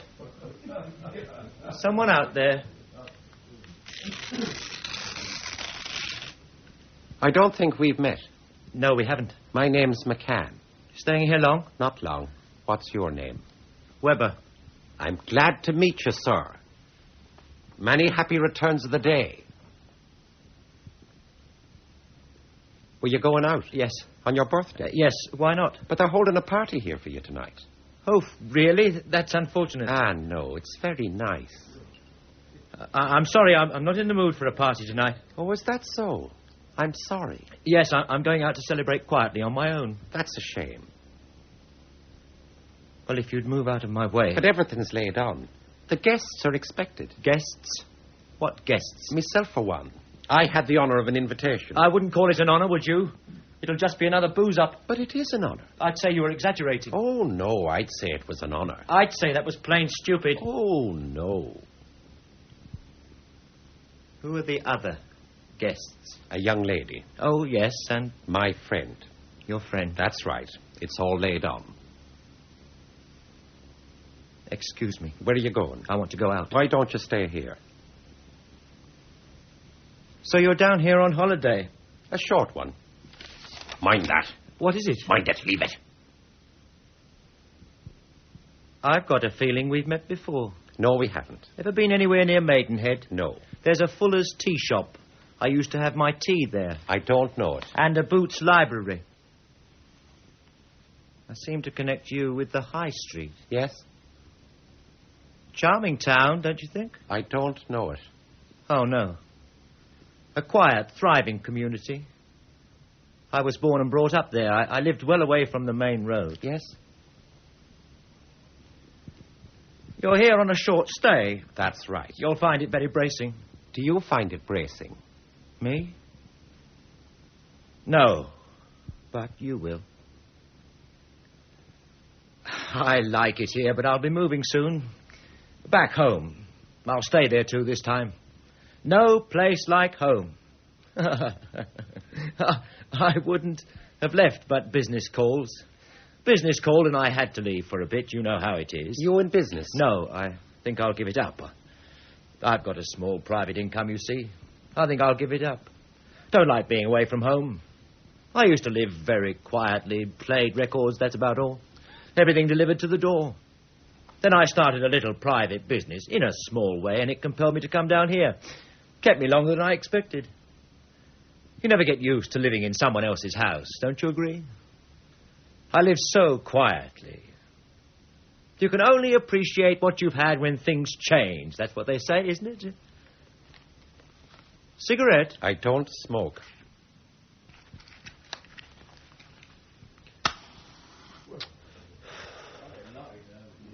Who's out there? My friend and the man of the house. You know what? To look at me, I bet you wouldn't think I'd led such a quiet life. The lines on my face. It's the drink. Been drinking a bit down here. But what I mean is, well, you know how it is. Away from your own. All wrong, of course. I'll be all right when I get back. But what I mean is, the way some people look at me, you think I was a different person. I suppose I have changed, but I'm still the same man that I always was. I mean, you wouldn't think to look at me, really. I mean, not really that I was the sort of bloke to cause any trouble, would you? Do you know what I mean? No. Mind that. Oh, why are you down here? A short holiday. This is a ridiculous house to pick on. Why? Because it's not a boarding house. It never was. Sure it is. Why did you choose this house? You know, sir, you're a bit depressed for a man on his birthday. Why do you call me sir? You don't like it. Listen, don't call me sir. I won't if you don't like it. No. Anyway, this isn't my birthday. No. No, it's not till next month. Not according to the lady. Her? She's crazy, round the bend. That's a terrible thing to say. Haven't you found that out yet? There's a lot you don't know. I think someone's leading you up the garden path. Who would do that? That woman is mad. That's slander. And you don't know what you're doing. Your cigarette is near that paper. Where the hell are they? Why don't they come in? What are they doing out there? You want to steady yourself. Look. Don't touch me. Look, listen a minute. Let go of my arm. Look, sit down a minute. Don't do that. No. Listen. You knew what I was talking about before, didn't you? I don't know what you're at all. It's a mistake, do you understand? You're in a bad state, man. Has he told you anything? Do you know what you're here for? Tell me. You needn't be frightened of me.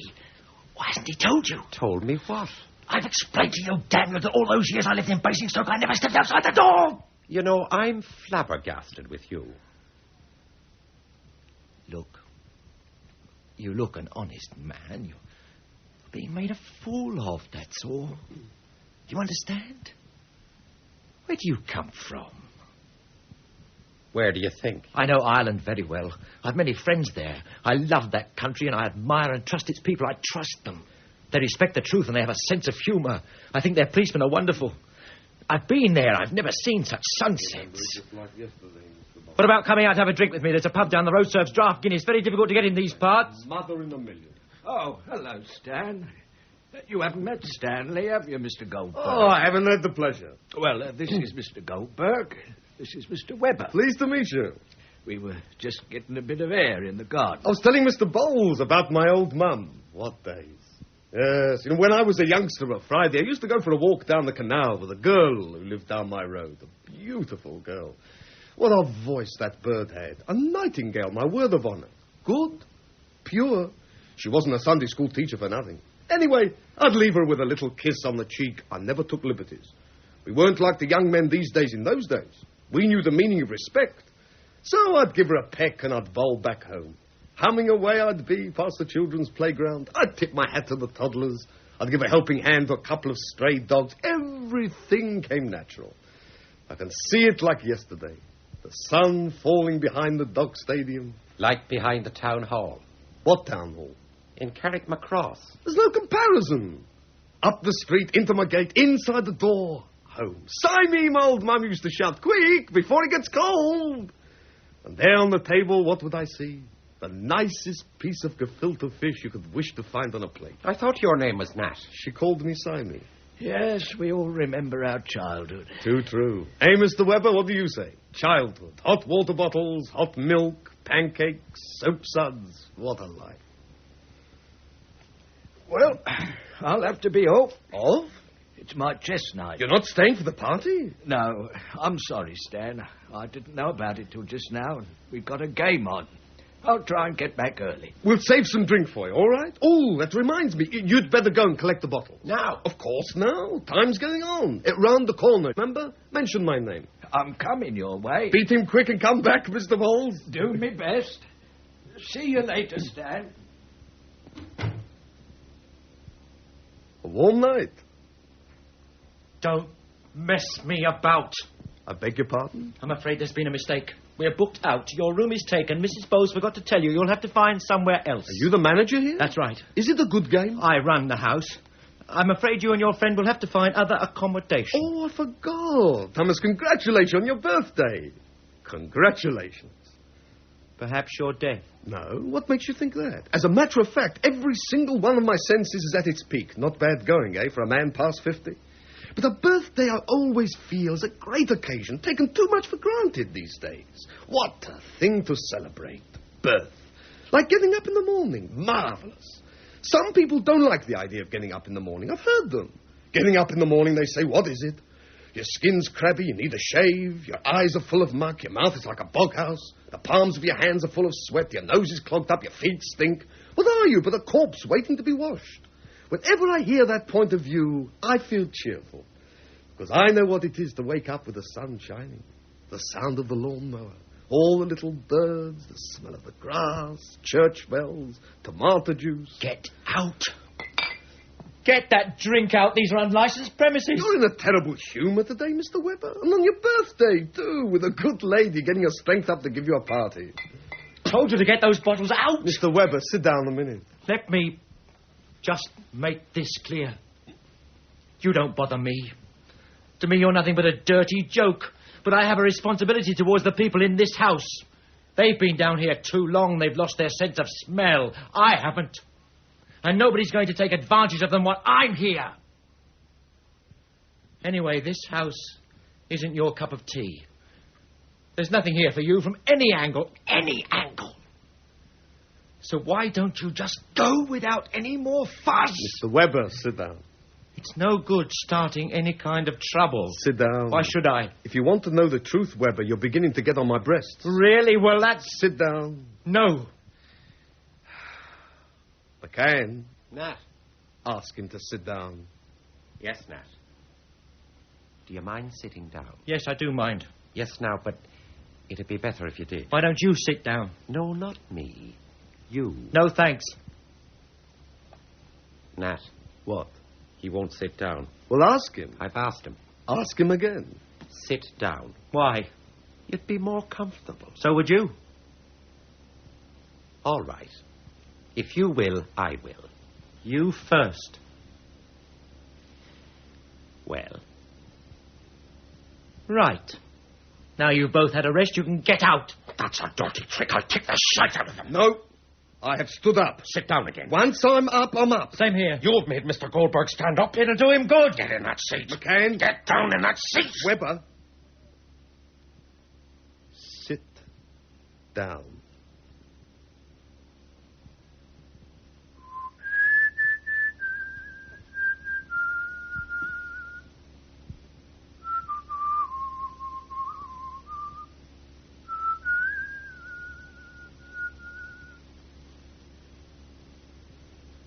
You'd better be careful. Weber, what were you doing yesterday? Yesterday? And the day before? What did you do the day before that? What do you mean? Why are you wasting everybody's time, Weber? Why are you getting in everybody's way? Me? What are you... I'm telling you, Weber, you're a washout. Why are you getting on everybody's wick? Why are you driving that old lady off her conch? He likes to do it. Why do you behave so badly, Weber? Why do you force that old man out to play chess? Me? Why do you treat that young lady like a leper? She's not a leper, Weber. What the... What did you wear last week, Weber? Where'd you keep your suit? Why did you leave the organization? What would your old mum say, Weber? Why did you betray us? You hurt me, Weber. You're playing a dirty game. That's a black and tan fact. Who does he think he is? Who do you think you are? You're on the wrong horse. When did you come to this place? Last year. Where did you come from? Somewhere else. Why did you come here? My feet hurt. Why did you stay? I had a headache. Did you take anything for it? Yes. What? Fruit salts. Enos or Andrews? And... Did you stir properly? Did they fizz? Now, wait, you... Did they fizz? Did they fizz or didn't they fizz? He doesn't know. You don't know? What's happened to your memory, Weber? When did you last have a bath? I have one every... Don't lie. You betrayed the organization. I know him. You don't. What can you see without your glasses? Anything. Take off his glasses.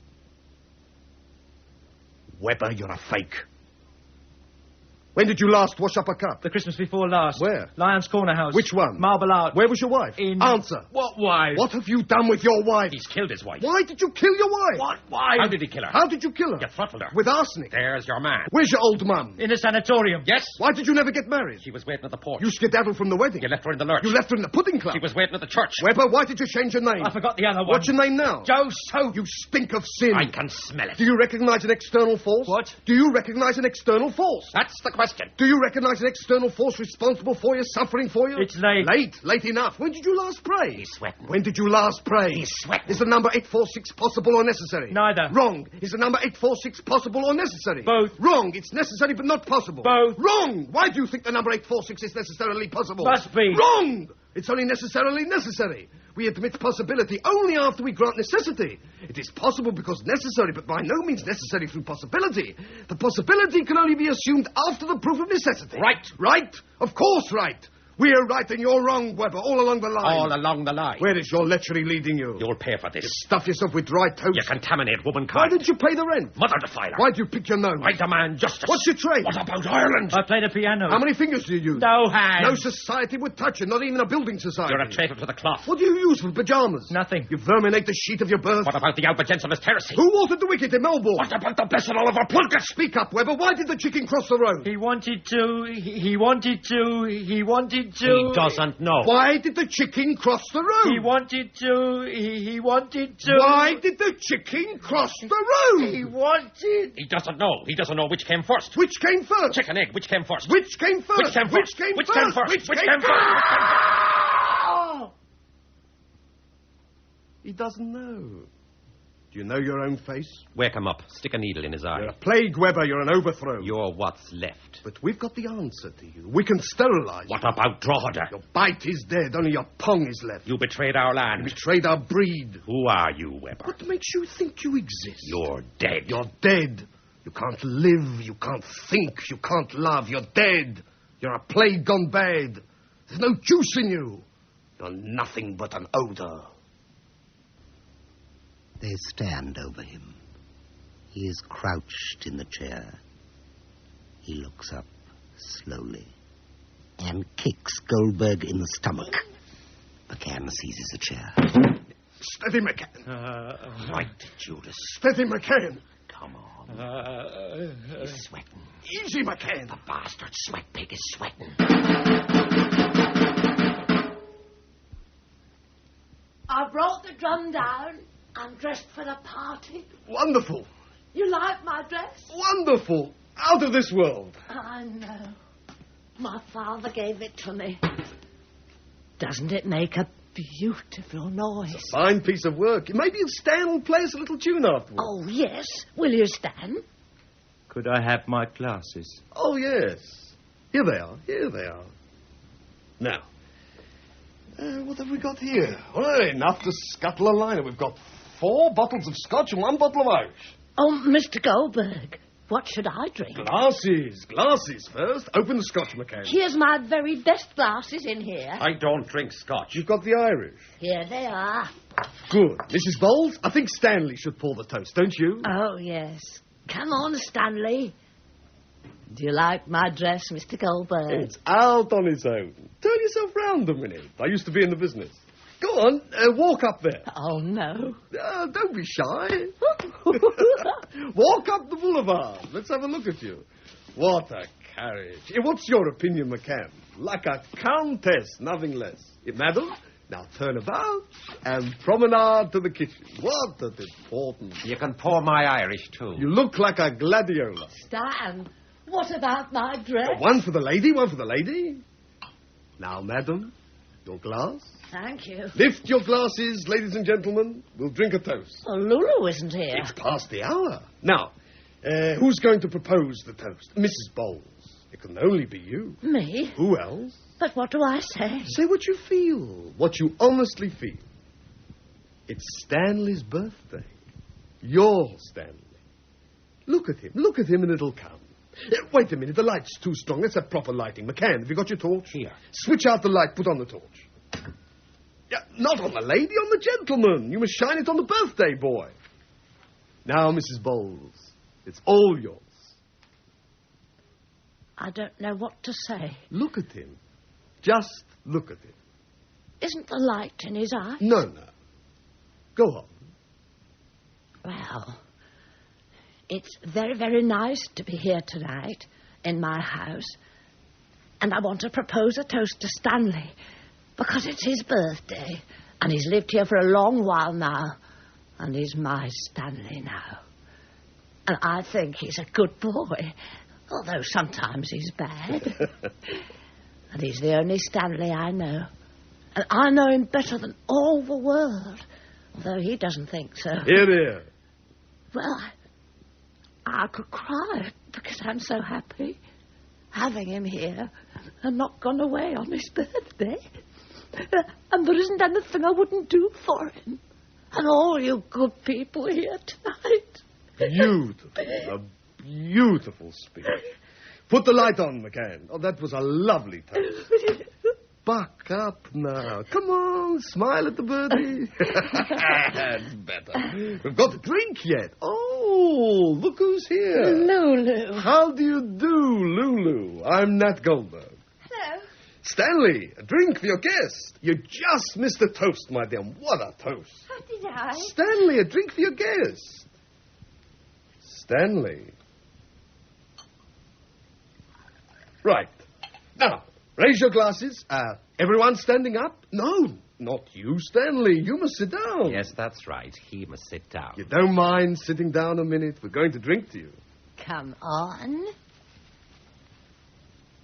Right. Now Stanley's sat down. Well, I want to say first that I've never been so touched to the heart as by the toast we've just heard. How often in this day and age do you come across real, true warmth? Once in a lifetime. Until a few minutes ago, ladies and gentlemen, I, like all of you, was asking the same question. What's happened to the love? The bonhomie? The unashamed expression of affection of the day before yesterday that our mums taught us in the nursery? Gone with the wind. That's what I thought until today. I believe in a good laugh, a day's fishing, a bit of gardening, I was very proud of my old greenhouse made out of my own spit and faith. That's the sort of man I am. Not size, but quality. A little Austin, tea and Fuller's, a library book from Boots, and I'm satisfied. But just now, I say just now, the lady of the house said her piece, and I, for one, am knocked over by the sentiment she expressed. Lucky is the man who's at the receiving end, that's what I say. How can I put it to you? We all wander on our Todd through this world. It's a lonely pillow to kip on, right? Right. Agreed. But tonight, Lulu, McCann, we've known a great fortune. We've heard a lady extend the sum total of her devotion in all its pride, plume and peacock to a member of her own living race, Stanley. My heartfelt congratulations. I wish you, on behalf of us all, a happy birthday. I'm sure you've never been a prouder man than you are today. Mazel tov. And may we only meet at Simchas. Oh. Turn out the light, McCann, while we drink the toast. Oh, that was a wonderful speech. McCann switches out the light. Comes back. Shines the torch in Stanley's face. Lift your glasses. Stanley, happy birthday. Happy birthday. Happy birthday. Many happy returns of the day, Stan. And well over the fast. Oh, Stanley. Lights. Right. Clink my glass, Stan. Mr. Goldberg. Call me Ned. You clink my glass. You're empty. Let me fill you up. It's a pleasure. You're a marvellous speaker, Nat. You know that. Where did you learn to speak like that? You liked it, eh? Oh, yeah. Well, my first chance to stand up and give a lecture was at the Ethical Hall, Bayswater. Wonderful opportunity. I'll never forget it. They were all there that night. Charlotte Street was empty. Of course, that's a good while ago. What did you speak about? The necessary and the possible. It went like a bomb. Since then, I always speak at weddings. Let's have some of yours. In that? Yes. Are you used to mixing them? No. Give me your glass. Do you think I should? Lulu, you're a big, bouncy girl. Come and sit on my lap. Do you think I should? Try it. Oh, very nice. I'll bounce up to the ceiling. I don't know how you can mix that stuff. Take a chance. Sit down on this stool. This? Comfortable? Yes, thanks. It's comfortable. You know, there's a lot in your eyes. And in yours, too. You think so? Go on. Where'd you get it? My father gave it to me. I didn't know I was going to meet you here tonight. Ever been to Carrickmacross? I've been to King's Cross. You came right out of the blue. You know that. Mind how you go. You're cracking a rib. I want to dance. Stanley, dance. Stanley sits still. Meg dances round the room alone. Then comes back to McCann, who fills her glass. Shall I tell you something? What? I trust you. Gesundheit. Have you got a wife? I had a wife. What a wife. Listen to this. Friday of an afternoon, I take myself a little constitutional down over the park. And... do me a favour. Just sit on the table a minute, will you? Oh. A little constitutional. I'd say hello to the little boys, the little girls. I never made distinctions. And then back I'd go, back to my bungalow with a flat roof. Sign me, my wife used to shout. Quick, before it gets cold. And there on the table, what would I see? The nicest piece of roll mop and pickled cucumber you could wish to find on a plate. I thought your name was Nat. She called me Simon. I bet you're a good husband. You should have seen her funeral. Why? Gee, what a funeral. My father was going to take me to Ireland once. Then he went away by himself. Do you think you knew me when I was a little girl? Were you a nice little girl? Oh, I was. I don't know if he went to Ireland. Maybe I played pickyback with you. Maybe you did. He didn't take me. Or Pop Goes the Weasel. Is that a game? Sure, it's a game. Why didn't he take it to Ireland? You're tickling me. You should worry. I've always liked older men. They can soothe you. I know a place. Roscrea. Mother Nolan's. There was a nightlight in my room when I was a little girl. One time I stayed there all night with the boys. Singing and drinking all night. And my nanny used to sit up with me and sing songs to me. And a plate of fry in the morning. Now where am I? My little room was pink. I had a pink carpet and pink curtains, and I had musical boxes all over the room, and they played me to sleep. And my father was a very big doctor. That's why I never had any complaints.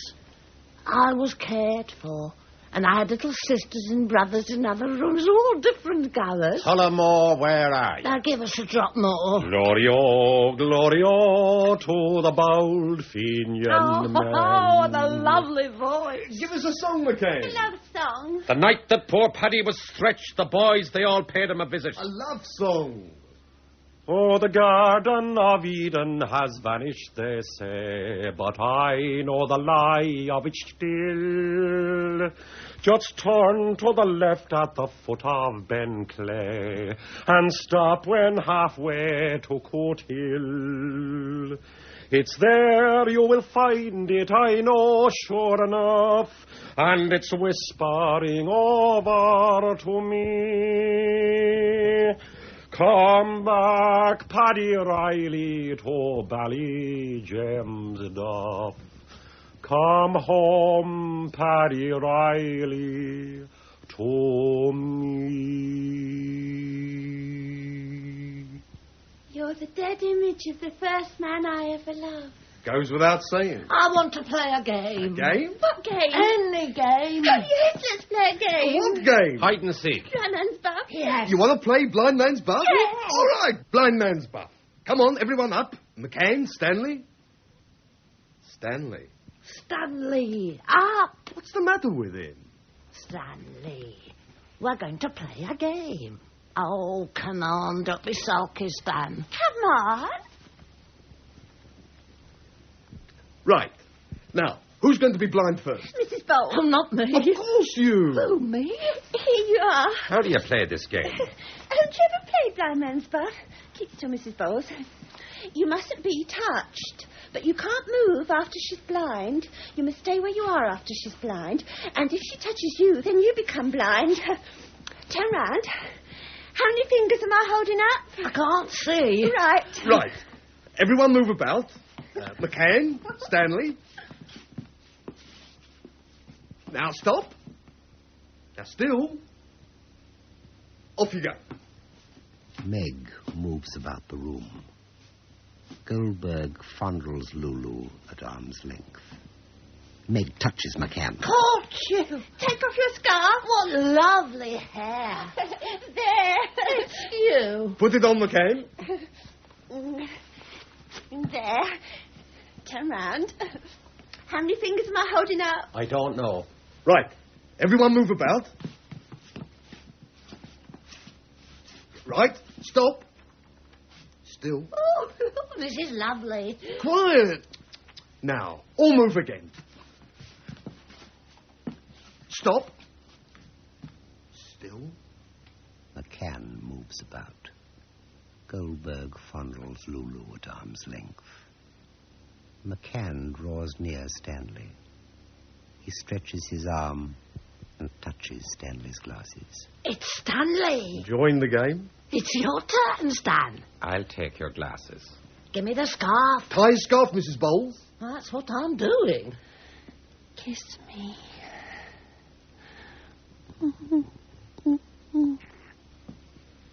Can you see my nose? He can't. Ready? Right. Everyone move.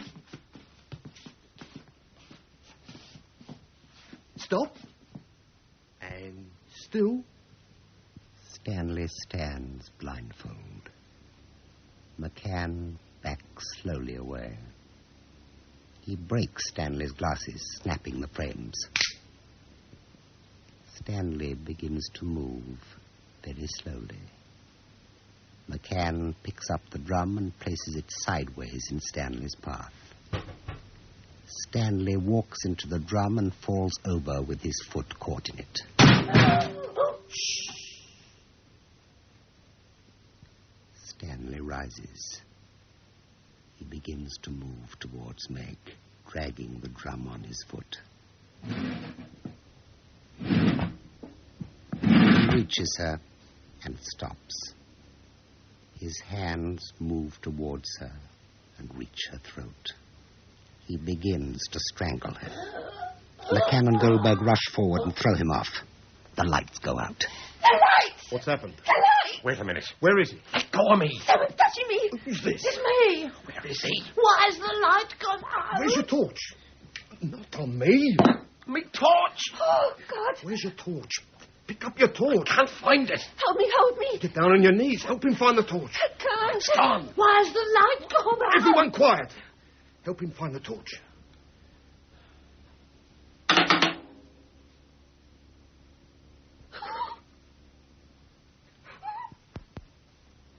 Over there. McCann, here. Come to me. Come to me. Easy. Over there. What is he? Who's that? What is he? It's Lulu. Where is she? She fell. Where? About here. Help me pick her up. I can't find her. She must be somewhere. She's not here. She must be. She's gone. McCann finds the torch on the floor, shines it at the table and Stanley.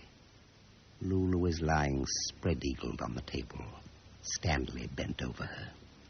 Stanley, as soon as the torchlight hits him, begins to giggle. Goldberg and McCann move towards him. He backs, giggling. The torch on his face. They follow him. He backs against the hatch, giggling. The torch draws closer. His giggle rises and grows as he flattens himself against the wall. Their figures converge upon him.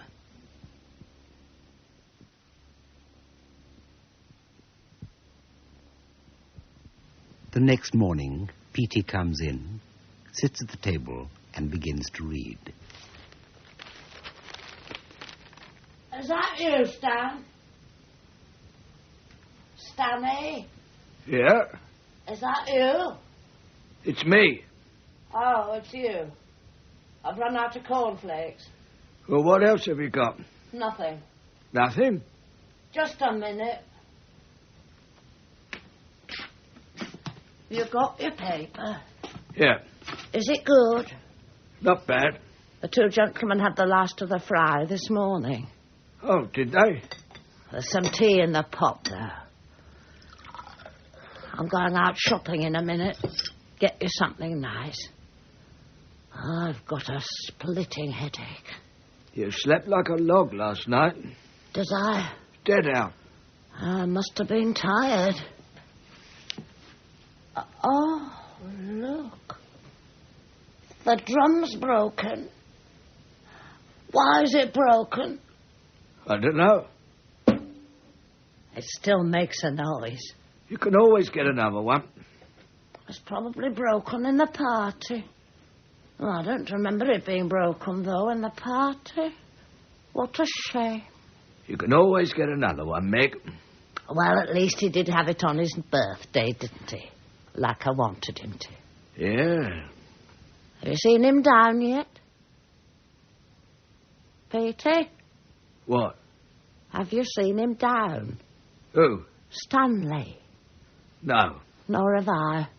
That boy should be up. He's late for breakfast.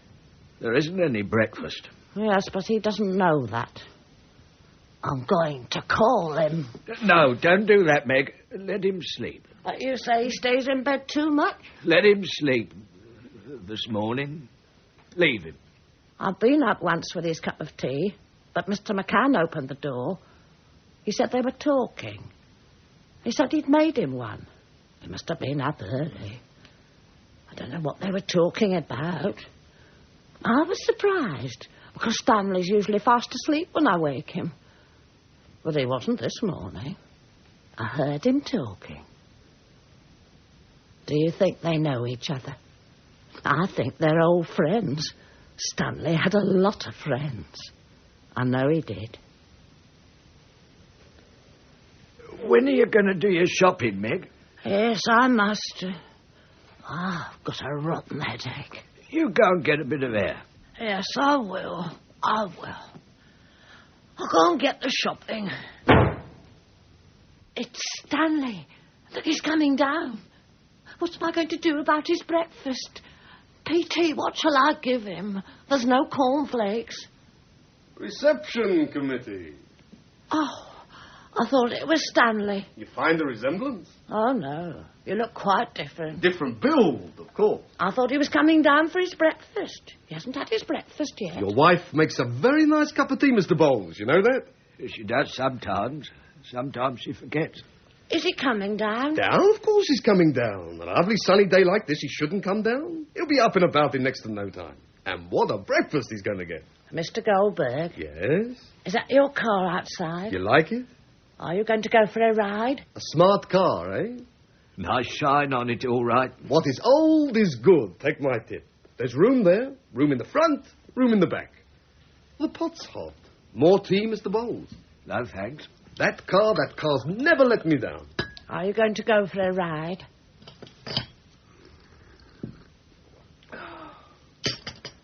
Well, I'd better be off now. Petey, when Stanley comes down... Yeah? Tell him I won't be long. I'll tell him. I won't be long. Good woman. Charming woman. My mother was the same. My wife was identical. How is he this morning? Who? Stanley. Is he any better? Oh, a little better, I think. A little better. Of course, I'm not really qualified to say, Mr. Bowles. I mean, I haven't got the qualifications. The best thing would be if someone with the proper qualifications was to have a look at him. Someone with a few letters after his name makes all the difference. Yeah. Anyway, Dermot's with him at the moment. He's keeping him company. Dermot? Yes. It's a terrible thing. Yes. Birthday celebration was too much for him. What came over him? What came over him? Breakdown, Mr. Bowles. Pure and simple. Nervous breakdown. But what brought it on so suddenly? Well, Mr. Bowles, it can happen in all sorts of ways.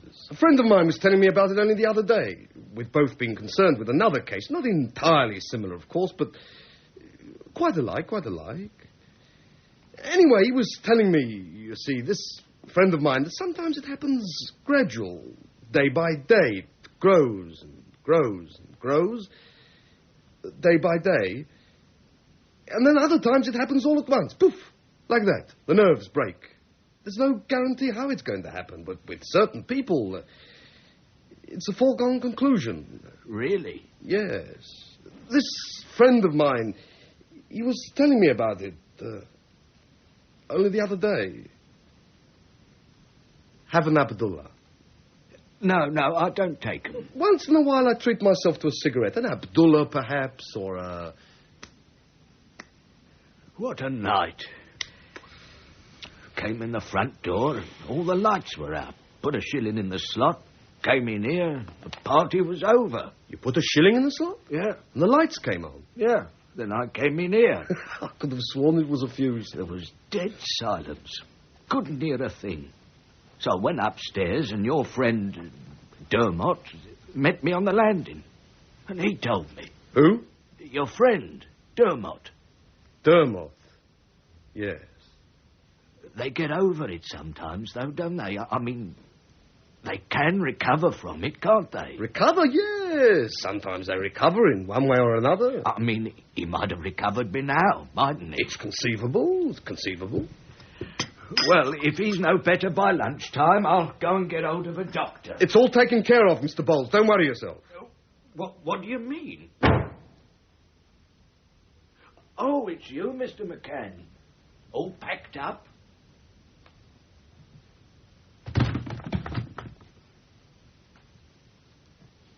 Well? McCann, I asked you well. Well, what? What's what? I'm not going up there again. Why not? I'm not going up there again. What's going on now? He's quiet now. He stopped all that talking a while ago. When will he be ready? You can go up yourself next time. What's the matter with you? I gave him... What? I gave him his glasses. Wasn't he glad to get them back? The frames are bust. How did that happen? He tried to fit the eye holes into his eyes. I left him doing it. There's some sellotape somewhere. We can stick them together. Sellotape? No, it's all right, Mr. Bowles. It'll keep him quiet for the time being. Keep his mind off other things. What about a doctor? It's all taken care of. I think he needs one. I agree with you. It's all taken care of. We'll give him a bit of time to settle down, and then I'll take him to Monty. You're going to take him to a doctor? Sure. Monty. So Mrs. Bowles has gone out to get us something nice for lunch. That's right. Unfortunately, we may be gone by then. Will you? By then, we may be gone. Well, I think I'll see how my peas are getting on in the meantime. The meantime? While we're waiting. Waiting for what? Aren't you going back to the beach? No, not yet. Give me a call when he comes down, will you, Mr. Goldberg? You'll have a crowded beach today. On a day like this, they'll be lying on their backs, swimming out to sea, my life. What about the deck chairs? Are the deck chairs ready? I put them all out this morning. But what about the tickets? Who's going to take the tickets? That's all right. That'll be all right, Mr. Goldberg. Don't you worry about that. I'll be back.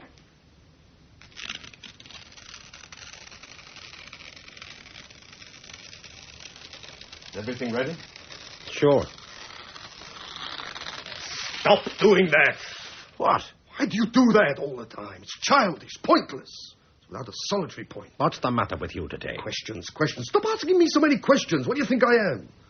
McCann folds the paper, leaving the strips inside. Well? Well, what? Do we wait or do we go and get him? You want to go and get him? I want to get it over. That's understandable. So do we wait or do we go and get him? I don't know why, but I feel knocked out. I feel a bit... It's uncommon for me. Is that so? It's unusual. Let's finish and go. Let's get it over and go. Get the thing done. Let's finish the bloody thing. Let's get the thing done and go. Will I go up? Nat. Sign me. What did you call me? Who? Don't call me that. Never call me that. Nat. I called you Nat. I was asking you, Nat. Honest to God, just a question. That's all. Just a question. Do you see? Do you follow me? What question? Will I go up? Up? I thought you weren't going to go up there again. What do you mean? Why not? You said so. I never said that. No? Who said that? I never said that. I'll go up now. Wait. Come here. I want your opinion. Have a look in my mouth. Take a good look. You know what I mean? You know what? I've never lost a tooth. Not since the day I was born. Nothing's changed. That's why I've reached my position, McCann. Because I've always been as fit as a fiddle. All my life I've said the same. Play up, and play the game. Honour thy father and thy mother, McCann, you can't go wrong. What do you think? I'm a self-made man? No. I sat where I was told to sit. I kept my eye on the ball. School? Don't talk to me about school. Top in all subjects. And for why? Because I'm telling you. Never write down a thing. No, and don't go too near the water. And you'll find that what I say is true. Because I believe that the world... Because I believe that the world...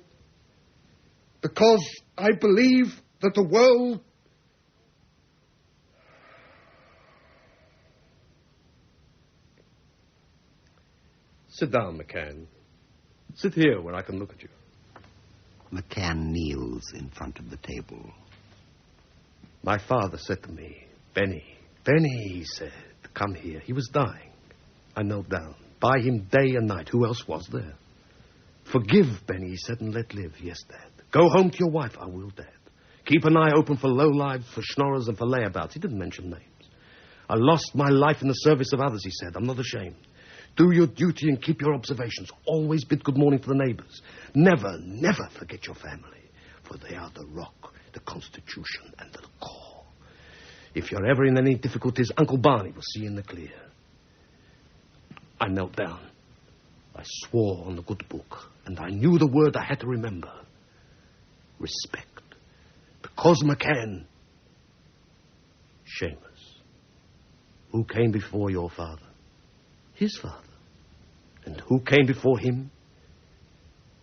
Before him. Who came before your father's father, but your father's father's mother, your great-grand-granny?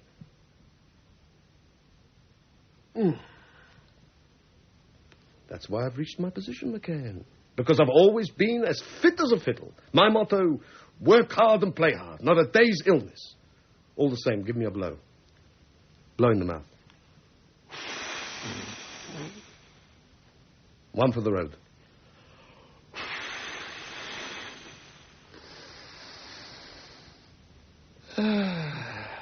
Right. Well, look who's here. I'll give you 5 minutes. Come over here. What's going to happen? Come over here. No, thank you. What's the matter? You got the needle to Uncle Naty. I'm going. Have a game of pontoon first, for old time's sake. I've had enough of games. A girl like you, at your age, at your time of health, and you don't take the games? You're very smart. Anyway, who says you don't take them? Do you think I'm like all the other girls? Are all the other girls like that, too? I don't know about any other girls. Nor me. I've never touched another woman. What would my father say if he knew? And what would Eddie say? Eddie? He was my first love, Eddie was. And whatever happened, it was pure. With him. He didn't come into my room at night with a briefcase. Who opened the briefcase? Me or you? Lulu Schmulu. Let bygones be bygones. Do me a turn. Kiss and make up. I wouldn't touch you. And today I'm leaving. You're leaving? Today. You used me for a night. A passing fancy. Who used who? You made use of me by cunning when my defences were down. Who took them down? That's what you did. You quenched your ugly thirst. You taught me things a girl shouldn't know before she's been married at least 3 times. Now you're a jump ahead. What are you complaining about? You don't appreciate me for myself. You took all those liberties only to satisfy your appetite. Oh, Nat, why did you do it? You wanted me to do it, Lula-la, so I did it. That's fair enough. You had a long sleep, miss. Me? Your sort just spend too much time in bed. What do you mean? Have you got anything to confess? What? Confess! Confess what? Down on your knees and confess. What does he mean? Confess. What can you lose? What, to him? He's only been unfrocked 6 months. Kneel down, woman, and tell me the latest. I've seen everything that's happened. I know what's going on. I've got a pretty shrewd idea. I've seen you hanging about the Rock of Cashel, profaning the soil with your goings-on. Out of my sight! I'm going! McCann goes out. He ushers in Stanley, who is dressed in a dark, well-cut suit and white collar. He holds his broken glasses in his hand. He is clean-shaven. McCann closes the door. How are you, Stan? You feeling any better? What's the matter with your glasses? They're broken. Pity. He looks better, doesn't he? Much better. A new man. You know what we'll do? What? We'll buy him another pair. Out of our own pockets. Goes without saying. Between you and me, Stan, it's about time you had a new pair of glasses. You can't see straight. It's true. You've been cockeyed for years. Now you're even more cockeyed. He's right. You've gone from bad to worse. Worse than worse. You need a long convalescence. A change of air. Somewhere over the rainbow. Where angels fear to tread. Exactly. You're in a rush. You look anemic. Rheumatic. Myopic. Epileptic. You're on the verge. You're a dead duck. But we can save you. From a worse fate. True. Undeniable. From now on, we'll be the hub of your wheel. We'll renew your season ticket. We'll take tuppence off your morning tea. We'll give you a discount on all inflammable goods. We'll watch over you. Advise you. Give you proper care and treatment. Let you use the club bar. Keep a table reserved. Help you acknowledge the fast days. Bake you cakes. Help you kneel on kneeling days. Give you a free pass. Take you for constitution. Give you hot tips. We'll provide the skipping rope. The vest and pants. The ointment. The hot poultice. The finger stole. The abdomen belt. The earplugs. The baby powder. The back scratcher. The spare tire. The stomach pump. The oxygen tent. The prayer wheel. The plaster of Paris. The crash helmet. The crutches. A day and night service. All on the house. That's it. We'll make a man of you. And a woman. You'll be reorientated. You'll be rich. You'll be adjusted. You'll be our pride and joy. You'll be unmensch. You'll be a success. You'll be integrated. You'll give orders. You'll make decisions. You'll be a magnet. A statesman. You'll own yachts. Animals. Animals. I said animals. You'll be able to make or break Stand By My life. Well, what do you say? What do you think, eh, boy? What's your opinion, sir, of this prospect, sir? What's your opinion of such a prospect, Eh, Stanley?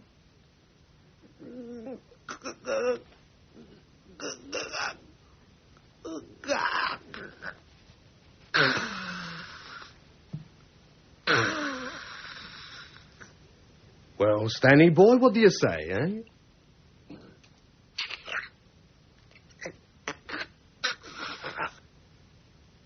What's your opinion, sir?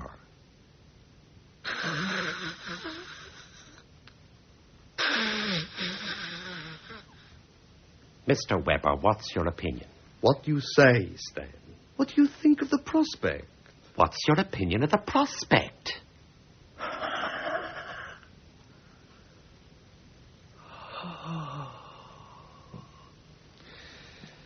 Still the same old Stan. Come with us. Come on, boy. Come along with us. Where are you taking him? We're taking him to Monty. He can stay here. Don't be silly. We can look after him here. Why do you want to look after him? He's my guest. He needs special treatment. We'll find someone. No, Monty's the best there is. Bring him, McCann. Leave him alone. Why don't you come with us, Mr. Bowles? Yes. Why don't you come with us? Come with us to Monty. There's plenty of room in the car. Stan, don't let them tell you what to do.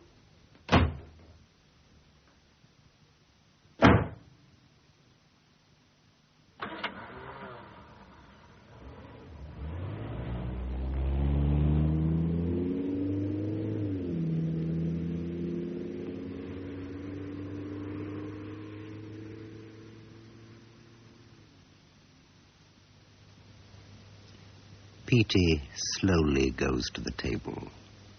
He sits. He picks up the paper, opens it. The strips fall to the floor. The car's gone. Yeah. Have they gone? Yeah. Won't they be in for lunch? No. Oh, what a shame.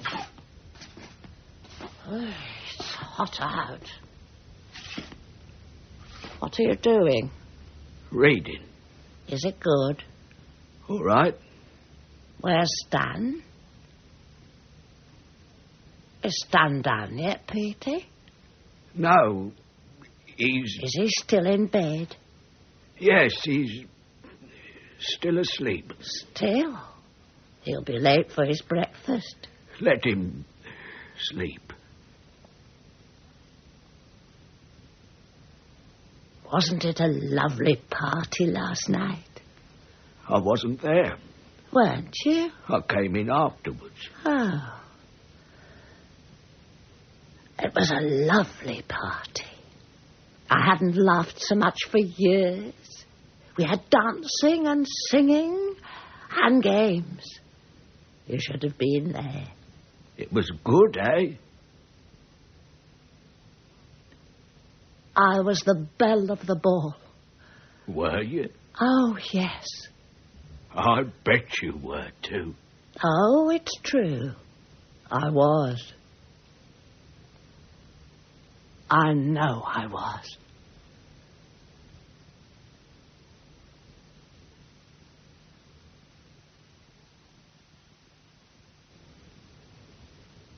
In The Birthday Party by Harold Pinter, Lee Montague played Goldberg, Norman Rodway, McCann, John Hollis, Stanley, Sylvia Coleridge, Meg, Cyril Shapps, Petey, and Barbara Mitchell, Lulu. The narrator was John Gabriel, and the play was produced by Charles Lafoe. And the announcer 32 years ago, in 1970, we think, was Robin Holmes.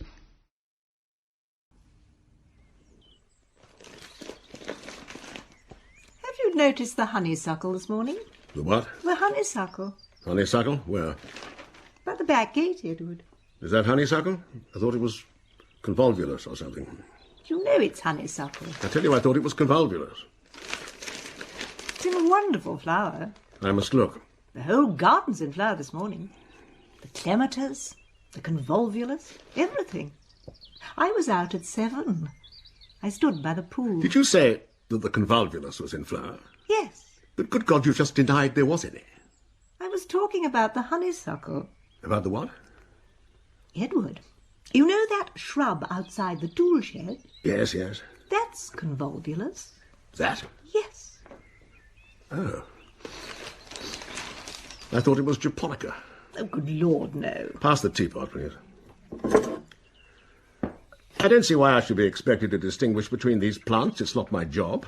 You know perfectly well what grows in your garden. Quite the contrary. It is clear that I don't. I was up at 7. I stood by the pool. The peace. And everything in flower. The sun was up. You should work in the garden this morning. We could put up the canopy. The canopy? What for? To shade you from the sun. Is there a breeze? A light one. It's very treacherous weather, you know.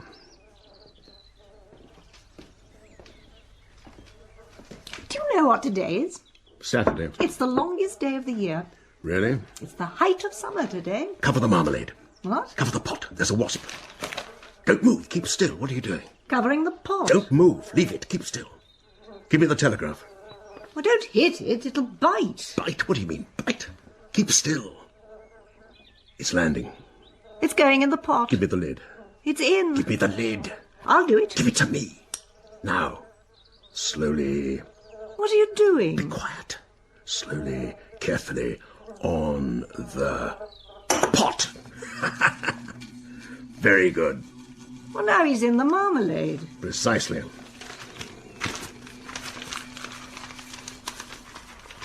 Can you hear him? Hear him? Buzzing. Nonsense. How can you hear him? It's an earthenware lid. He's becoming frantic. Rubbish. Take it away from the table. What shall I do with it? Put it in the sink and drown it. It'll fly out and bite me. It will not bite you. Wasps don't bite. Anyway, it won't fly out. It's stuck. It'll drown where it is in the marmalade. What a horrible death. On the contrary. Have you got something in your eyes? No, why do you ask? You keep clenching them, blinking them. I have a slight ache in them. Oh, dear.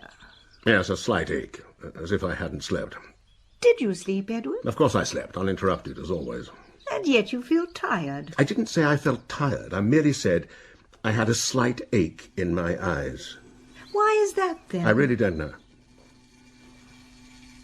Oh, goodness. What is it? I can see it. It's trying to come out. How can it? Well, through the hole. It's trying to crawl out through the spoon hole. Yes. Can't do it, of course. Well, let's kill it, for goodness sake. Yes, let's. But how? Bring it out on the spoon and squash it on a plate. It'll fly away. It'll bite. If you don't stop saying that word, I shall leave this table. But wasps do bite. They don't bite. They sting. It's snakes that bite. What about horseflies? Horseflies suck. If we wait long enough, I suppose it'll choke to death. It'll suffocate in the marmalade. You do know I've got work to do this morning, don't you? I can't spend the whole day worrying about a wasp. Well, kill it. You want to kill it? Yes. Very well. Pass me the hot water jug. What are you going to do? Scald it. Give it to me. No. Do you want me to lift the lid? No. I'll pour through the spoon hole. Right down the spoon hole. Listen. What? It's buzzing. Vicious creatures. Curious, but I don't remember seeing any wasps at all summer until now. I'm sure I don't know why. I mean, there must have been wasps. Please. This couldn't be the first wasp, could it? Please. The first wasp of summer? No, it's not possible. Edward. Kill it. Ah, yes. Tilt the pot. Tilt. Ah, down here, right down. Blinding him. That's it. Is it? Lift the lid. All right, I will. There he is. Dead. What a monster. Out of the window. What an awful experience. What a beautiful day it is. Beautiful. I think I shall work in the garden this morning. Where's that canopy? It's in the shed. Yes, we must get it out. My goodness. Just look at that sky. Not a cloud. Did you say it was the longest day of the year today? Yes. Ah, it's a good day. I feel it in my bones, in my muscles. I think I'll stretch my legs in a minute, down to the pool. My God, look at that flowering shrub over there. Clematis. What a wonderful... What? Edward, what is it? Edward. He's there. Who? Blast and damn it, he's there. He's there at the back gate. Oh, let me see. Oh, it's the match seller. He's back again. But he's always there. Why? What is he doing there? But he's never disturbed you, has he? Man's been standing there for weeks. You've never mentioned What is he doing there? He's selling matches, of course. It's ridiculous. What's the time? 9:30. What in God's name is he doing with a tray full of matches at 9:30 in the morning? He arrives at 7 o'clock. 7 o'clock? He's always there at 7. Yes, but you've never actually seen him arrive. No. Well, how do you know he's not been standing there all night? Do you find him interesting, Edward? Interesting? No. No, I don't find him interesting. He's a very nice old man, really. You've spoken to him?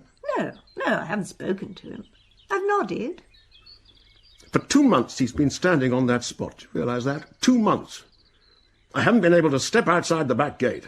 Why on earth not? It used to give me a great pleasure, such pleasure, to stroll along through the long grass, out through the back gate, pass into the lane. That pleasure is now denied me. It's my own house, isn't it? It's my own gate. I really can't understand this, Edward. Damn!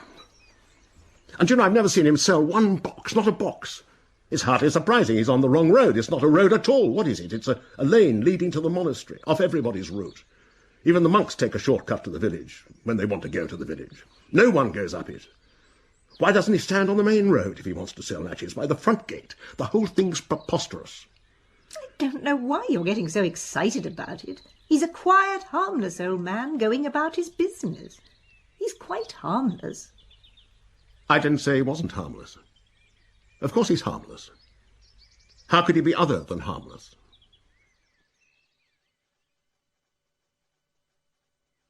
Edward! Where are you? Edward! Where are you, Edward? Edward, what are you doing in the scullery? Doing? I've been looking everywhere for you. I put up the canopy ages ago. I came back and you were nowhere to be seen. Have you been out? No. Where have you been? Here. I looked in your study. I even went into the attic. What would I be doing in the attic? I couldn't imagine what had happened to you. Do you know it's 12 o'clock? Is it? I even went to the bottom of the garden to see if you were in the tool shed. What would I be doing in the tool shed? You must have seen me in the garden. You can see through this window. Only part of the garden? Yes. Only a corner of the garden. A very small corner. What are you doing in here? Nothing. I was digging out some notes, that's all. Notes? For my essay. Which essay? My essay on space and time. Well, I don't know that one. You don't know it? I thought you were writing one about the Belgian Congo. I've been engaged on the dimensionality and continuity of space and time for years. And the Belgian Congo? Never mind about the Belgian Congo. But you don't keep notes in the scullery. You'd be surprised. You'd be highly surprised. Good Lord, what's that? Is that a bullock let loose? Oh, no, it's the match seller. My goodness, you can see him through the hedge. He looks bigger. Have you been watching him? He looks like a bullock. Edward, are you coming outside? I put up the canopy. You'll miss the best of the day. You can have an hour before lunch. I have no work to do this morning. What about your essay? You don't intend to stay in the scullery all day, do you? Get out. Leave me alone. Really, Edward? You've never spoken to me like that in all your life. Yes, I have. Oh, Weddy, Beddy, Weddy. Do not call me that. Your eyes are bloodshot. Damn it. It's too dark in here to peer. Damn. It's so bright outside. Damn. And it's dark in here. Christ blast it. You're frightened of him. I'm not. You're frightened of a poor old man Why? I am not. He's a poor, harmless old man. Ah, my eyes. Let me bathe them. Keep away. I want to speak to that man. I want to have a word with him. It's quite absurd, of course. I really can't tolerate something so absurd right on my doorstep. I shall not tolerate it. He sold nothing all morning. No one passed. Yes, a monk passed. A non-smoker. In a loose garment. It's quite obvious he was a non-smoker, but still the man made no effort. He made no effort to clinch a sale, to rid himself of one of his cursed boxes. His one chance all morning, and he made no effort. I haven't wasted my time. I've hit, in fact, upon the truth. He's not a match seller at all. The bastard isn't a match seller at all. Curious, I never realized that before. He's an impostor. I watched him very closely. He made no move towards the monk. As for the monk made no move towards him. The monk was moving along the lane. He didn't pause or halt or in any way alter his step. As for the match seller, how ridiculous to go on calling him by that title. What a farce. No, there is something very false about that man. I intend to get to the bottom of it. I'll soon get rid of him. He can go and ply his trade somewhere else, instead of standing like a bullock outside my back gate. But if he isn't a match seller, what is his trade? We'll soon find out. You're going out to speak to him? Certainly not. Go out to him? Certainly not. I'll invite him in here, into my study. Then we'll get to the bottom of it. Why don't you call the police and have him removed? Well, why don't you call the police, Edward? You could say he was a public nuisance. Although I can't say I find him a nuisance. Call him in. Me? Go out and call him in. Are you serious? Edward, I could call the police. Or even the vicar. Go and get him.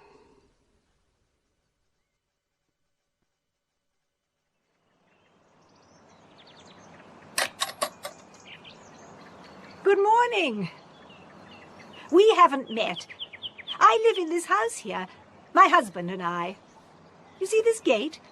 It's our back gate. It's the gate to our garden.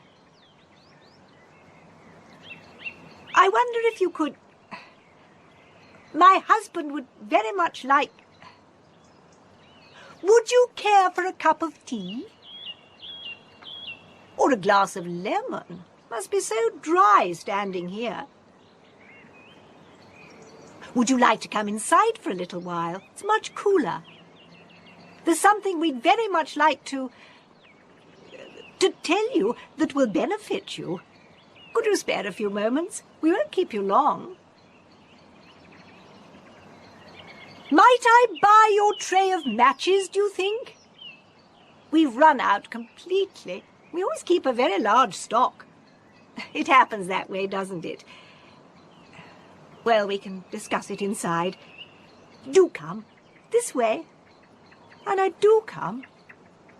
Our house is full of curios, you know. My husband's been rather a collector.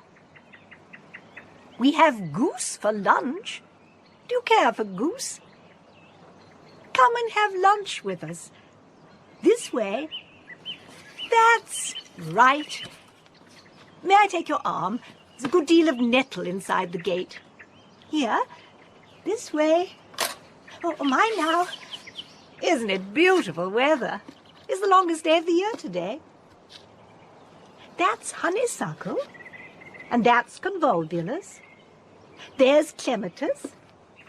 And do you see that plant by the conservatory? That's japonica.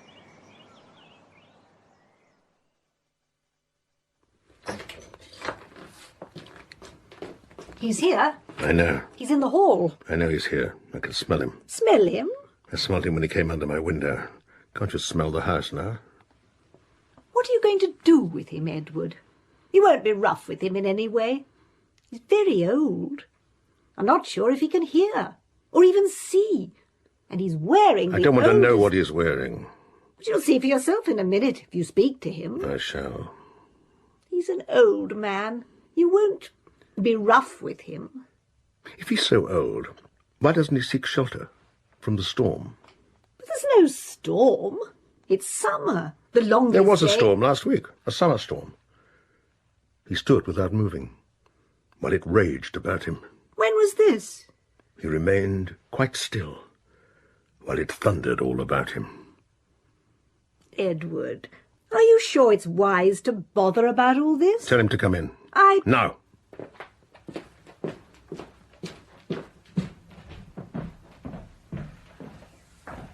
Hello. Would you like to go in? I won't be long.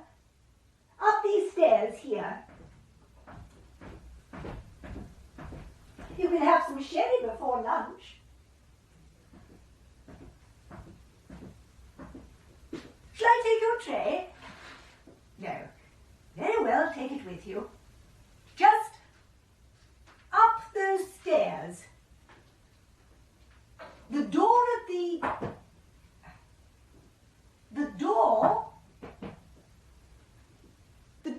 the top. I'll join you later. 3, 4, 5, 6, 7, 8. Come in. Here I am. Where are you? Don't stand out there, old chap. Come into my study. Come in. That's right. Now you go. That's it. Now, make yourself comfortable. Thought you might like some refreshment on a day like this. Sit down, old man. What will you have? Sherry? Or what about a double scotch? Eh? I entertain the villagers annually, as a matter of fact. I'm not the squire, but they look upon me with some regard. Don't believe we've got a squire here anymore, actually. Don't know what became of him. Nice old man he was. Great chess player, as I remember. 3 daughters. The pride of the county. Flaming red hair. Alice was the eldest. Well, sit yourself down, old chap. Eunice, I think, was number 2. The youngest one was the best of the bunch. Sally. No, wait a minute. No, it wasn't Sally. It was Fanny. Fanny. A flower. You must be a stranger here. Unless you lived here once, went on a long voyage, and have lately returned. Do you know the district? No, you mustn't stand about like that. Take a seat. Which one would you prefer? We have a great variety, as you see. Can't stand uniformity, like different seats, different backs. Often when I'm working, you know, I draw up one chair, scribble a few lines, put it by, draw up another, sit back, ponder, put it by, sit back, put it by. I write theological and philosophical essays. Now and again I jot down a few observations on certain tropical phenomena. Not from the same standpoint, of course. Yes, Africa now. Africa's always been my happy hunting ground. Fascinating country. Do you know it? I get the impression that you've been around a bit. Do you, by any chance, know the Membunza Mountains? Great range south of Katambalu. French equatorial Africa, if my memory serves me right. Most extraordinary diversity of flora and fauna, especially fauna. I understand in the Gobi Desert you can come across some very strange sights. Never been there myself. Studied the maps, though. Fascinating things, maps. Do you live in the village? I don't often go down, of course. Or are you passing through on your way to another part of the country? Well, I can tell you, in my opinion, you won't find many prettier parts than here. We win the first prize regularly, you know, the best-kept village in the area. Sit down. I say, can you hear me? I say, can you hear me? You possess the most extraordinary repose for a man of your age, don't you? Well, perhaps that's not quite the right word. Repose. Do you find it chilly in here? I'm sure it's chillier in here than out. I haven't been out yet today, though I shall probably spend the whole afternoon working in the garden under my canopy, at my table, by the pool. Oh, I understand you met my wife. Charming woman, don't you think? Plenty of grit there, too. Stood by me through thick and thin, that woman. In season and out of season. Fine figure of a woman she was, too, in her youth. Wonderful carriage. Flaming red hair. Yes, I was in much the same position myself then as you are now, you understand. Struggling to make my way in the world. I was in commerce, too. Oh, yes. I know what it's like. The weather, the rain, beaten from pillar to post, up hill and down dale. The rewards were few. Winters in hovels, up till all hours working at your thesis. Yes, I've done it all. Let me advise you, get a good woman to stick by you. Never mind what the world says. Keep at it. Keep your shoulder to the wheel. It'll pay dividends.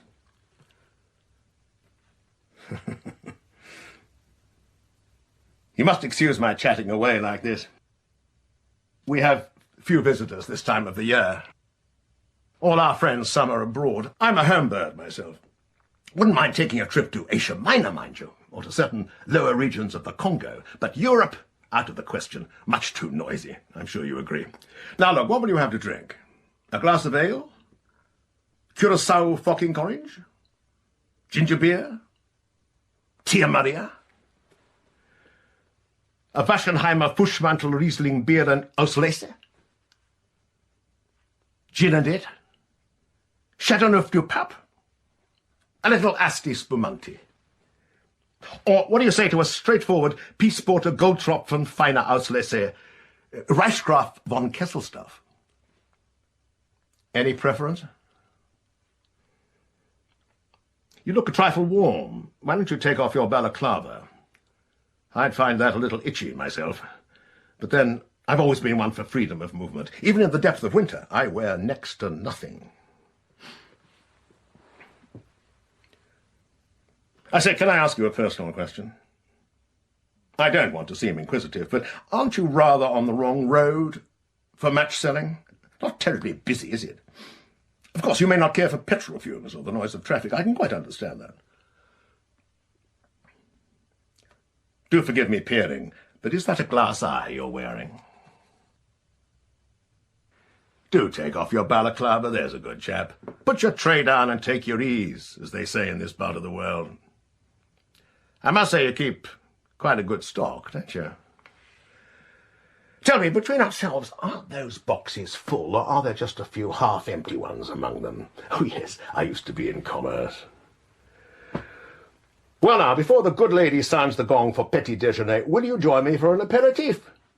I recommend a glass of cider. Now, just a minute, I know I've got some... Look out! Mind your tray!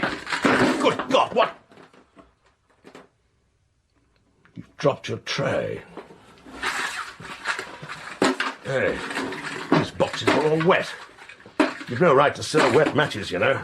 Ugh, this feels suspiciously like fungus. You won't get very far in this trade if you don't take care of your goods. Well, here you are. Here's your tray.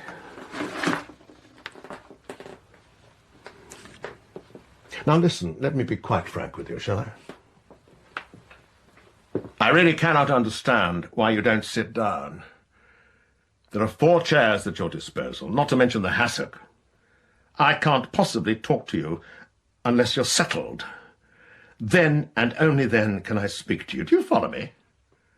You're not being terribly helpful. You're sweating. The sweat's pouring out of you. Take off that balaclava. Go into the corner, then. Into the corner. Go on. Get into the shade of the corner. Back. Backward. Get back! Oh, you understand me. Forgive me for saying so, but I had decided that you had the comprehension of a bullock. I was mistaken. You understand me perfectly well. That's right. A little more. A little to the right. Now you're there. In shade. In shadow. Good-o. Now I can get down to brass tacks. Can't I? No doubt you're wondering why I invited you into this house. You may think I was alarmed by the look of you. You would be quite mistaken. I was not alarmed by the look of you. I did not find you at all alarming. No, no. Nothing outside this room has ever alarmed me. You disgusted me quite forcibly, if you want to know the truth. Why did you disgust me to that extent? That seems to be a pertinent question. You're no more disgusting than Fanny, the squire's daughter, after all. In appearance you differ, but not in essence. There's the same...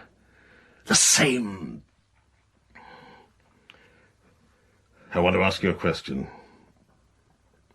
Why do you stand outside my back gate from dawn till dusk? Why do you pretend to sell matches? Why... What is it, damn you?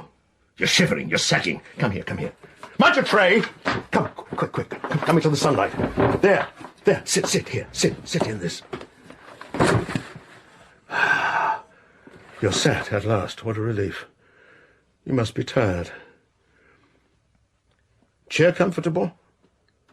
I bought it in a sale. I bought all the furniture in this house in a sale. The same sale. When I was a young man. You too, perhaps.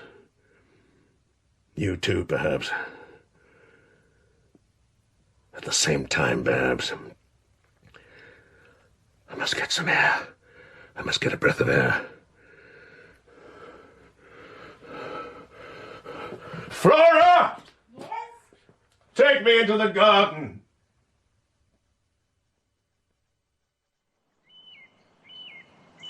Come under the canopy.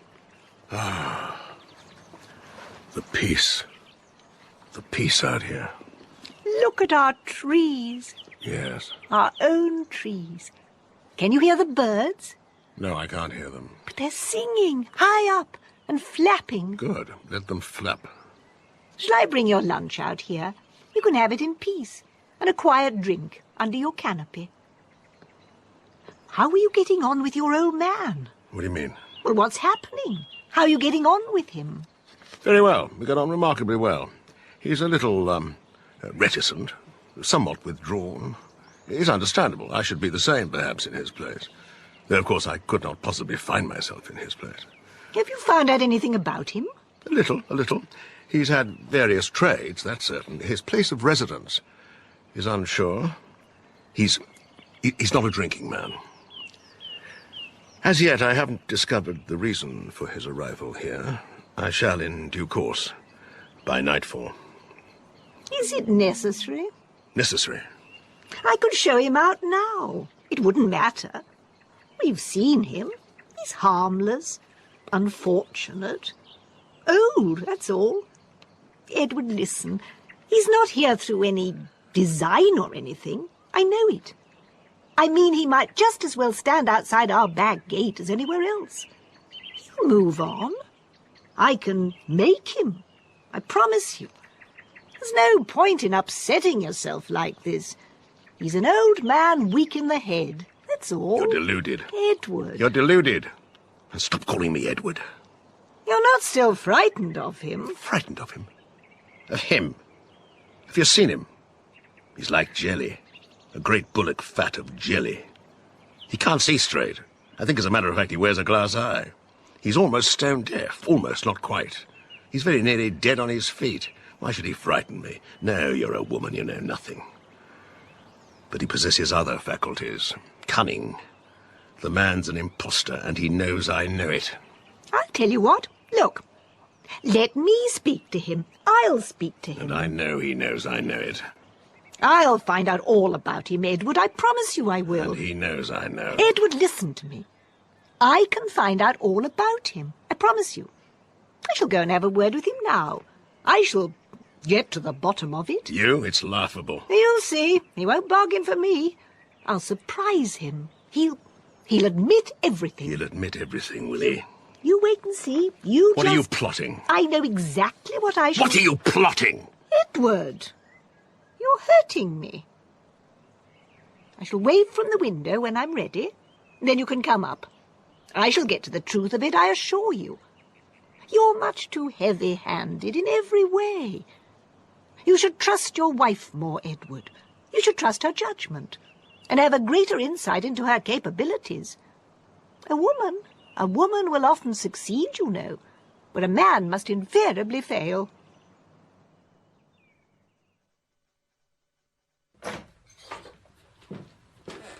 mind if I come in? Are you comfortable? Oh, the sun's shining directly on you. Wouldn't you rather sit in the shade?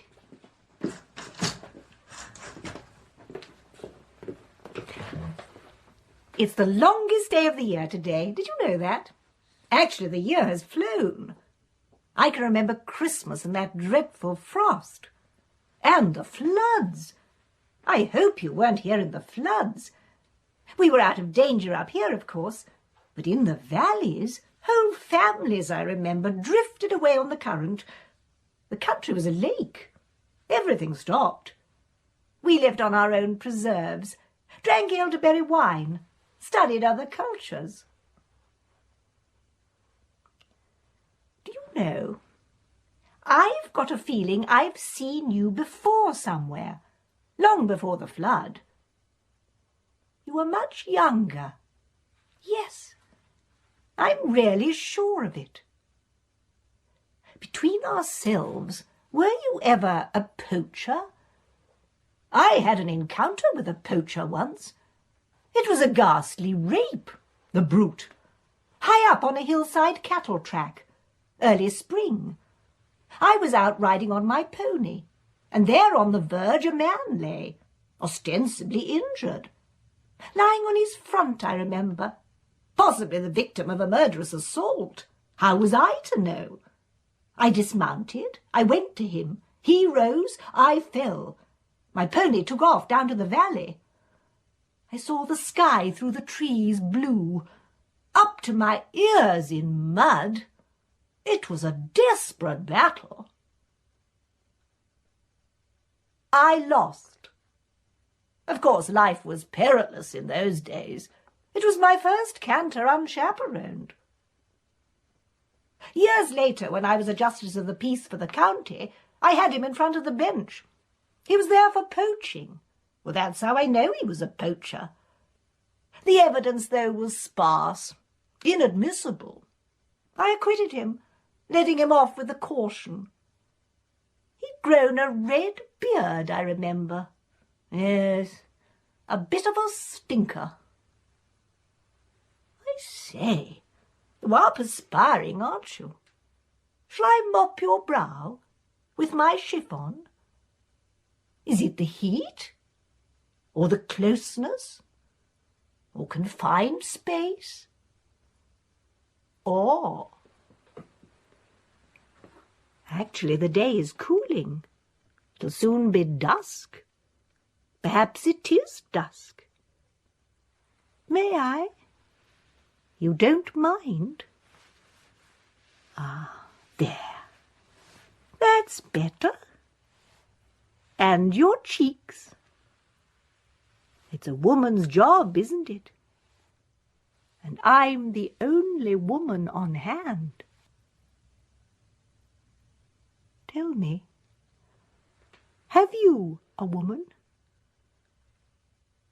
Do you like women? Do you ever think about women? Have you ever stopped a woman? I'm sure you must have been quite attractive once. Not any more, of course. You've got a vile smell. Vile. Quite repellent, in fact. Sex, I suppose, means nothing to you. Does it ever occur to you that sex is a very vital experience for other people? Really, I think you'd amuse me if you weren't so hideous. You're probably quite amusing in your own way. Speak to me of love. Tell me all about love.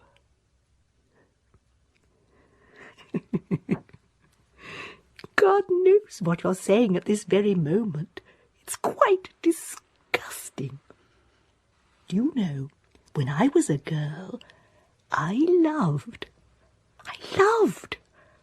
I simply adored. What have you got on, for goodness sake? A jersey? It's clogged. Have you been rolling in mud? You haven't been rolling in mud, have you? And what have you got under your jersey? Let's see. I'm not tickling you, am I? No. Good. Lord, is this a vest? That's quite original. Quite original. You're a solid old boy, I must say. Not at all like a jelly. All you need is a bath. A lovely, lathery bath. And a good scrub. A lovely, lathery scrub. Don't you? It will be a pleasure. I'm going to keep you. I'm going to keep you, you dreadful chap, and call you Barnabas. Isn't it dark, Barnabas? Your eyes, your great big eyes. My husband would never have guessed your name. Never. It's me you were waiting for, wasn't it? You've been standing waiting for me. You've seen me in the woods, picking daisies in my apron, my pretty daisy apron. And you came and stood, poor creature, at my gate, till death us do part. Poor Barnabas. I'm going to put you to bed. I'm going to put you to bed and watch over you. But first you must have a good whacking great bath. And I'll buy you pretty little things that will suit you, and little toys to play with, on your deathbed. Why shouldn't you die happy? Well? Don't go in. Well? He's dying. Dying? He's not dying. I tell you, he's very ill. He's not dying nowhere near. He'll see you cremated. The man is desperately ill. Ill, you lying slut. Get back to your trough. Edward. To your trough!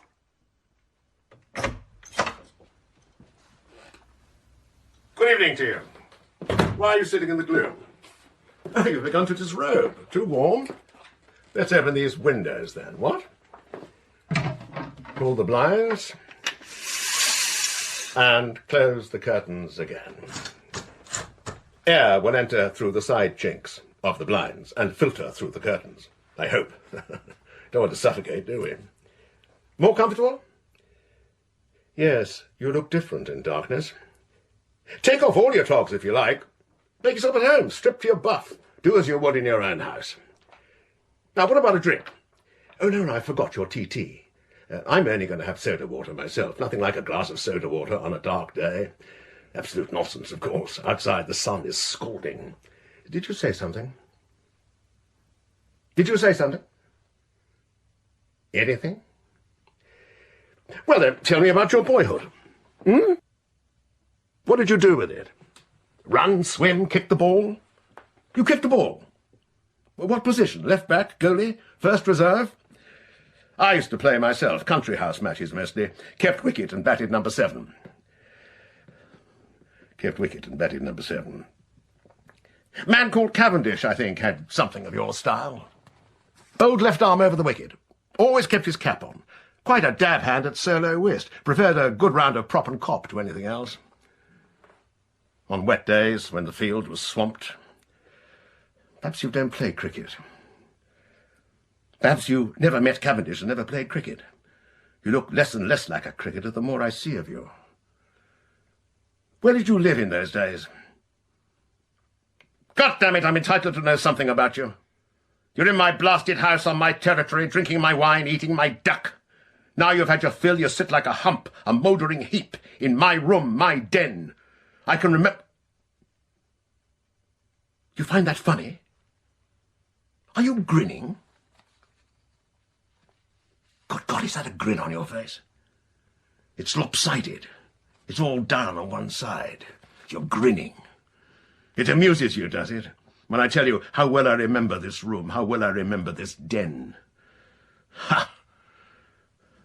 Yesterday, now, It was clear, clearly defined. So clearly. The garden, too, was sharp, lucid, in the rain, in the sun. My den, too, was sharp, arranged for my purpose, quite satisfactory.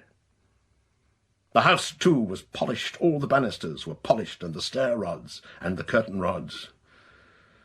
My desk was polished, and my cabinet. I was polished.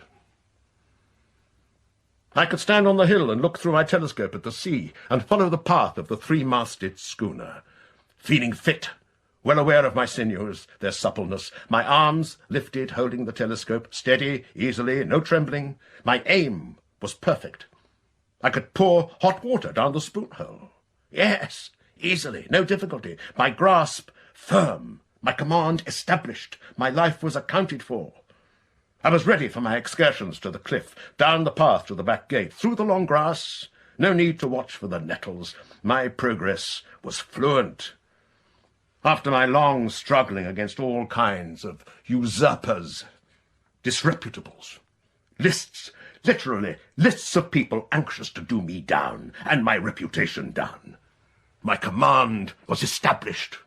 All summer I would breakfast, survey my landscape, take my telescope, examine the overhanging of my hedges, pursue the narrow lane past the monastery, climb the hill, adjust the lens, watch the progress of the three-masted schooner. My progress was as sure, as fluent. Yes, you're quite right. It is funny. Laugh your bloody head off. Go on, don't mind me, no need to be polite. That's right. You're quite right, it is funny. I'll laugh with you. Yeah, you're laughing with me, I'm laughing with you, we're laughing together. Why did I invite you into this room? That's your next question, isn't it? Bound to be. Well, why not, you might say. My oldest acquaintance, my nearest and dearest, my kith and kin. Possibly. But surely correspondence would have been as satisfactory, more satisfactory. We could have exchanged postcards, couldn't we? What?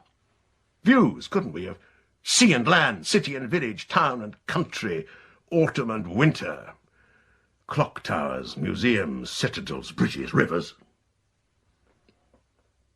Seeing you stand at the back gate, such close proximity, was not at all the same thing. What are you doing? You're taking off your balaclava? No, you've decided not to.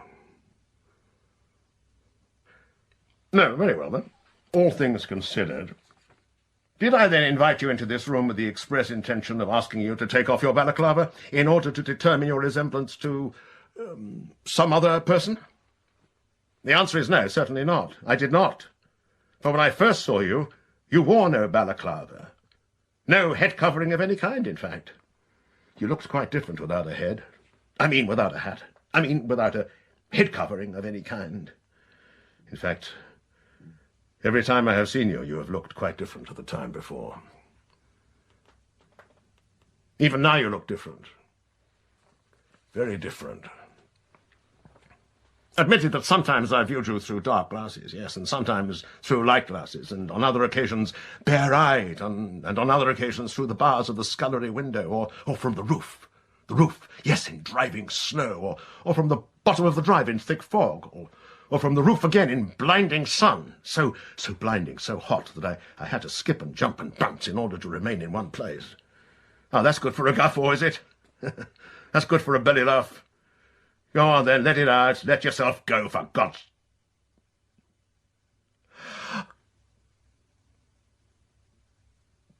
You're crying. You haven't been laughing. You're crying. You're weeping. You're shaking with grief for me. I can't believe it. For my plight. I've been wrong. Come, stop it. Be a man. Blow your nose, for goodness sake. Pull yourself together. Fever. Excuse me. I've caught a cold. A germ in my eyes. It was this morning in my eyes. My eyes. Not that I had any difficulty in seeing you. No. It was not so much my sight. My sight is excellent. In winter, I run about with nothing on but a pair of polo shorts. No. It was not so much any deficiency in my sight as the airs between me and my object. Don't weep. The change of air, the currents obtaining in the space between me and my object, the shades they make, the shapes they take, the quivering, the eternal quivering. Please stop crying. Nothing to do with heat haze. Sometimes, of course, I would take shelter to compose myself. Yes, I would seek a tree, a cranny of bushes, erect my canopy, and so make shelter and rest. And then I no longer heard the wind or saw the sun. Nothing entered, nothing left my nook. I lay on my side in my polo shorts, my fingers lightly in contact with the blades of grass, the earth flowers, the petals of the earth flowers flaking lying on my palm, the underside of all the great foliage dark above me. But it is only afterwards I say the foliage was dark, the petals flaking. Then I said nothing. I remarked nothing. Things happened upon me. Then in my times of shelter, the shades, the petals, carried their bodies upon me. And nothing entered my nook. Nothing left it. But then the time came. I saw the wind swirling, and the dust at my back gate lifting, and the long grass scything together. Oh, you are laughing. You're laughing. Your face, your body, rocking, gasping, rocking, shaking, rocking, heaving, rocking. You're laughing at me.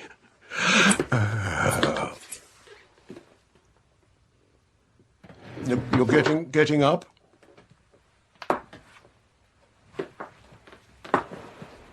Moving of your own volition. Taking off your balaclava. You look younger. You look extraordinarily youthful. You're serious, very grave. You want light. You want to open the curtains. The blinds. The moon. You want to examine the garden. It must be very bright in the moonlight. I would like to join you, explain, show you the garden, explain the plants where I run, my track. In training, I was #1 sprinter at Howells when a stripling, no more than a stripling, licked men twice my strength when a stripling, like yourself. The pool must be glistening in the moonlight, and the lawn. I remember it well. The cliff, the sea, the three-masted schooner.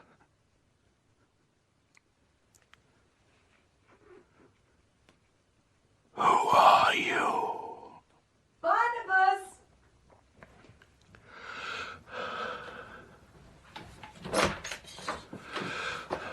Oh, Barnabas, everything is ready.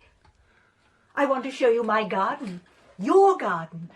You must see my japonica, my convolvulus, my honeysuckle, my clematis. The summer is coming. I put up your canopy for you. You can lunch in the garden, by the pool. I've polished the whole house for you. Take my hand. Yes. Yes. Yes. Oh, wait a moment. Edward, here is your tray.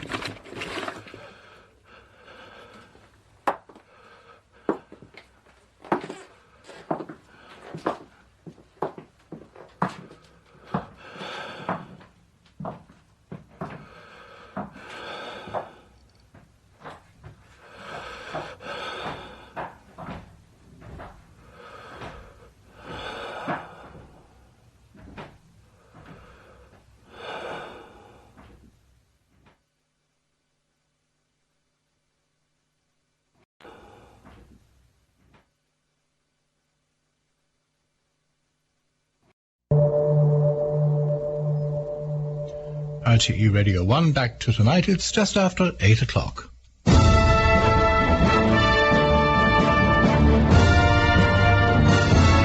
RTE News with Una O'Hagan. A suicide bombing has killed at least 23 people in the Iraqi capital, Baghdad. The attack took place during lunchtime at a busy restaurant outside the fortified Green Zone government compound in the city. 7 policemen and many plainclothes security guards were among those killed. Police said 36 people were injured. The Al-Qaeda group in Iraq, led by Jordanian Abu Musab al-Zarqawi, claimed responsibility for the attack, the bloodiest in the capital since a major crackdown on insurgent activity began there a month ago. 2 men and a woman are being questioned by police investigating the murder of a man in Newton Abbey near North Belfast early today. The victim, who was in his 30s, died after being stabbed. He was attacked outside a house at around 2:30 this morning. 2 men were injured in the same incident. Their injuries are not believed to be life-threatening. Police believe there was no sectarian motive or any paramilitary link to the killing.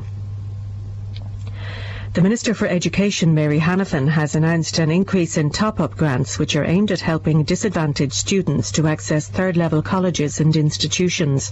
From September, the maximum grant will be just over €5,300.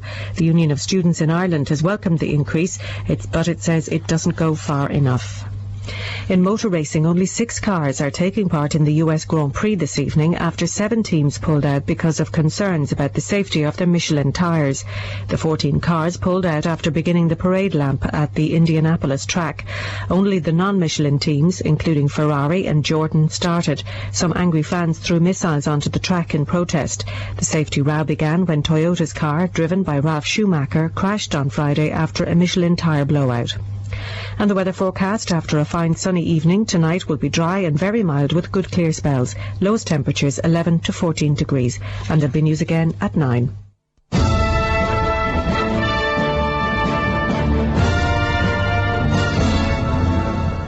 You're listening to RTÉ Radio 1. We're broadcasting on AM, FM and on satellite from Ireland. And now, RTÉ Radio Drama's season of Classic Styles, celebrating the works of the producer William Styles. First of 2 plays now, and to begin, we present Daphne Carroll as Beth and Peter Dix as Duff in Landscape by Harold Pinter.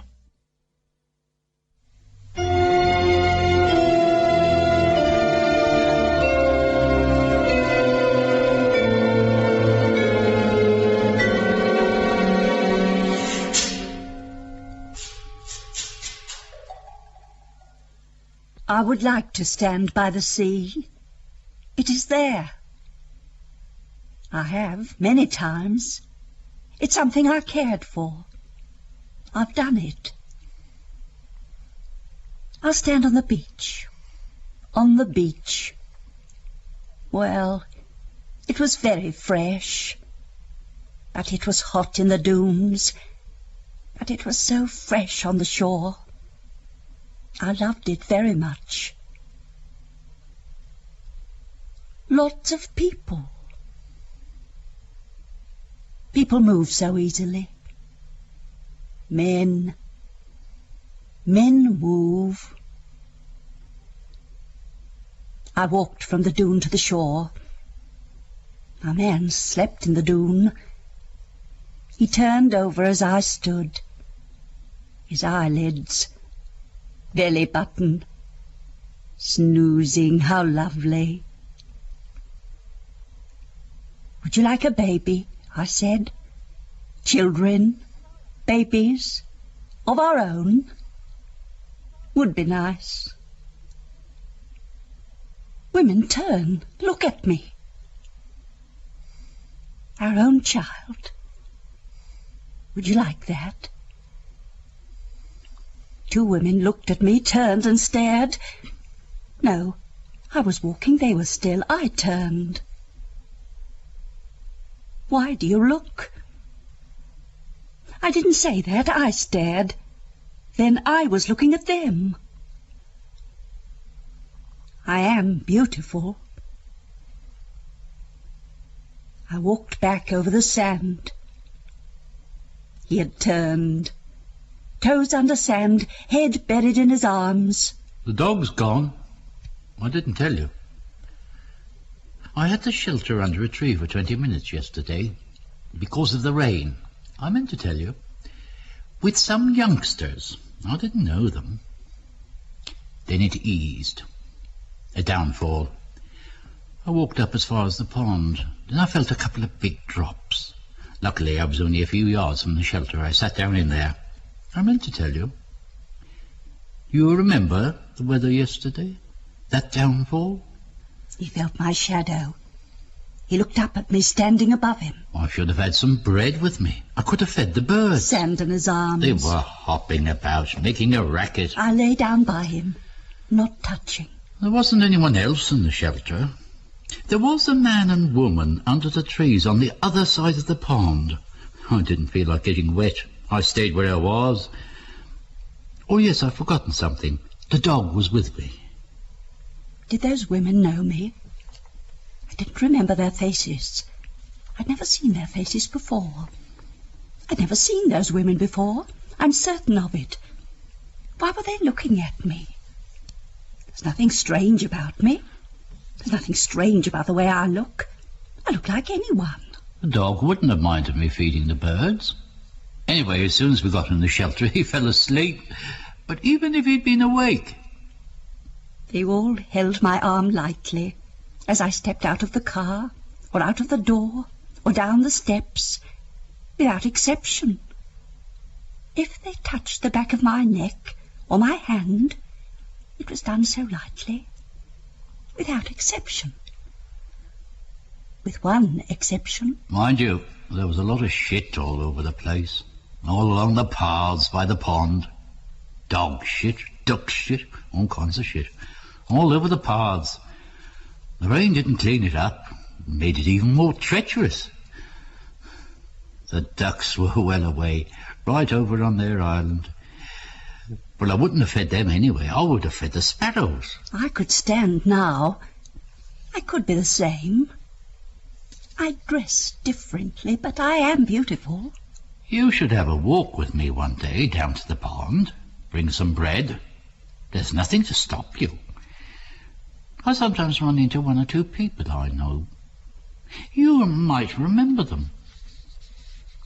When I watered the flowers, he stood watching me and watched me arrange them.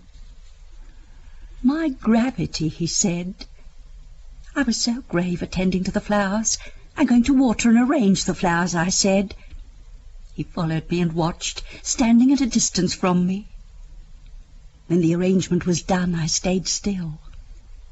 I heard him moving. He didn't touch me. I listened. I looked at the flowers, blue and white in the bowl. And then he touched me. He touched the back of my neck, his fingers lightly touching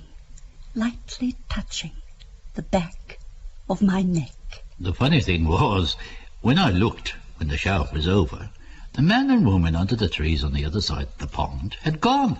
There wasn't a soul in the park. I wore a white beach robe. Underneath I was naked. There wasn't a soul on the beach. Very far away a man was sitting on a breakwater. Even so, he was only a pinpoint in the sun. And even so, I could only see him when I was standing, or on my way from the shore to the dune. When I lay down, I could no longer see him. Therefore, he couldn't see me. I may have been mistaken. Perhaps the beach was empty. Perhaps there was no one there. He couldn't see my man anyway. He never stood up. Snoozing, how lovely, I said to him. But I wasn't a fool on that occasion. I lay quiet by his side. Anyway, My skin I'm sleeping all right these days. was stinging. Right through the night, every night. I'd been in the sea. Maybe something to do with the fishing. Getting to learn more about fish. Stinging in the sea by They're myself. very shy creatures. You've got to woo them. You must never get excited with them or flurried. Never. I knew there must be a hotel near where we could get some tea. Anyway, luck was on my side for a change. By the time I got out of the park, the pubs were open. So I thought I might as well pop in and have a pint. I wanted to tell you, I met a nut in there. First of all, I had a word with the landlord. He knows me.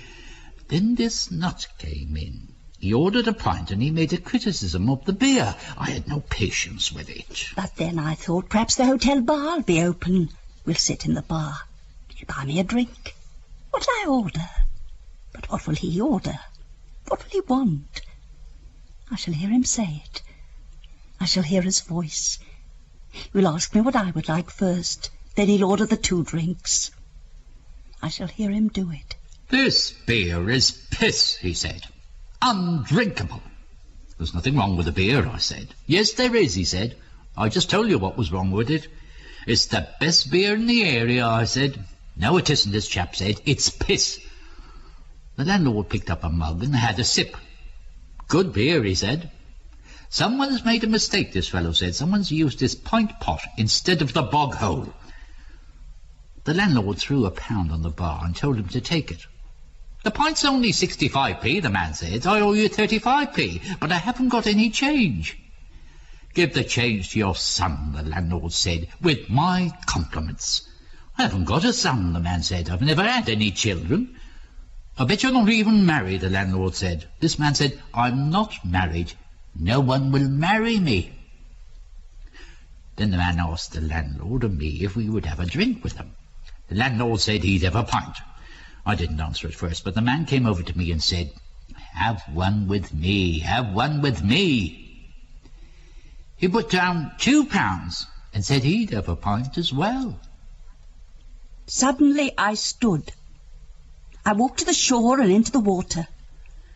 I didn't swim. I don't swim. I let the water billow me. I rested in the water. The waves were very light, delicate. They touched the back of my neck.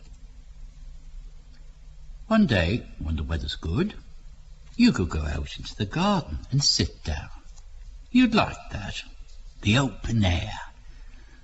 I'm often out there. The dog liked it. I've put in some flowers. You'd find it pleasant, looking at the flowers. You could cut a few if you liked. Bring them in. No one would see you. There's no one there. That's where we're lucky, in my opinion. To live in Mr. Sykes's house in peace. No one to bother us. I've thought of inviting 1 or 2 people I know from the village in here for a bit of a drink once or twice, but I decided against it. It's not necessary. You know what you get quite a lot of in the garden? Butterflies. I slipped out of my costume and put on my beach robe. Underneath I was naked. There wasn't a soul on the beach, except for an elderly man far away in a breakwater. I lay down beside him and whispered, would you like a baby? A child? Of our own? Would be nice. Yes, it was funny. Suddenly I realized there wasn't a soul in the park. The rain had stopped. What did you think of that downfall? Of course, the youngsters I met under the first tree during the first shower, they were larking about and laughing. I tried to listen to find out what they were laughing about, but I couldn't work it out. They were whispering. I tried to listen to find out what the joke was. Anyway, I didn't find out. I was thinking, when you were young, you didn't laugh much. You were grave. That's why he picked such a desolate place, so that I could draw in peace. I had my sketchbook with me. I took it out. I took my drawing pencil out. But there was nothing to draw, only the beach, the sea. Could have drawn him. He didn't want it. He laughed. I laughed with him. I waited for him to laugh. Then I would smile, turn away. He would touch my back, turn me to him.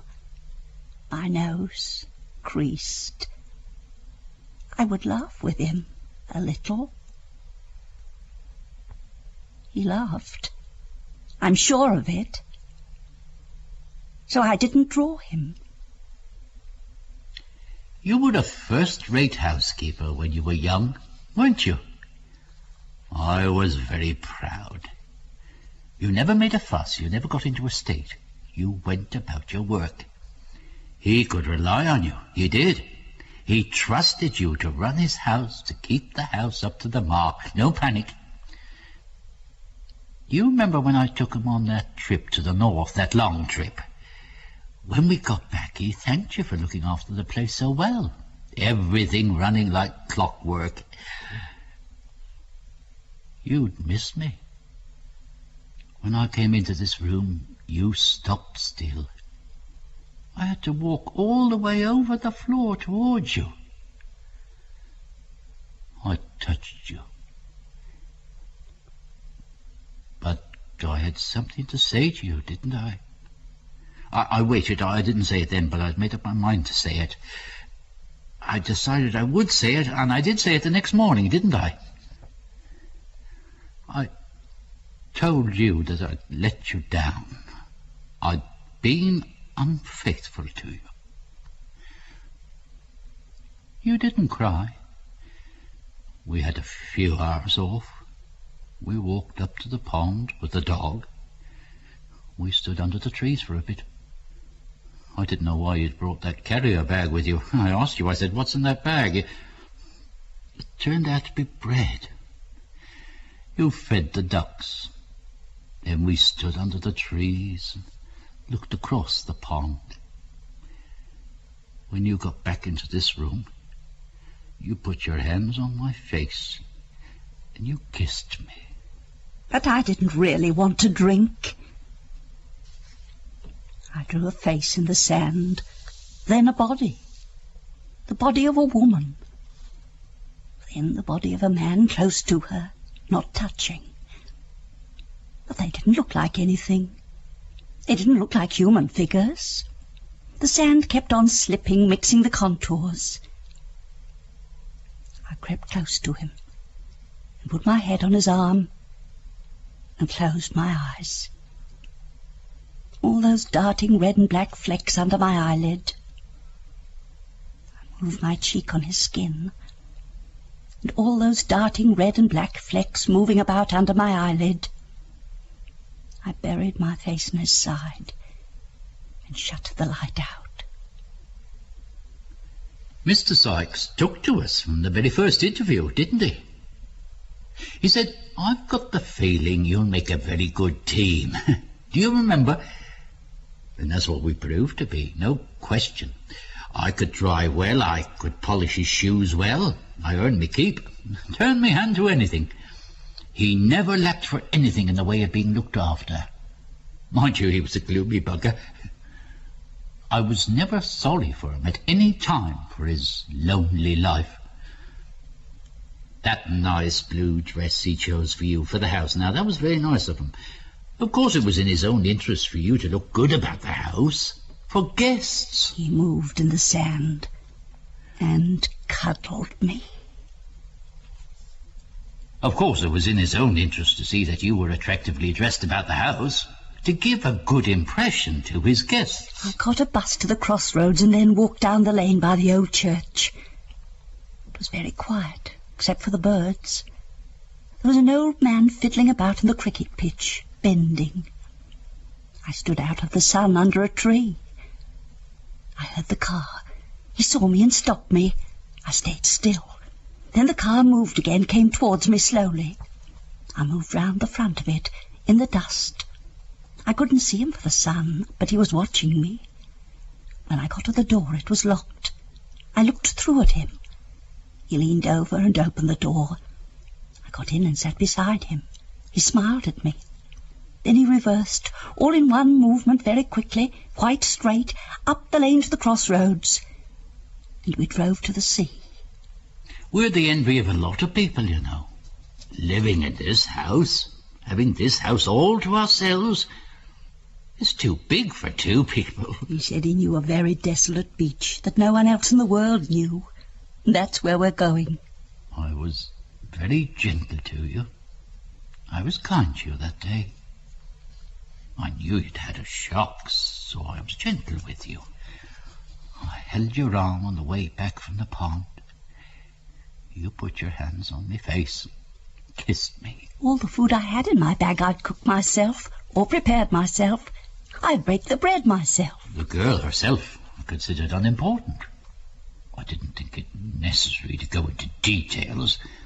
I decided against it. The windows were open, but we kept the hood up. Mr. Sykes gave a little dinner party that Friday.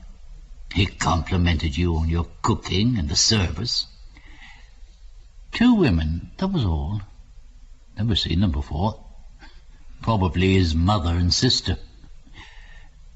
They wanted coffee late. I was in bed, I fell asleep. I would have come down to the kitchen to give you a hand, but I was too tired. But I woke up when you got into bed. You were out on your feet. You were asleep as soon as you hit the pillow. Your body just fell back. He was right. It was desolate. There wasn't a soul on the beach. I had a look over the house the other day. I meant to tell you, the dust is bad. We'll have to polish up. We could go up to the drawing room, open the windows. I could wash the old decanters. We could have a drink up there one evening, if it's a pleasant evening. I think there are moths. I moved the curtain and they flew out. Of course, when I'm older, I won't be the same as I am. I won't be what I am. My skirts, my long legs. I'll be older. I won't be the same. At least now I can walk down to the pub in peace and up to the pond in peace, with no one to nag the shit out of me. All it is, you see, I said, is the lightness of your touch, the lightness of your look, my neck, your eyes, the silence. That is my meaning. The loveliness of my flowers, my hands touching my flowers. That is my meaning. I've watched other people. I've seen them. All the cars zooming by, men with girls at their sides, bouncing up and down. They're dolls. They squeak. All the people were squeaking in the hotel bar. The girls had long hair. They were smiling. That's what matters, anyway. We're together. That's what matters. But I was up early. There was still plenty to be done and cleared up. I'd put the plates in the sink to soak. They'd soaked overnight. They were easy to wash. The dog was up. He followed me. Misty morning. Comes from the river. This fella knew bugger all about beer. He didn't know I'd be trained as a cellarman. That's why I could speak with authority. I opened the door and went out. There was no one about. The sun was shining. Wet. I mean wetness all over the ground. A cellarman is the man responsible. He's the earliest up in the morning. Give the drayman a hand with the barrels. Down the slide through the cellar flaps, lower them by ropes to the racks, rock them on the belly, put a rim up them, use balance and leverage, hike them onto the racks. Still misty, but thinner. Thinning. The bung is on the vertical in the bunghole. Spile the bung. Hammer the spile through the centre of the bung. That lets the air through the bung down the bunghole, lets the beer breathe. Wetness all over the air. Sunny. Trees like feathers. Then you hammer the tap in. I wore my blue dress. Let it stand for 3 days. Keep wet sacks over the barrels. Hose the cellar floor daily. Hose the barrels daily. It was a beautiful autumn morning. Run water through the pipes to the bar pumps daily. I stood in the mist. And pull off. Pull off. Stop pulling just before you get to the dregs. The dregs will give you the shits. You've got an ullage barrel. Feed the slops back to the ullage barrel and send them back to the brewery. In the sun. Dip the barrels daily with a brass rod. Know your gallonage. Chalk it up. Then you're tidy. Then you never get caught short. Then I went back to the kitchen and sat down. This chap in the pub said he was surprised to hear it. He said he was surprised to hear about hosing the cellar floor. He said he thought most cellars had a thermostatically controlled cooling system. He said he thought keg beer was fed with oxygen through a cylinder. I said I wasn't talking about keg beer, I was talking about normal draft beer. He said he thought they piped the beer from a tanker into metal containers. I said they may do, but he wasn't talking about the quality of beer I was. He accepted that point.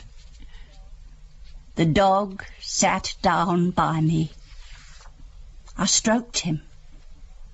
Through the window I could see down into the valley. I saw children in the valley. They were running through the grass. They ran up the hill. I never saw your face. You were standing by the windows. One of those black nights. A downfall. All I could hear was the rain on the glass, smacking on the glass. You knew I'd come in, but you didn't move. I stood close to you. What were you looking at? It was black outside. I could just see your shape in the window, your reflection. There must have been some kind of light somewhere.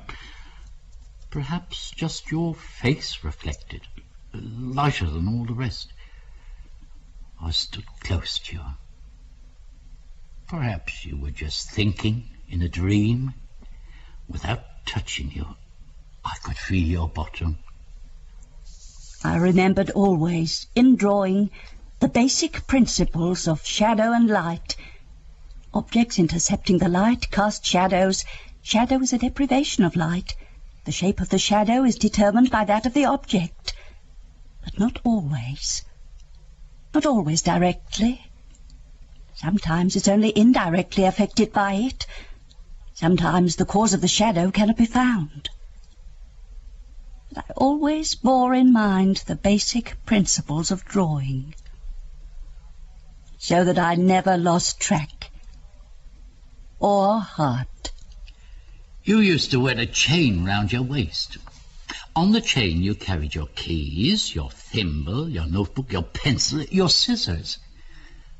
You stood in the hall and banged the gong. What the bloody hell are you doing banging that bloody gong? It's bullshit standing in an empty hall banging a bloody gong. There's no one to listen, no one here. There's not a soul in the house, except me. There's nothing for lunch. There's nothing cooked. No stew, no pie, no greens, no joint. Bugger all. So that I never lost track. Even when I asked him to turn to look at me, and he turned to look at me, but I couldn't see his look. I couldn't see whether he was looking at me. Although he had turned and appeared to be looking at me. I took the chain off, and the thimble, the keys, the scissors slid off it and clattered down. I booted the gong down the hall. The dog came in. I thought you would come to me. I thought you would come into my arms and kiss me, even offer yourself to me. I would have had you in front of the dog, like a man, in the hall, on the stone, banging a gong. Mind you don't get the scissors up your arse. Or the thimble, don't worry. I'll throw them for the dog to chase. The thimble will keep the dog happy. He'll play with his paws. You played with me like a woman. I'll bang the gong on the floor. If the sound is too flat, lacks resonance, I'll hang it back on its hook. Bang you against it, swinging, gonging, waking the place up, calling them all for dinner. Lunch is up, bring out the bacon, bang your lovely head. Mind the dog doesn't swallow the thimble. Slam! He lay above me and looked down at me. He supported my shoulder. So tender his touch on my neck, so softly his kiss on my cheek. My hand on his rib, so sweetly the sand over me, tiny the sand on my skin. So silent the sky in my eyes, gently the sound of the tide. Oh, my true love, I said.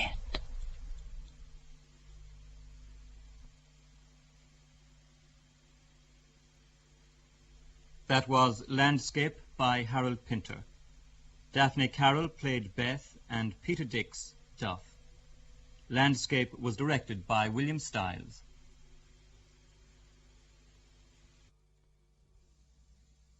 And now we've the second play this evening in our series of classic styles, celebrating the work of producer William Stiles. We present Family Voices, also by Harold Pinter.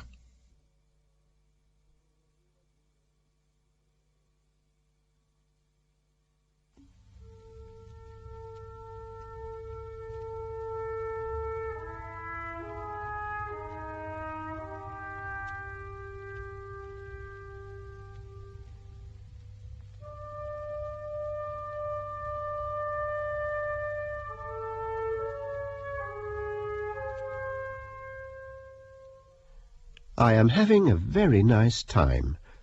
The weather is up and down, but surprisingly warm on the whole, more often than not. I hope you're feeling well, and not as peaky as you did the last time I saw you. No, you didn't feel peaky. You felt perfectly well. You simply looked peaky. Do you miss me? I'm having a very nice time, and I hope you're glad of that. At the moment, I am dead drunk. I had 5 pints in the Fishmonger's Arms tonight, followed by 3 double scotches, and literally rolled home. When I say home, I can assure you that my room is extremely pleasant. So is the bathroom. Extremely pleasant. I have some very pleasant baths indeed in the bathroom. So does everybody else in the house. They all lie quite naked in the bath and have very pleasant baths indeed. All the people in the house go about saying what a superb bath and bathroom the one we share is. They go about telling literally everyone they meet what lovely baths you can get in this place, more or less unparalleled, to put it bluntly. It's got a lot to do with the landlady, who is a Mrs. Withers, a person who turns out to be an utterly charming person of impeccable credentials. When I said I was drunk, I was, of course, making a joke. I bet you laughed. Mother? Did you get the joke? You know I never touch alcohol. I like being in this enormous city all by myself. I expect to make friends in the not-too-distant future. I expect to make girlfriends, too. I expect to meet a very nice girl. Having met her, I shall bring her home to meet my mother. I like walking in this enormous city all by myself. It's fun to know no one at all. When I pass people in the street, they don't realize that I don't know them from Adam. They know other people, and even more other people know them, so they naturally think that even if I don't know them, I know the other people. So they look at me. They try to catch my eye. They expect me to speak. But as I do not know them, I do not speak. Nor do I ever feel the slightest temptation to do so. You see, Mother, I am not lonely, because all that has ever happened to me is with me, keeps me company. My childhood, for example, through which you, my mother, and he, my father, guided me. I get on very well with my landlady, Mrs. Withers. She tells me I am her solace. I have a drink with her at lunchtime, and another one at tea-time, and then take her for a couple in the evening at the Fishmonger's Arms. She was in the Women's Air Force in the Second World War. "Don't drop a bollock, Charlie," she's fond of saying. "Call him Flight Sergeant, and he'll be happy as a pig in shit." You'd really like her, Mother. I think it's dawn. I can see it coming up. Another day, a day I warmly welcome. And so I shall end this letter to you, my dear mother, with my love. Darling, where are you? The flowers are wonderful here, the blooms, you so love them. Why do you never write? I think of you and wonder how you are. Do you ever think of me, your mother? Ever? At all? Have you changed your address? Have you made friends with anyone, a nice boy or a nice girl? There are so many nice boys and nice girls about. But please, don't get mixed up with the other sort. They can land you in such terrible trouble, and you'd hate it so. You're so scrupulous, so particular. I often think that I would love to live happily ever after with you and your young wife, and she would be such a lovely wife to you, and I would have the occasional dinner with you both. A dinner I would be quite happy to cook myself, should you both be tired after your long days. I'm sure you will be. I sometimes walk the cliff path and think of you. I think of the times you walked the cliff path with your father, with cheese sandwiches. Didn't you? You both sat on the cliff top and ate my cheese sandwiches together. Do you remember our little joke? Munch, munch. We had a damn good walk, your father would say. You mean you had a good munch, munch, I would say, and you would both laugh. Darling, I miss you. I gave birth to you. Where are you? I wrote you 3 months ago, telling you of your father's death. Did you receive my letter? I'm not at all sure that I like the people in this house, apart from Mrs. Withers and her daughter Jane. Jane is a schoolgirl who works hard at her homework. She keeps her nose to the grindstone. This I find impressive. There's not too much of that about these days. But I'm not so sure about the other people in this house. One is an old man. The one who is an old man retires early. He's bald. The other is a woman who wears red dresses. The other one is another man. He's big. He's much bigger than the other man. His hair is black. He has black eyebrows and black hair on the back of his hands. I asked Mrs. Withers about them, but she will talk of nothing but her days in the Women's Air Force in the Second World War. I have decided that Jane is not Mrs. Withers' daughter, but her granddaughter. Mrs. Withers is 70. Jane is 15. That, I am convinced, is the truth. At night I hear whispering from the other rooms, and do not understand it. I hear steps on the stairs, but do not dare go out to investigate. As your father grew closer to his death, he spoke more and more of you with tenderness and bewilderment. I consoled him with the idea that you had left home to make him proud of you. I think I succeeded in this. One of his last sentences was, "Give him a slap on the back from me. Give him a slap on the back from me." I have made a remarkable discovery. The old man who is bald and who retires early is named Withers. Benjamin Withers. Unless it is simply a coincidence, it must mean that he is a relation. I asked Mrs. Withers what the truth of this was. She poured herself a gin and looked at it before she drank it. Then she looked at me and said, "You're my little pet. I've always wanted a little pet, but I've never had one, and now I've got one." Sometimes she gives me a cuddle, as if she were my mother. But I haven't forgotten that I have a mother, and that you are my mother. Sometimes I wonder if you remember that you have a mother. Something has happened. The woman who wears red dresses stopped me and asked me into her room for a cup of tea. I went into her room. It was far bigger than I had expected, with sofas and curtains and veils and shrouds and rugs and soft material all over the walls, dark blue. Jane was sitting on a sofa doing her homework, by the look of it. I was invited to sit on the same sofa. Tea had already been made and stood ready, in a china tea set of a most elegant design. I was given a cup. So was Jane, who smiled at me.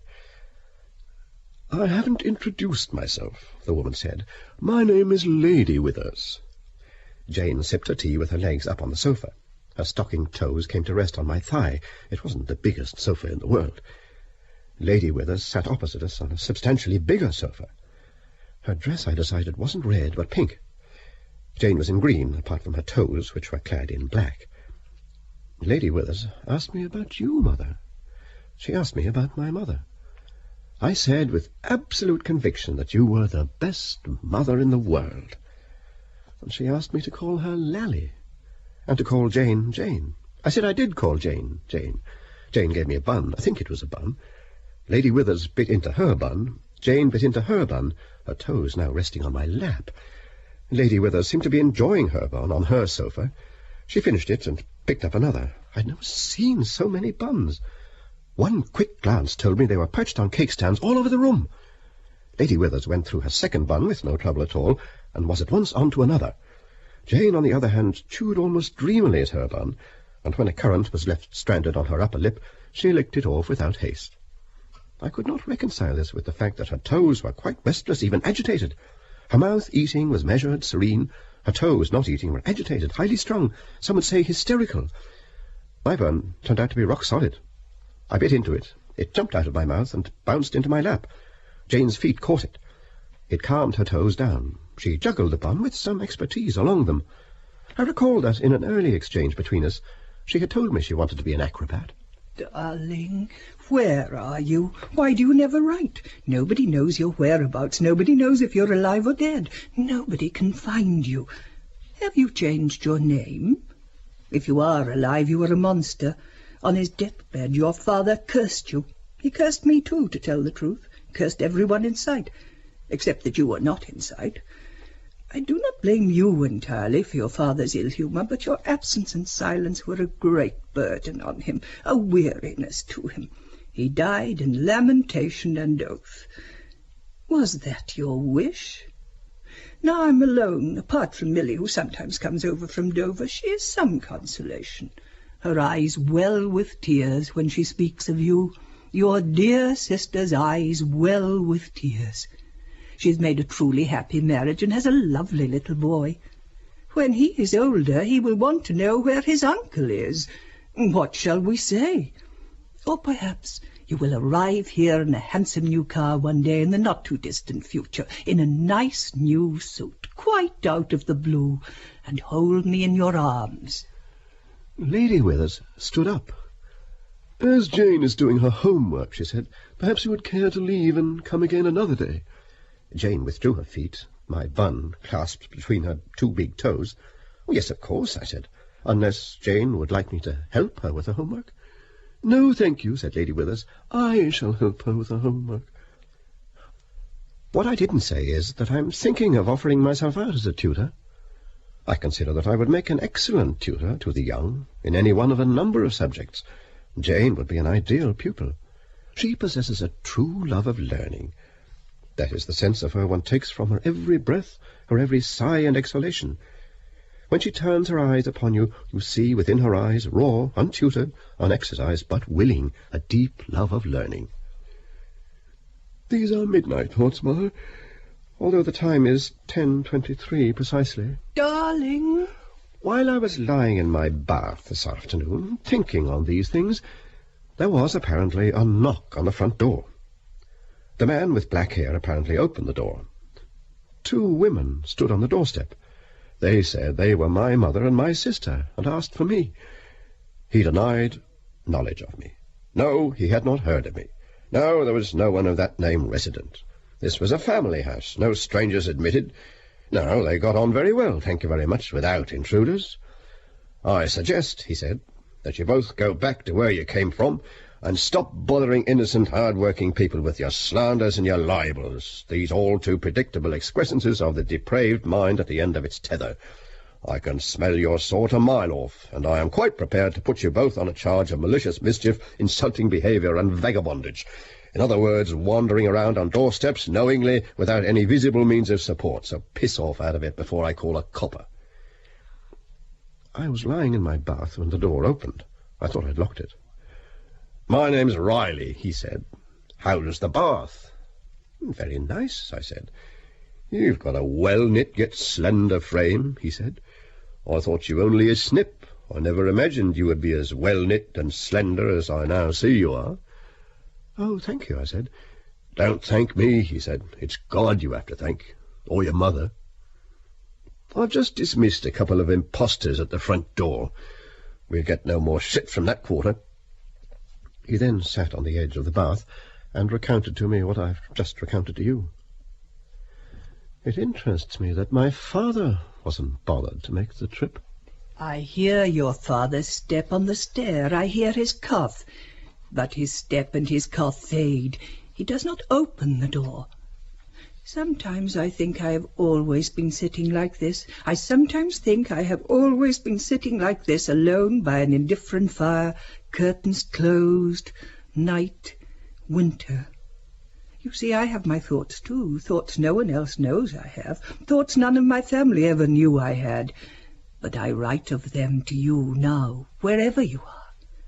What I mean is that when, for example, I was washing your hair with the most delicate shampoo and rinsing, and then drying your hair so gently with my soft towel, so that no murmur came from you of discomfort or unease, and then looked into your eyes and saw you look into mine, knowing that you wanted no one else, no one at all, knowing that you were entirely happy in my arms. I knew also, for example, that I was at the same time sitting by an indifferent fire, alone in winter, in eternal night without you. Lady Withers plays the piano. They were sitting, the three women, about the room. About the room were bottles of a vin rosé of a pink I shall never forget. They sipped their wine from such lovely glass, an elegance of gesture and grace I thought long dead. Lady Withers wore a necklace around her alabaster neck, a neck amazingly young. She played Schumann. She smiled at me. Mrs. Withers and Jane smiled at me. I took a seat. I took it and sat in it. I am in it. I will never leave it. Oh, Mother, I have found my home, my family. Little did I ever dream I could know such happiness. Perhaps I should forget all about you. Perhaps I should curse you as your father cursed you. Oh, I pray your life is a torment to you. I wait for your letter begging me to come to you. I'll spit on it. Mother, I've had the most unpleasant, the most mystifying encounter with the man who calls himself Mr. Withers. Will you give me your advice? Come in here, son, he called. Look sharp. Don't mess about. I haven't got all night. I went in. There was a jug, a basin, a bicycle. You know where you are, he said. You're in my room. It's not Euston Station. You get me? It's a true oasis. This is the only room in this house where you can pick up a caravanserai to all points west. Compris? Comprende? Get me? Are you prepared to follow me down the mountain? Now look at me. My name's Withers. I'm there or thereabouts. Follow? Embargo on all duff terminology. With me? Embargo on all things redundant, all areas in that connection verboten. You're in a disease-ridden land, boxer. Keep your weight on all the left feet you can lay your hands on. Keep dancing. The old foxtrot is the classical response, but that's not the response I'm talking about. Nor am I talking about the other response. Up the slaves, get me? This is a place of creatures up and down stairs. Creatures of the rhythmic splits, rhythmic sideswipes, the rums and roulettes, the macaroni tatters, the dumplings in jam mayonnaise, a catapulting order of gross and ramshackle shenanigans, open-ended paraphernalia. You follow me? It all adds up. It's before you and behind you. I'm the only saviour of the grace you find yourself wanting in. Mind how you go. Look sharp. You get my drift? Don't let it get too mouldy. Watch the mould. Get the feel of it, sonny. Get the density. Look at me. And I did. I am ill. It was like looking into a pit of molten lava, Mother. Oh, one look was enough for me. Come to me. I joined Mrs. Withers for a Campari and soda in the kitchen. She spoke of her youth. I was a right titbit, she said. I was like a piece of plum duff. They used to come for miles to try their luck. I fell head over heels with the man in the Fleet Air Arm. He adored me. They had him murdered because they didn't want us to know happiness. I could have married him and had tons of sons. But, oh no, he went down with his ship. I heard it on the wireless. I wait for you. Later that night, Riley and I shared a cup of cocoa in his quarters. I like slender lads, Riley said. Slender but strong. I've never made any secret of it, but I've had to restrain myself. I've had to keep a tight rein on my inclinations. That's because my deepest disposition is towards religion. I've always been a deeply religious man. You can imagine the tension this creates in my soul. I walk about in a constant state of spiritual, emotional, psychological and physical tension. It's breathtaking, the discipline I'm called upon to exert. My lust is unimaginably violent, but it goes against my best interests, which are to keep on the right side of God. I'm a big man, as you see. I could crush a slip of a lad such as you to death. I mean the death that is love, the death I understand love to be. But meet it is that I keep those desires shackled in handcuffs and leg irons. I'm good at that sort of thing because I'm a policeman by trade, and I am highly respected. I'm highly respected both in the force and in church. The only place where I'm not highly respected is in this house. They don't give a shit for me here, although I've always been a close relation, of a sort. I'm a fine tenor, but they never invite me to sing. I might as well be living in the middle of the Sahara Desert. There are too many women here, that's the trouble. And it's no use talking to Baldy, he's well away. He lives in another area, best known to himself. I like health and strength and intelligent conversation. That's why I took a fancy to you, chum. Apart from the fact that I fancy you, I've got no one to talk to. These women treat me like a leper, even though I am a relation, of a sort. What relation? Is Lady Withers Jane's mother or sister? If either is the case, why isn't Jane called Lady Jane Withers? Or perhaps she is. Or perhaps neither is the case. Or perhaps Mrs. Withers is actually the Honourable Mrs. Withers. But if that is the case, what does that make Mr. Withers? Which Withers is he, anyway? I mean, what relation is he to the rest of the Witherses? And who is Riley? But if you find me bewildered, anxious, confused, uncertain, and afraid, you also find me content. My life possesses shape. The house has a very warm atmosphere, as you have no doubt gleaned, and as you have no doubt noted from my account, I talk freely to all its inhabitants, with the exception of Mr. Withers, to whom no one talks, to whom no one refers with evidently good reason. But I rarely leave the house. No one seems to leave the house. Riley leaves the house, but rarely. He must be a secret policeman. Jane continues to do a great deal of homework, while not apparently attending any school. Lady Withers never leaves the house. She has guests. She receives guests. Those are the steps I hear on the stairs at night. I know your mother has written to you to tell you that I am dead. I am not dead. I am very far from being dead, although lots of people have wished me dead from time immemorial. You especially. It is you who have prayed for my death from time immemorial. I have heard your prayers. They ring in my ears, prayers yearning for my death. But I am not dead. Well, that's not entirely true, not entirely the case. I'm lying. I'm leading you up the garden path. I'm playing about. I'm having my bit of fun, that's what. Because I am dead as a doornail. I'm writing to you from my grave. A quick word for old time's sake, just to keep in touch. An old hello out of the dark, a last kiss from Dad. I'll probably call it a day after this canter. Not much more to say, all a bit of a sweat. Why am I taking the trouble? Because of you, I suppose. Because you were such a loving son. I'm smiling as I lie in this glacé grave.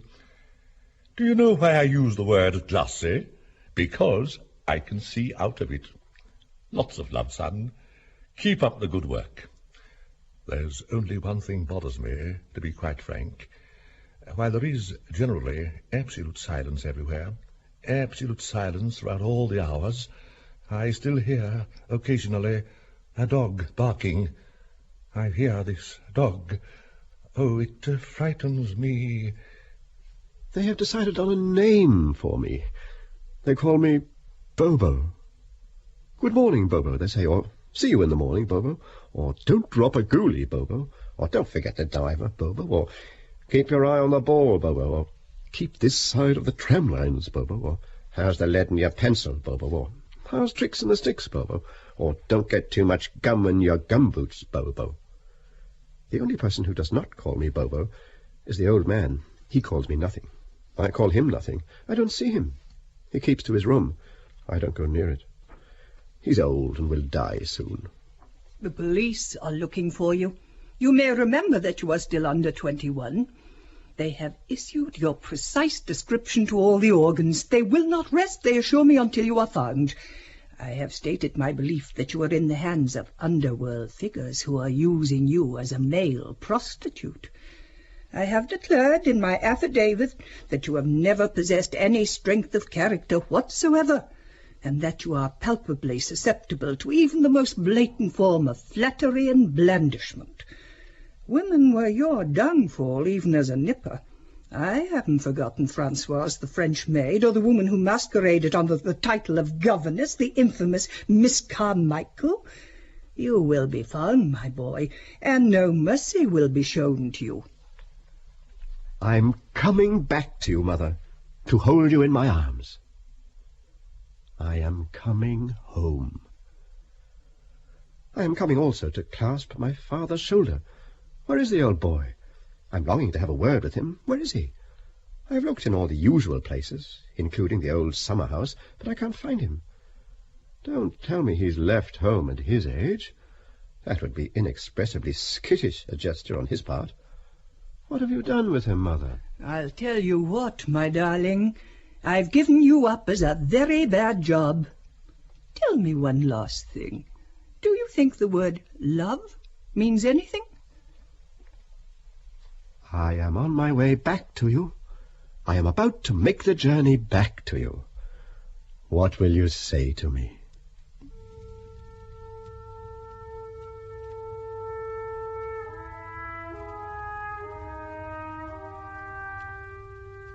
I have so much to say to you, but I am quite dead. What I have to say to you will never be said.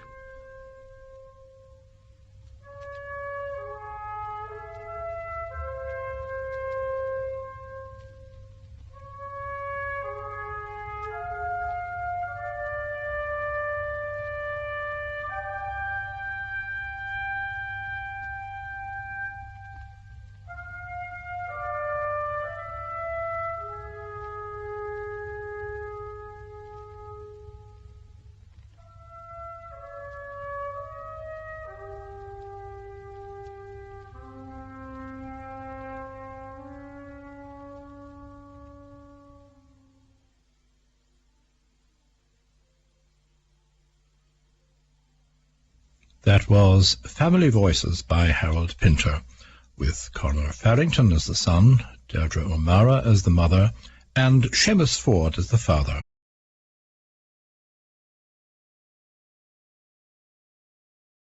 The Homecoming by Harold Pinter, with Harold Pinter, Samuel West, Michael Gambon, James Alexandru, Rupert Graves and Gina McKee. An old house in North London.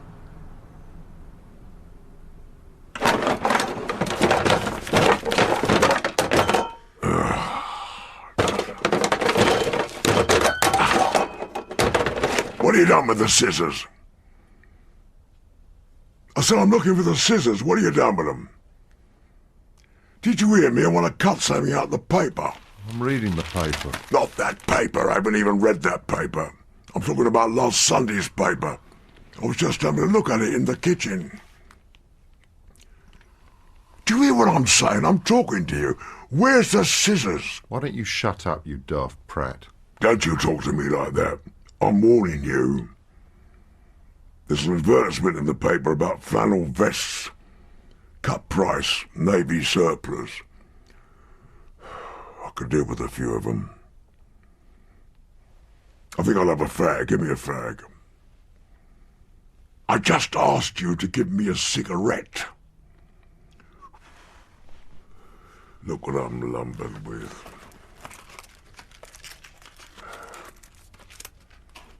I'm getting old, my word of honour.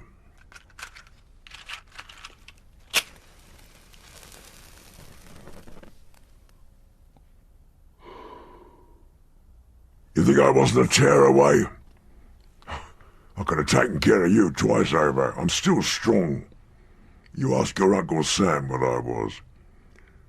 But at the same time, I always had a kind heart. Always.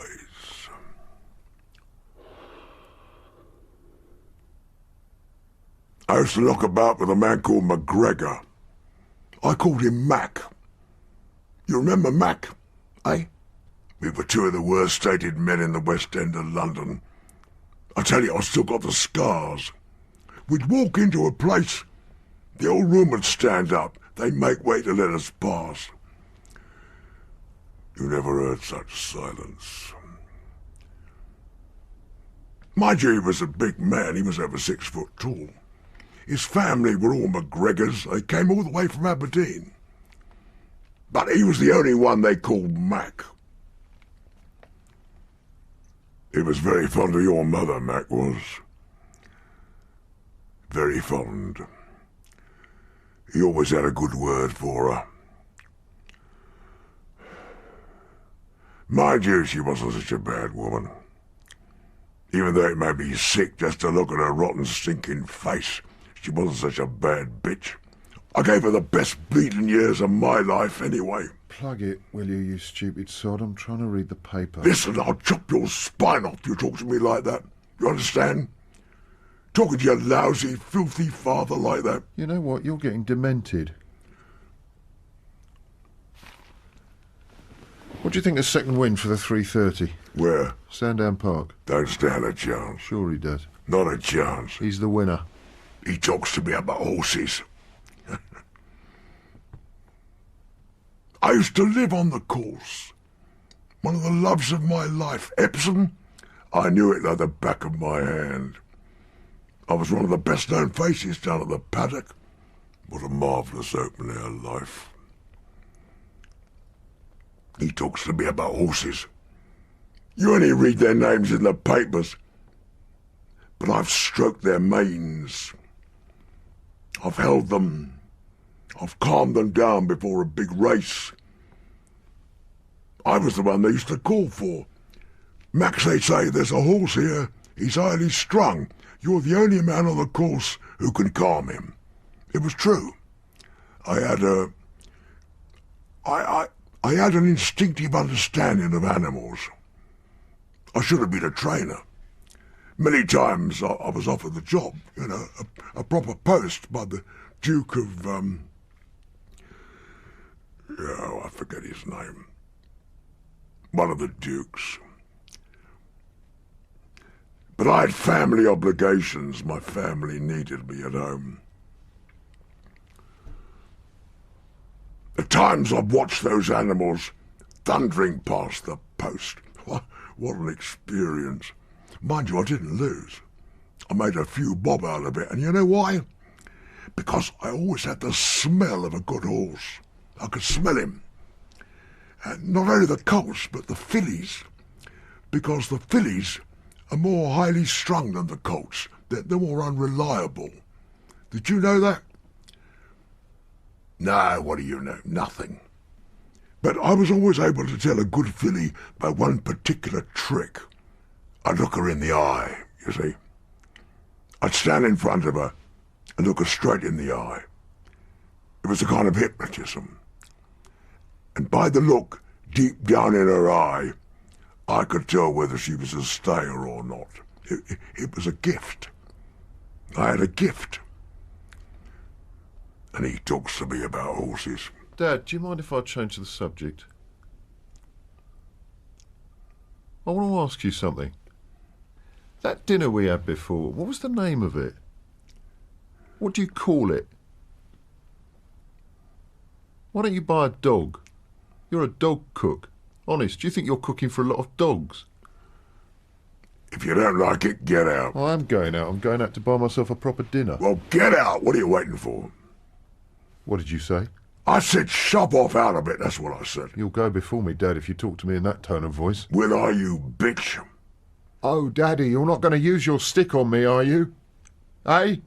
Don't use your stick on me, Daddy. No, please. It wasn't my fault. It was one of the others. I haven't done anything wrong, Dad. Honest, don't clout me with that stick, Dad.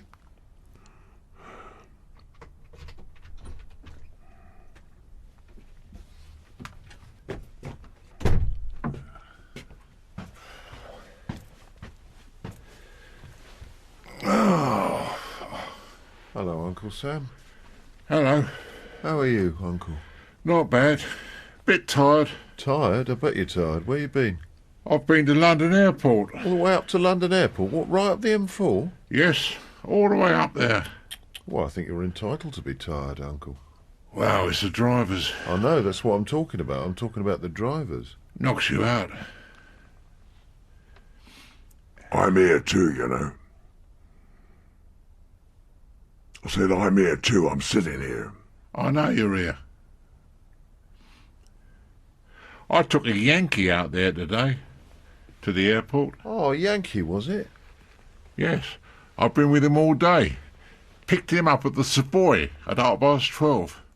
Took him to the Caprice for his lunch. After lunch I picked him up again, took him down to a house in Eaton Square. He had to pay a visit to a friend there. And then round about tea time, I took him right the way out to the airport. Had to catch a plane there, did he? Yes. Look what he gave me. He gave me a box of cigars. Come here, let's have a look at them.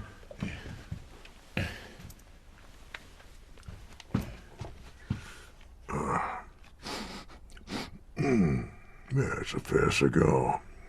Want to try one?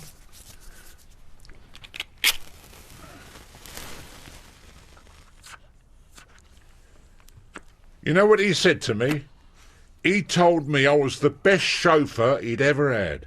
The best one. From what point of view? Eh? From what point of view? From the point of view of his driving, Dad, and his general sense of courtesy, I should say. Thought you were a good driver, did he, Sam? When he gave you a first-class cigar. Yes, he thought I was the best he'd ever had. They all say that, you know. They won't have anyone else. They only ask for me. They say I'm the best chauffeur in the firm. I bet the other drivers tend to get jealous, don't they, Uncle? They do get jealous. They get very jealous. Why? I just told you. No, I just can't get it clear, Sam. Why do the other drivers get jealous? Because A, I'm the best driver, and because B, I don't take liberties. I don't press myself on people, you see. These big businessmen, men of affairs, they don't want the driver jawing all the time. They like to sit in the back, have a bit of peace and quiet. After all, they're sitting in a Humber Super Snipe. They can afford to relax. At the same time, though, this is what really makes me special. I do know how to pass the time of day when required. For instance, I told this man today I was in the Second World War, not the First. I told him I was too young for the First, but I told him I fought in the Second. And so did he, as it turns out. He was probably a colonel or something in the American Air Force. Yes. Probably a navigator or something like that in a flying fortress. Now he's most likely a high executive in a worldwide group of aeronautical engineers. Yes. Yes, I know the kind of man you're talking about. Ta-da. After all, I'm experienced. I was driving a dust cart at the age of 19. Then I was in long-distance haulage. I had 10 years as a taxi driver, and I've had 5 as a private chauffeur. It's funny you never got married, isn't it? A man with all your gifts. Isn't it? A man like you. There's still time. Is there? You'd be surprised. What you been doing? Banging away at your lady customers, have you? Not me. In the back of the Snipe? Been having a few crafty reefs in the lay-by, have you? Not me. On the back seat? What about the armrest? Was it up or down? I've never done that kind of thing in my car. Above all that kind of thing, are you, Sam? Too true. Above having a good bang on the back seat, are you? Yes. I leave that to others. You leave it to others? What others? You paralysed prat. I don't mess up my car. Or my boss's car. Like other people. What other people? What other people? What other people? Other people. When you find the right girl, Sam, let your family know, don't forget. We'll give you a #1 send-off, I promise you. You can bring her to live here, she can keep us all happy. We'll take it in turns to give her a walk round the park. I wouldn't bring her here. Sam, it's your decision. You're welcome to bring your bride here, to the place where you live. Or on the other hand, you can take a suite to the Dorchester. It's entirely up to you. I haven't got a bride. Getting a bit peckish. Never get a bride like you had anyway. Nothing like your bride, going about these days. Like Jessie. After all, I escorted her once or twice, didn't I? Drove her round once or twice in my cab. She was a charming woman. All the same, she was your wife. But still, they were some of the most delightful evenings I've ever had. Used to just drive her about. It was my pleasure. Christ. I used to pull up at a stall and buy her a cup of coffee. She was a very nice companion to be with. Feel a bit hungry. Me too. Who do you think I am, your mother? Eh? Honestly, walking here every time of the day and night like bloody animals. Go and find yourself a mother. I've been training down at the gym. Yes, the boy's been working all day and training all night. What do you want, you bitch? You spend all the day sitting on your arse at London Airport, buy yourself a jam roll. You expect me to sit here, waiting to rush into the kitchen the moment you step in the door?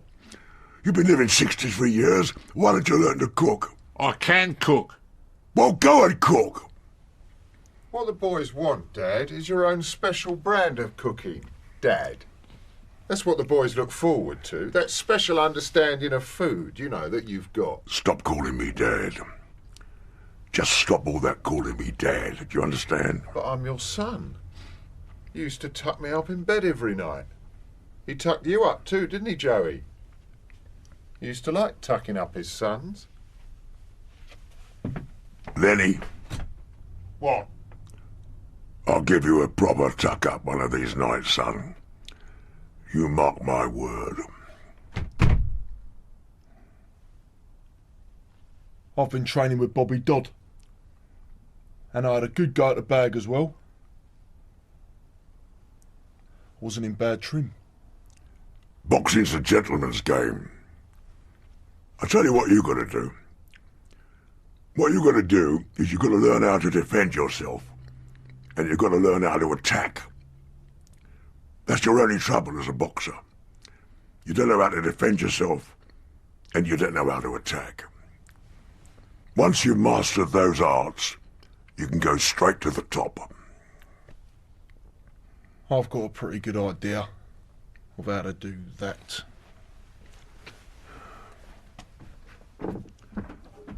Sam, why don't you go too, eh? Why don't you just go upstairs? Leave me quiet, leave me alone. I want to make something clear about Jessie, Max.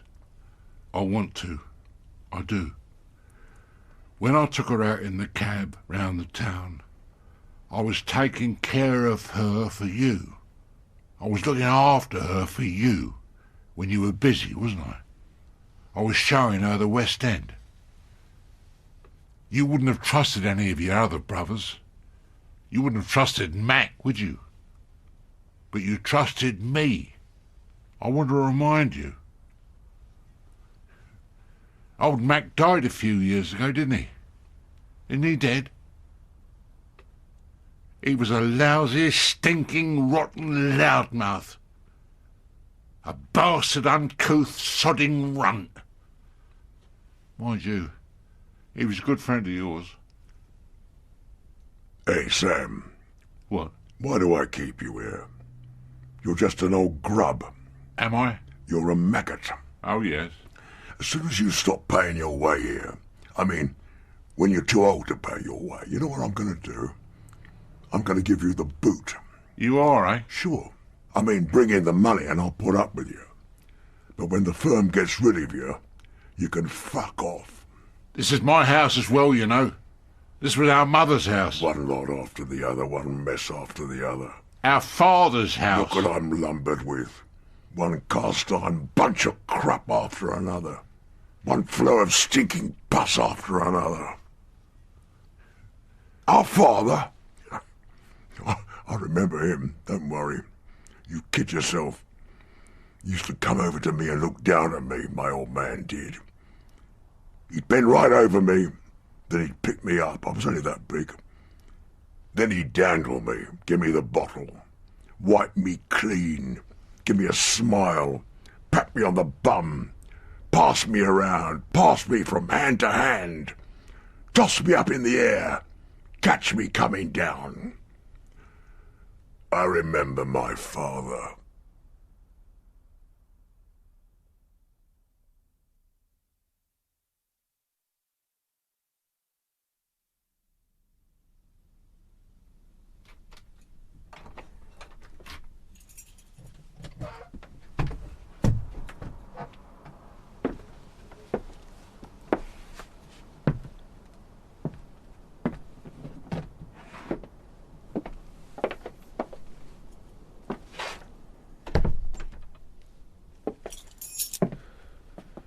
Well, the key worked. They haven't changed the lock. No one's here. They're asleep. Can I sit down? Of course. I'm tired. Then sit down. That's my father's chair. That one? Yes, that's it. Shall I go up and see if my room's still there? It can't have moved. No, I mean if my bed's still there. Someone might be in it. No. They've got their own beds. Shouldn't you wake someone up? Tell them you're here. Not at this time of night. It's too late. Shall I go up? Why don't you sit down? I'll just go up. Have a look.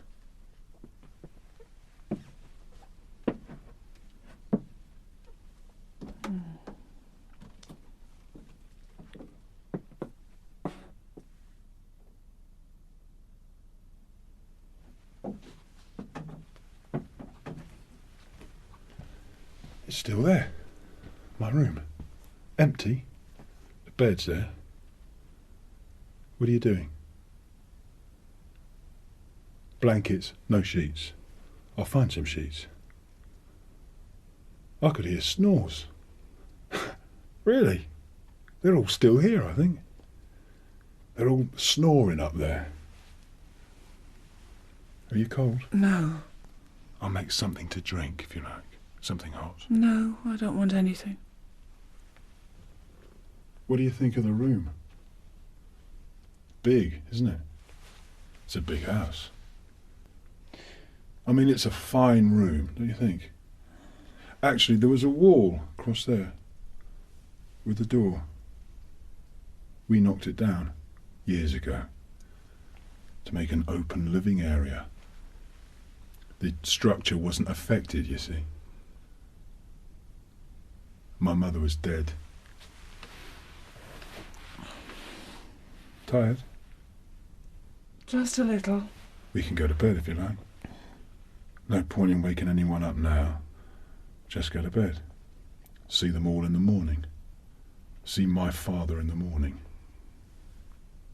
Do you want to stay? Stay? We've come to stay. We're bound to stay. For a few days. I think the children might be missing us. Don't be silly. They might. Look, we'll be back in a few days, won't we?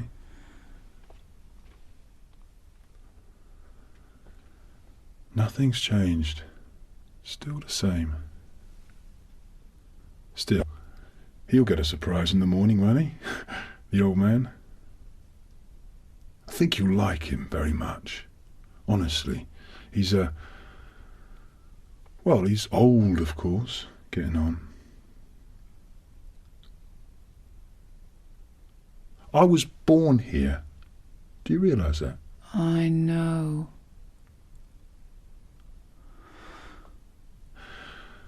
Why don't you go to bed? I'll find some sheets. I feel wide awake. Isn't it odd? I think I'll stay up for a bit. Are you tired? No. Go to bed. I'll show you the room. No. I don't want to. You'll be perfectly all right up there without me. Really, you will. I mean, I won't be long. Look, it's just up there. It's the first door on the landing. The bathroom's right next door. You need some rest, you know. I just want to walk about for a few minutes. Do you mind? Of course I don't. Well, shall I show you the room? No. I'm happy at the moment. Well, you don't have to go to bed. I'm not saying you have to. I mean, you can stay up with me. Perhaps I'll make a cup of tea or something. The only thing is, we don't want to make too much noise. We don't want to wake anyone up. I'm not making any noise. I know you're not. Look. It's all right, really. I'm here. I mean, I'm with you. There's no need to be nervous. Are you nervous? No. There's no need to be. They're very warm people. Really. Very warm. They're my family. They're not ogres. Well, perhaps we should go to bed. After all, we have to be up early, see Dad. Wouldn't be quite right if he found us in bed, I think.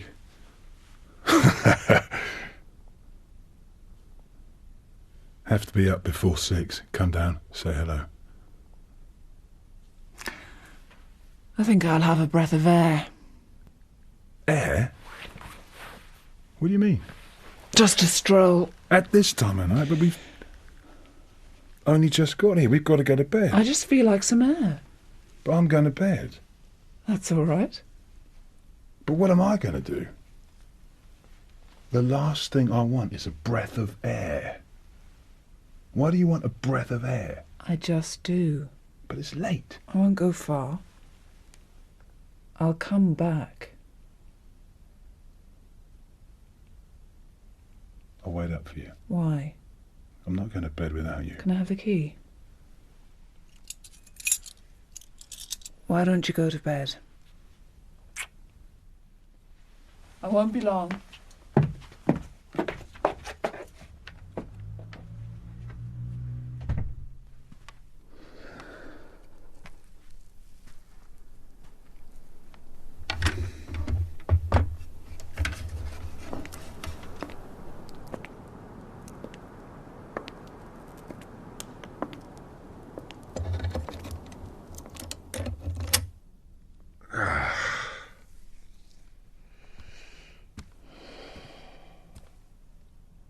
Hello, Lenny.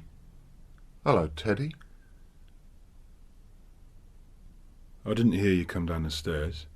I didn't. I sleep down here now, next door. I've got a kind of study, workroom come bedroom next door now, you see. Ah. Did I wake you up? No, I just had an early night tonight. You know how it is. Can't sleep. Keep waking up. How are you? Well, just sleeping a bit restlessly, that's all. Tonight, anyway. Bad dreams? No, I wouldn't say I was dreaming. It's not exactly a dream. It's just that something keeps waking me up. Some kind of tick. A tick? Yes. Well, what is it? I don't know. Have you got a clock in your room? Yes. Well, maybe it's a clock. Yes, could be, I suppose. Well, if it's the clock, I'd better do something about it. Stifle it in some way or something. I've just come back for a few days. Oh, yes. Have you? How's the old man? He's in the pink. I've been keeping well. Oh, have you? Staying the night then, are you? Yes. Well, you can sleep in your old room. Yes, I've been up. Yes, you can sleep there. Oh, well. I'm going to bed. Are you?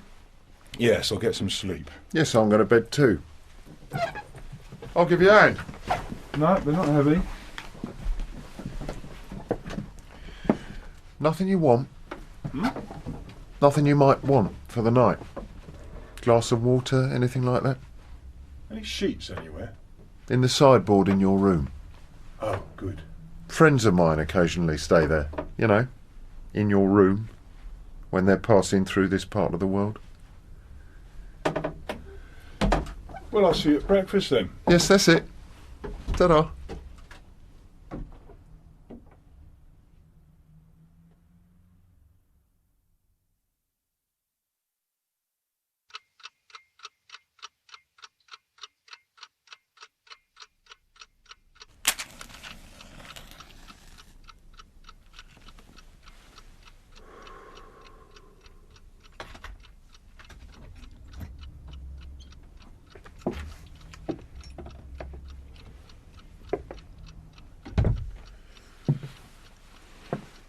Good evening. Morning, I think. You're right there. My name's Lenny. What's yours? Ruth. Cold? No. It's been a wonderful summer, hasn't it? Remarkable. Would you like something? Refreshment of some kind? An aperitif? Anything like that? No, thanks. I'm glad you said that. We haven't got a drink in the house. Mind you, I'd soon get some in if we had a party or something like that. Some kind of celebration, you know. You must be connected with my brother in some way. The one who's been abroad. I'm his wife. Hey, listen. I wonder if you can advise me. I've been having a bit of a rough time with this clock. The tick's been keeping me up. The trouble is, I'm not all that convinced it was the clock. I mean, there are lots of things which tick in the night, don't you find that? All sorts of objects which in the day you wouldn't call anything else but commonplace. They give you no trouble. But in the night, any given one of a number of them is liable to start letting out a bit of a tick. Whereas you look at these objects in the day and they're just commonplace. They're as quiet as mice during the daytime. So, all things being equal, this question of me saying it was the clock that woke me up, well, that could very easily prove something of a false hypothesis.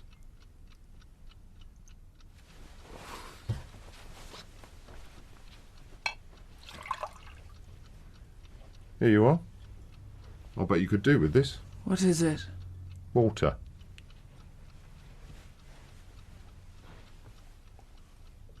Isn't it funny? I've got my pyjamas on and you're fully dressed. Mind if I have one? This is funny seeing my old brother again after all these years. It's just the sort of tonic my dad needs, you know. He'll be chuffed to his bollocks in the morning when he sees his eldest son. I was surprised myself when I saw Teddy, you know. Old Ted. I thought he was in America. We're on a visit to Europe. What, both of you? Yes. What, you sort of live with him over there, do you? We're married. On a visit to Europe, eh? Seen much of it? We've just come from Italy. Oh, he went to Italy first, did he? And then he brought you over here to meet the family, did he? Well, the old man will be pleased to see you, I can tell you. Good. What did you say? Good. Where'd you go to in Italy? Venice. Not dear old Venice, eh? It's funny. You know, I've always had a feeling that if I'd been a soldier in the last war, say in the Italian campaign, I'd probably have found myself in Venice. I've always had that feeling. The trouble was I was too young to serve, you see. I was only a child. I was too small.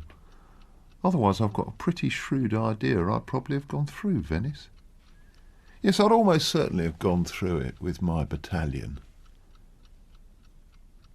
Do you mind if I hold your hand? Why? Just a touch.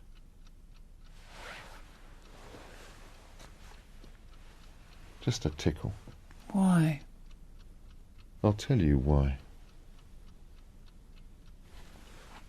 One night, not too long ago, one night down by the docks, I was standing alone under an arch, watching all the men jibbing the boom out in the harbour and playing about with a yard arm, when a certain lady come up to me and made me a certain proposal. This lady had been searching for me for days. She'd lost track of my whereabouts. However, the fact was she eventually caught up with me, and when she caught up with me, she made me this certain proposal. Well, this proposal wasn't entirely out of order, and normally I would have subscribed to it. I would have subscribed to it in the normal course of events. The only trouble was she was falling apart with the pox, so I turned it down. Well, this lady was very insistent and started taking liberties with me down under this arch. Liberties which, by any criterion, I couldn't be expected to tolerate, the facts being what they were, so I clumped to one. It was on my mind at the time to do away with her. You know, to kill her. And the fact is that, as killings go, it would have been a simple matter. Nothing to it. Her chauffeur, who had located me for her, he'd popped round the corner to have a drink, which just left this lady and myself, you see, alone, standing underneath this arch, watching all the steamers steaming up, no one about, all quiet on the western front. And there she was up against this wall, well, just sliding down the wall, following the blow I'd given her. Well, to sum up, everything was in my favour for a killing. Don't worry about the chauffeur. The chauffeur would never have spoken. He was an old friend of the family. But in the end I thought, why go to all the bother? You know, getting rid of the corpse and all that, getting yourself into a state of tension. So I just gave her another belt in the nose and a couple of turns of the boot and sort of left it at that. How did you know she was diseased? How did I know? I decided she was. You're my brother and newlyweds, are you? We've been married 6 years. He's always been my favourite brother, old Teddy. Do you know that? And my goodness, we are proud of him here, I can tell you. Doctor of philosophy and all that. Leaves quite an impression. Of course, he's a very sensitive man, isn't he? Ted. Very. I've often wished I was as sensitive as he is. Have you? Oh, yes. Oh, yes, very much so. I mean, I'm not saying I'm not sensitive. I am. I could just be a bit more so, that's all. Could you? Yes, just a bit more so, that's all. I mean, I am very sensitive to atmosphere, but I tend to get desensitised, if you know what I mean, when people make unreasonable demands on me. For instance, last Christmas I decided to do a bit of snow clearing for the borough council, because we had a heavy snow over here that year in Europe. I didn't have to do this snow clearing. I mean, I wasn't financially embarrassed in any way. It just appealed to me. It appealed to something inside me.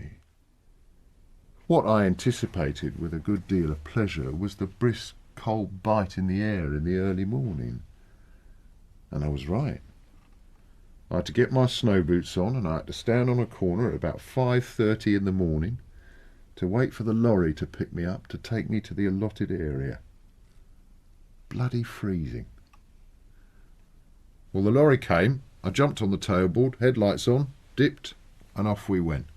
Got there, shovels up, fags on, and off we went. Deep into the December snow. Hours before cockcrow. Well, that morning, while I was having my mid-morning cup of tea in a neighbouring cafe, the shovel standing by my chair, an old lady approached me and asked me if I would give her a hand with her iron mangle. Her brother-in-law, she said, had left it for her, but he'd left it in the wrong room. He'd left it in the front room. Well, naturally, she wanted it in the back room. It was a present he'd given her, you see, a mangle, to iron out the washing. But he left it in the wrong room. He left it in the front room. Well, that was a silly place to leave it. Couldn't stay there. So I took time off to give her a hand. She only lived up the road. Well, the only trouble was, when I got there, I couldn't move this mangle. Must have weighed about half a ton. How this brother-in-law got it up there in the first place, I can't even begin to envisage. So there I was, doing a bit of shoulders on with the mangle, risking a rupture, and this old lady just standing there, waving me on, not even lifting a little finger to give me a helping hand. So after a few minutes, I said to her, "Now look here, why don't you stuff this iron mangle up your arse?" "Anyway," I said, "they're out of date. You want to get a spin dryer?" I had a good mind to give her a work over there and then, but as I was feeling jubilant with the snow clearing, I just gave her a short arm jab to the belly and jumped on a bus outside. "Excuse me, shall I take this ashtray out of your way?" It's not in my way.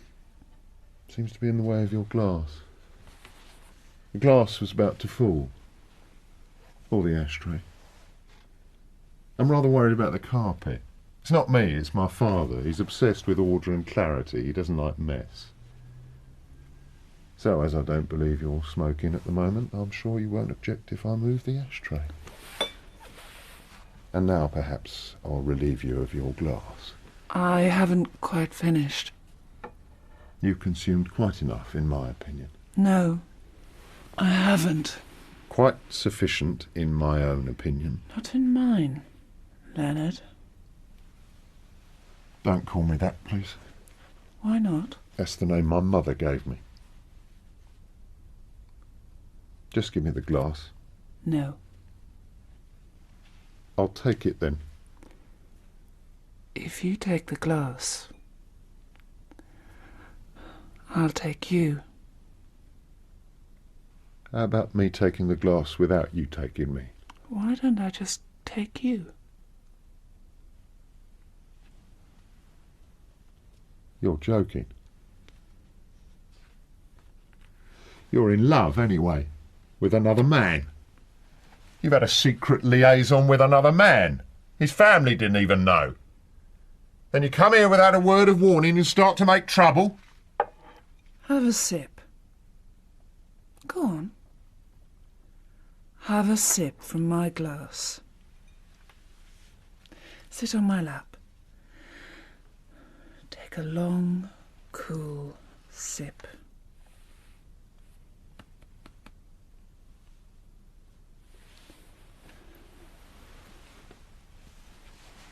Put your head back and open your mouth.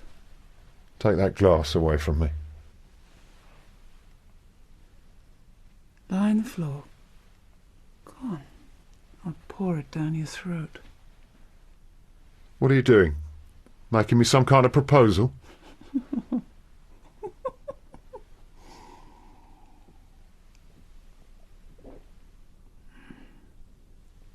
Oh. I was thirsty.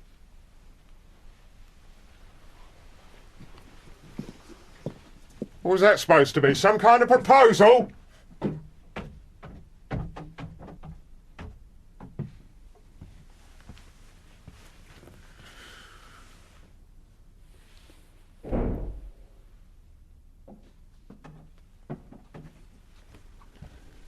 What's going on here? You drunk? What are you shouting about? You gone mad? Prancing about in the middle of the night, shouting your head off? What are you, a raving lunatic? I was thinking aloud. Is Joey down here? You've been shouting at Joey? Didn't you hear what I said, Dad? I said I was thinking aloud. You were thinking so loud you got me out of bed. Look, why don't you just pop off, eh? Pop off? He wakes me up in the middle of the night. I think we got burglars here. I think he's got a knife stuck in him. I come down here, he tells me to pop off. He was talking to someone. Who could he been talking to? They're all asleep. He was having a conversation with someone. He won't tell me who it was. He pretends he was thinking aloud. What are you doing, hiding someone here? I was sleepwalking. Get out of it. Leave me alone, will you? I want an explanation, you understand? I asked you who you got hiding here. I'll tell you what, Dad. Since you're in the mood for a bit of a chat, I'll ask you a question. It's a question I've been meaning to ask you for some time. That night, you know, The night you got me. That night with Mum. What was it like? Eh? When I was just a glint in your eye. What was it like? What was the background to it? I mean, I want to know the real facts about my background. I mean, for instance, is it a fact that you had me in mind all the time, or is it a fact that I was the last thing you had in mind? I'm only asking this in a spirit of inquiry. You understand that, don't you? I'm curious. And there's lots of people of my age share that curiosity. You know that, Dad? They often ruminate, sometimes singly, sometimes in groups, about the true facts of that particular night, the night they were made in the image of those two people at it. It's a question long overdue from my point of view, but as we happen to be passing the time of day here tonight, I thought I'd pop it to you. You'll drown in your own blood. If you prefer to answer the question in writing, I've got no objection. I should have asked my dear mother. Why didn't I ask my dear mother? Now it's too late. She's passed over to the other side. Now look what you've done. I'll have to hoover that in the morning, you know.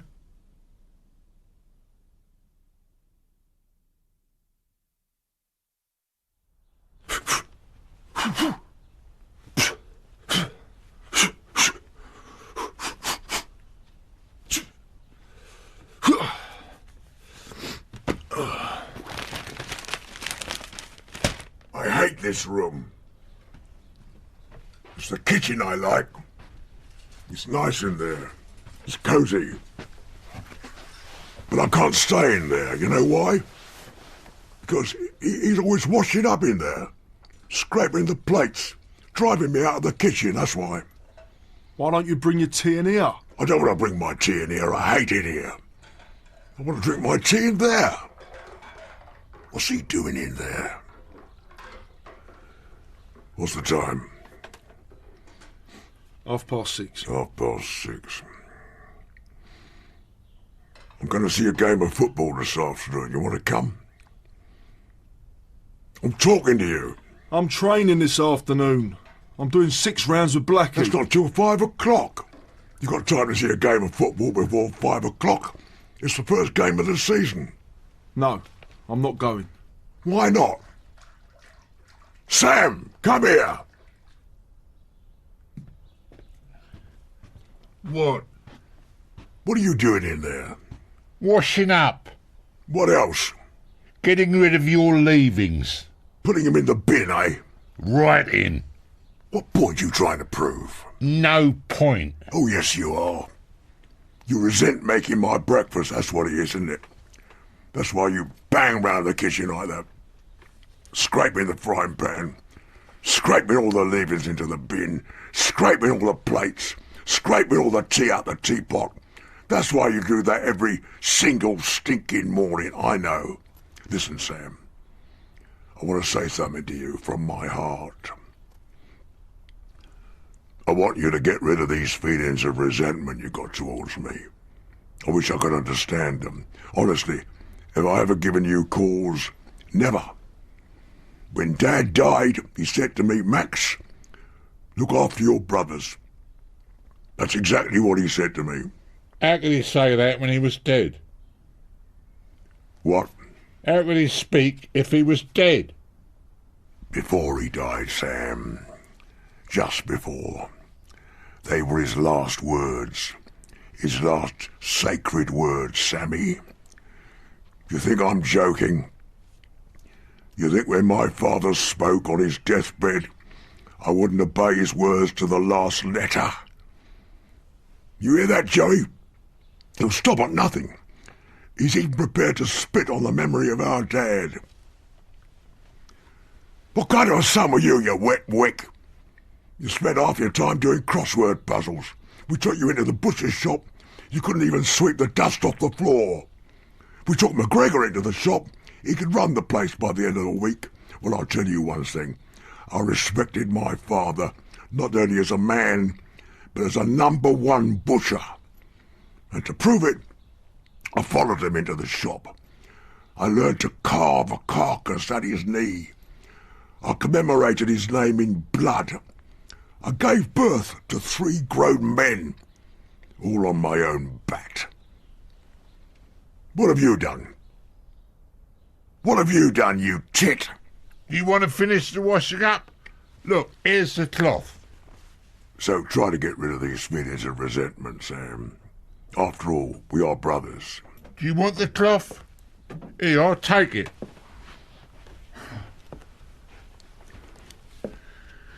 Hello, Dad. We overslept. What's for breakfast?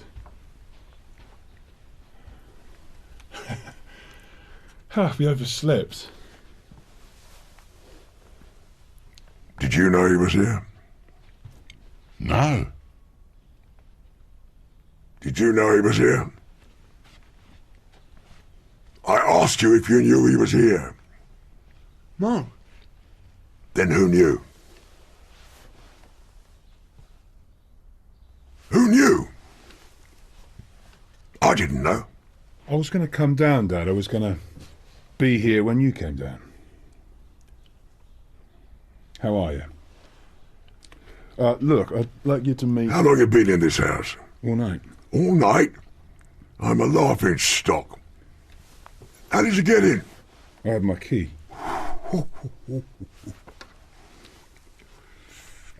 Who's this? I was just going to introduce you. Who asked you to bring tarts in here? Tarts? Who asked you to bring dirty tarts into this house? Listen, don't be silly. You've been here all night? Yes, we arrived from Venice. We've had a smelly scrubber in my house all night. We've had a stinking pox-ridden slut in my house all night. Stop it, what are you talking about? I haven't seen the bitch for 6 years. He comes home without a word. He brings a filthy scrubber off the street. He shacks up in my house. She's my wife. We're married. I've never had a whore under this roof before. Ever since your mother died. My word of honour. Have you ever had a whore here, Joey? Has Lenny ever had a whore here? They come back from America. They bring the slop bucket with them. They bring the bedpan with them. Take that disease away from me. Get her away from me. She's my wife. Chuck 'em out. A doctor of philosophy. Sam, you want to meet a doctor of philosophy? I said chuck 'em out. What's the matter, you deaf? You're an old man. He's an old man. You prick! Oh! Max, you all right? Ow! Oh.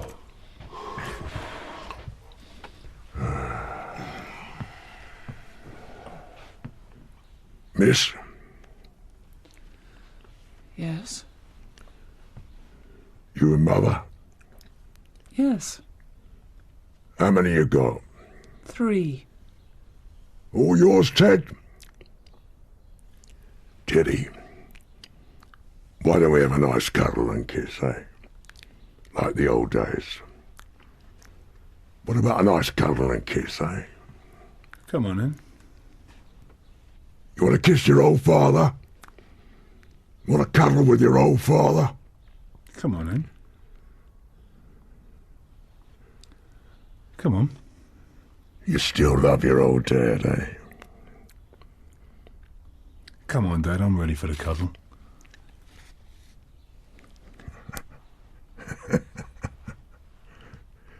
He still loves his father.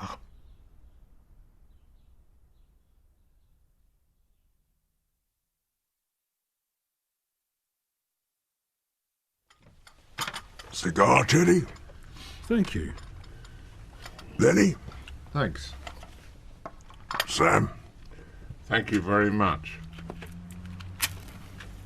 That was a very good lunch. I'm glad you liked it. Did you hear that? But I put my heart and soul into it, I can tell you. Whew. This is a lovely cup of coffee. I'm glad. I've got the feeling you're a first-rate cook. I'm not bad. No, I've got the feeling you're a #1 cook. Am I right, Teddy? Yeah, she's a very good cook. Well, it's a long time since the whole family was together, eh? If only your mother was alive. Hey, what do you say, Sam? What would Jessie say if she was alive? Sitting here with her 3 sons, 3 fine grown-up lads, and a lovely daughter-in-law. The only shame is her grandchildren aren't here. She'd have petted them and cooed over them, wouldn't she, Sam? She'd have fussed over them and played with them, told them stories, tickled them. I'll tell you, she'd have been hysterical. Mind you, she taught those boys everything they know. She taught them all the morality they know, I'm telling you. Every single bit of the moral code they live by was taught to them by their mother. And she had a heart to go with it.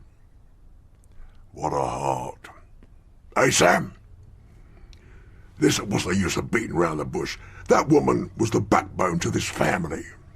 I mean, I was busy working 24 hours a day in the shop. I was going all over the country to find meat. I was making my way in the world.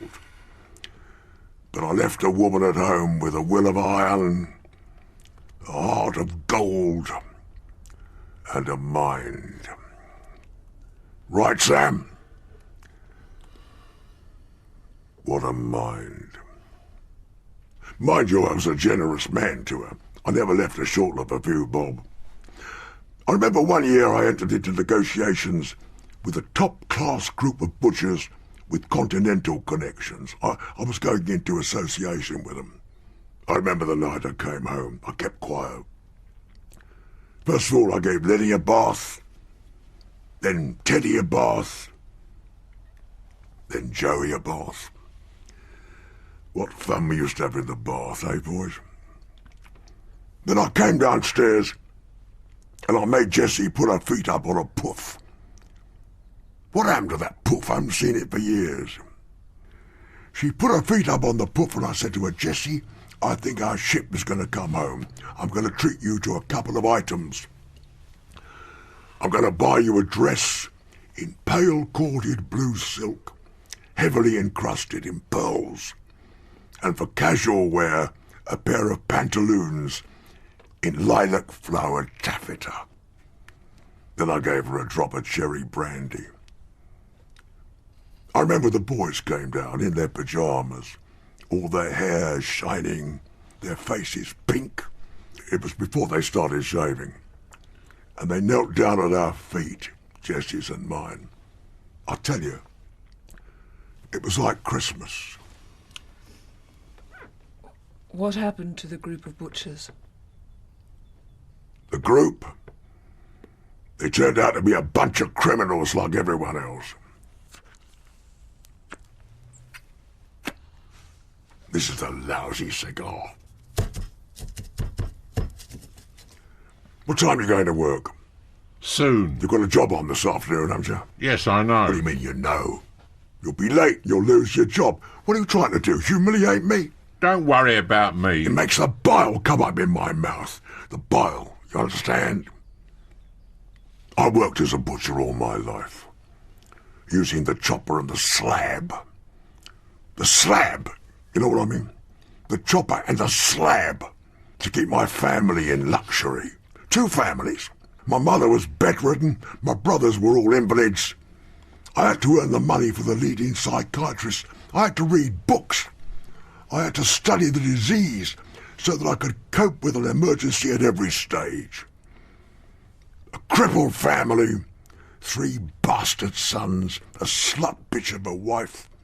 Don't talk to me about the pain of childbirth.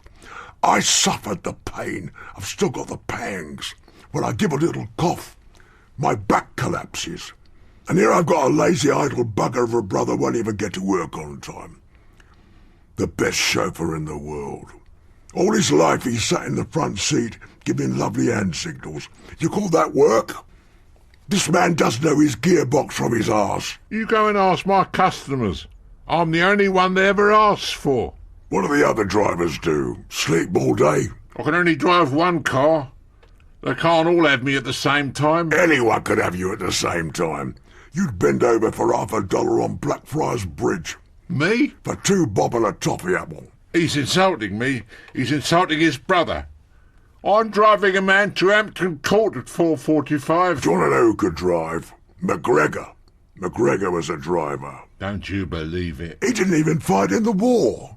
This man didn't even fight in the bloody war. I did. Who did you kill?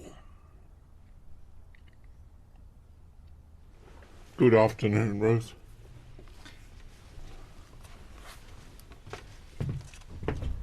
Well, how you been keeping, son? I've been keeping very well, Dad. It's nice to have you with us, son. It's nice to be back, Dad. You should have told me you were married, Teddy. I'd have sent you a present. But where was the wedding? In America? No, here. The day before we left. Did you have a big function? No, there was no one there. You're mad. I'd have given you a white wedding. We've had the cream of the cream there. I'd have been only too glad to bear the expense, my word of honour. You were busy at the time.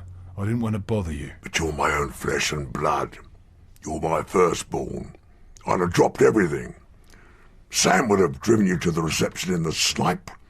Then he would have been your best man. And then we'd have all seen you off on the boat. I mean, you don't think I disapprove of marriage, do you? Don't be daft. I've been begging my 2 youngsters for years to find a nice feminine girl with proper credentials. It makes life worth living. Anyway, what's the difference? You did it. You made a wonderful choice. You got a wonderful family, a marvellous career. So why don't we let bygones be bygones? You know what I'm saying? I want you both to know that you have my blessing. Thank you. Don't mention it. How many other houses in the district have got a doctor of philosophy sitting down drinking a cup of coffee? I'm sure Teddy's very happy to know that you're pleased with me. I think he wondered whether you would be pleased with me. But you're a charming woman. I was... What? What'd she say? I was different when I met Teddy first. No, you weren't. You were the same. I wasn't. Who cares? Listen, live in the present. What are you worrying about? I mean, don't forget the Earth's about 5,000 million years old at least. Who could afford to live in the past? She's a great help to me over there. She's a wonderful wife and mother. She's a very popular woman. She's got lots of friends. It's a great life at the university, you know. It's a very good life. We've got a lovely house. We've got everything we want. It's a very stimulating environment. My department is highly successful. We've got 3 boys, you know. All boys? Isn't that funny, eh? You got 3, I got 3. You got 3 nephews, Joey. Joey, you're an uncle, do you hear? You could teach him how to box. I'm a boxer. In the evenings after work. I'm in demolition in the daytime. Oh. Yeah. I hope to be full-time when I get more bouts. He speaks so easily to his sister-in-law, do you notice? That's because she's an intelligent and sympathetic woman. Hey, tell me, do you think the children are missing their mother? Of course they are. They love her. We'll be seeing them soon. Your cigar's gone out. Oh, yes. Want a light? No. No. So's yours. Oh, yes. Hey, Teddy. You haven't told us much about your doctorship of philosophy. What do you teach? Philosophy. Well, I want to ask you something. Do you detect a certain logical incoherence in the central affirmations of Christian theism? Well, that question doesn't fall within my province. Well, look at it this way. You don't mind my asking you some questions, do you? If they're within my province. Well, look at it this way. How can the unknown merit reverence? In other words, how can you revere that of which you're ignorant? At the same time, it would be ridiculous to propose that what we know merits reverence. What we know merits any one of a number of things, but it stands to reason reverence isn't one of them. In other words, apart from the known and the unknown, what else is there? I'm afraid I'm the wrong person to ask. But you're a philosopher. Come on, be frank. What do you make of all this business of being and not being? What do you make of it? Well, for instance, take a table. Philosophically speaking, what is it? A table? Ah, you mean it's nothing else but a table? Well, some people would envy your certainty, wouldn't they, Joey? For instance, I've got a couple of friends of mine. We often sit round the Ritz bar having a few liqueurs, and they're always saying things like that, you know, things like, take a table, take it. All right, I say, take it, take a table, but once you've taken it, what are you going to do with it? Once you've got hold of it, where are you going to take it? You'd probably sell it. You wouldn't get much for it. Chop it up for firewood.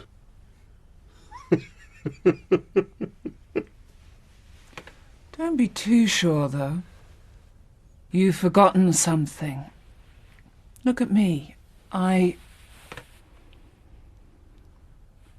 move my leg. That's all it is, but I wear underwear, which moves with me. It captures your attention. Perhaps you misinterpret. The action is simple. It's a leg. Moving. My lips move. Why don't you restrict your observations to that? Perhaps the fact that they move is more significant than the words which come through them. You must bear that possibility in mind.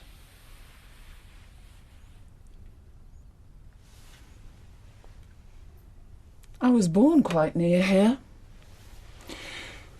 Then, 6 years ago, I went to America. It's all rock and sand. It stretches so far. Everywhere you look. And there's lots of insects there. And there's lots of insects there. Well, it's time to go to the gym. Time for your workout, Joey. I'll come with you. Joe.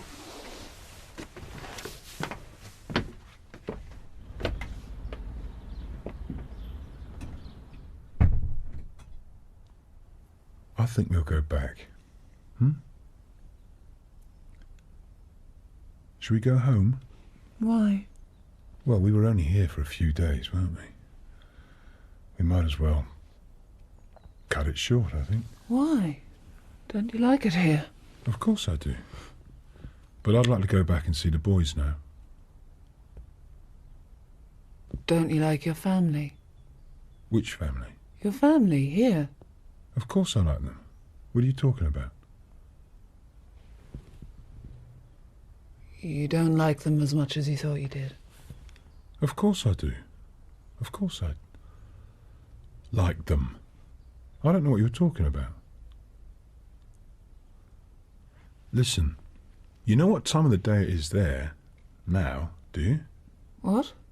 It's morning. It's about 11 o'clock. Is it? Yes, they're about 6 hours behind us. I mean, behind the time here. The boys will be at the pool. Now. Swimming. Think of it. Morning over there. Sun. We'll go anyway. It's so clean there. Clean? Yes. Is it dirty here? No, of course not, but it's cleaner there. Look, I just brought you back to meet the family, didn't I? You've met them. We can go. The fall semester will be starting soon. You find it dirty here? I didn't say I found it dirty here. I didn't say that. Look, I'll go and pack. You rest for a while. Will you? They won't be back for at least an hour. You can sleep. Just rest. Please? You can help me with my lectures when we get back. I'd love that. I'd be so grateful for it. Really. We can bathe till October. You know that. Here there's nowhere to bathe except the swimming bath down the road. You know what it's like? It's like a urinal. A filthy urinal.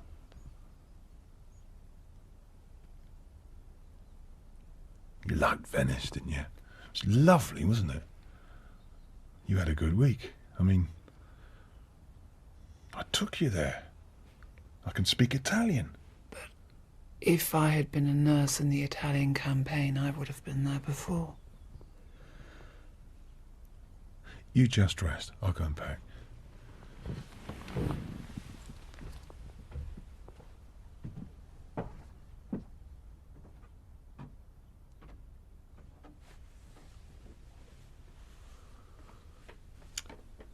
Well, the evenings are drawing in. Yes. It's getting dark. Winter will soon be upon us. Time to renew one's wardrobe. That's a good thing to do. What? I always... Do you like clothes? Oh, yes. Very fond of clothes. I'm fond. What do you think of my shoes? They're very nice. No, I can't get the ones I want over there. Can't get them over there, eh? No, you don't get them there. I was a model before I went away. Hats? I bought a girl a hat once. We saw it in a glass case in a shop. I'll tell you what it had. It had a bunch of daffodils on it, tied with a black satin bow, and then it was covered with a cloche of black veiling. A cloche. I'm telling you, she was made for it. No. I was a model for the body. A photographic model for the body. Indoor work? That was before I had all my children. No, not always indoors. Once or twice we went to a place in the country, by train. Oh, 6 or 7 times. We used to pass a large white water tower. This place, this house, was very big. The trees... There was a lake, you see. We used to change and walk down towards the lake. We went down a path on stones there were on this path. Oh, just wait. Yes. When we changed in the house, we had a drink. There was a cold buffet.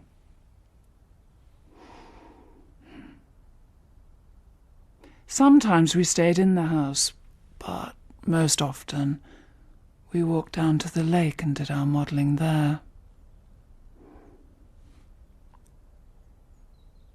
Just before we went to America, I went down there. I walked from the station to the gate, and then I walked up the drive. There were lights on. I stood in the drive.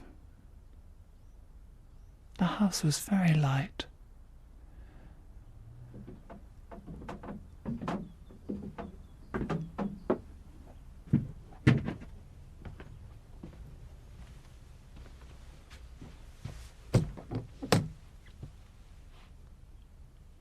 What have you been saying to her?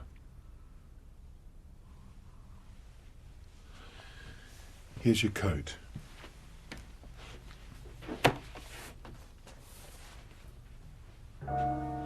Ruth, come on, put it on. What about one dance before you go? We're going. Just one? No, we're going. Just one dance with her brother-in-law before she goes? Madam?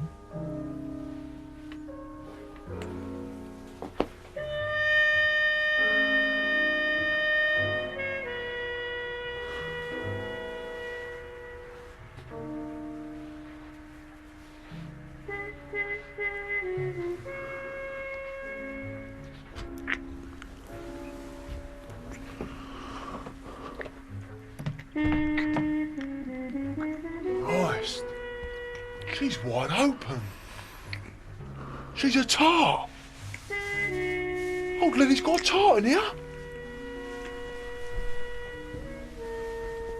My turn, Lenny. Sure. Come over here, onto the sofa.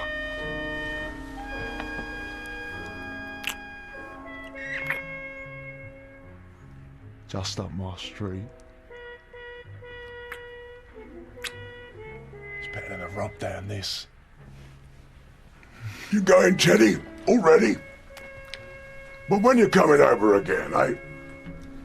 Look, next time you come over, don't forget to let us know beforehand whether you're married or not. I'll always be glad to meet the wife, honest. I'm telling you. Listen, you think I don't know why you didn't tell me you were married? I know why. You were ashamed. You thought I'd be annoyed because you married a woman beneath you. You should have known me better. I'm broad-minded. I'm a broad-minded man. Mind you, she's a lovely girl. A beautiful woman. And a mother, too, a mother of 3. You made a happy woman out of her. It's something to be proud of. I mean, we're talking about a woman of quality. We're talking about a woman of feeling. I'd like something to eat.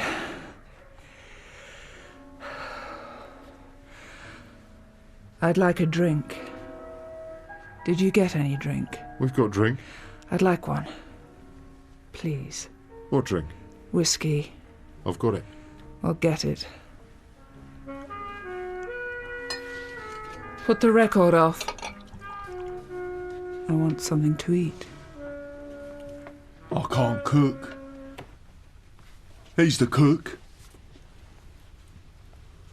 Soda on the side? What's this glass? I can't drink out of this. Haven't you got a tumbler? Yes. Well, put it in a tumbler.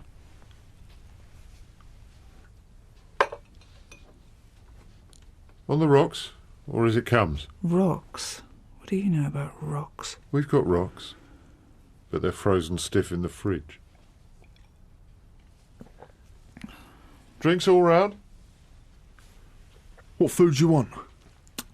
Has your family read your critical works? That's one thing I've never done. I've never read one of his critical works. You wouldn't understand them. What sort of food do you want? I'm not the cook anyway. Soda, Ted, or as it comes? You wouldn't understand my works. You wouldn't have the faintest idea of what they were about. You wouldn't appreciate the points of reference. You're way behind, all of you. There's no point in my sending you my works. You'd be lost. It's nothing to do with a question of intelligence. It's a way of being able to look at the world. It's a question of how far you can operate on things and not in things. I mean, it's a question of your capacity to ally the two, to relate the two, to balance the two, to see. To be able to see. I'm the one who can see. That's why I can write my critical works. Might do you good. Have a look at them.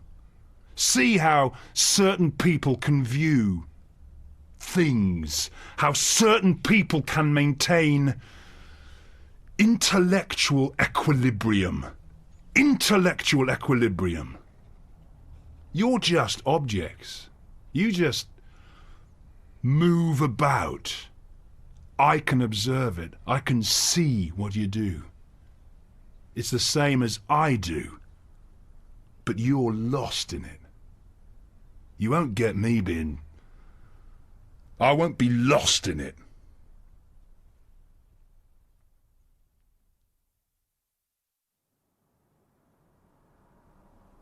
Do you remember McGregor, Teddy? Mac? Yes.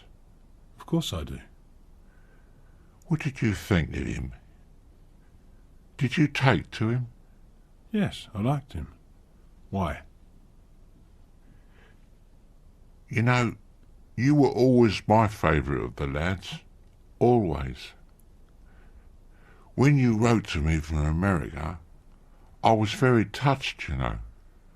I mean, you'd written to your father a few times, but you'd never written to me. But then, when I got that letter from you, well, I was very touched. I never told him. I never told him I'd heard from you. Teddy, shall I tell you something?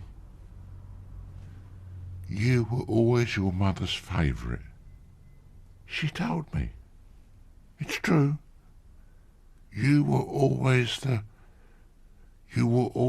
main object of her love.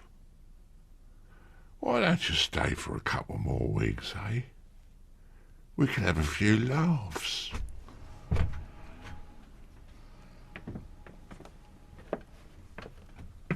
Still here, Ted? You'll be late for your first seminar.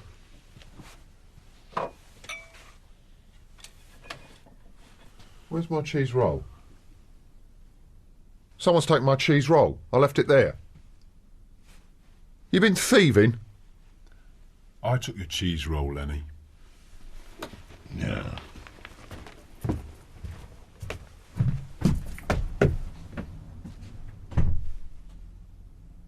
You took my cheese roll? Yes. I made that roll myself. I cut it and put the butter on.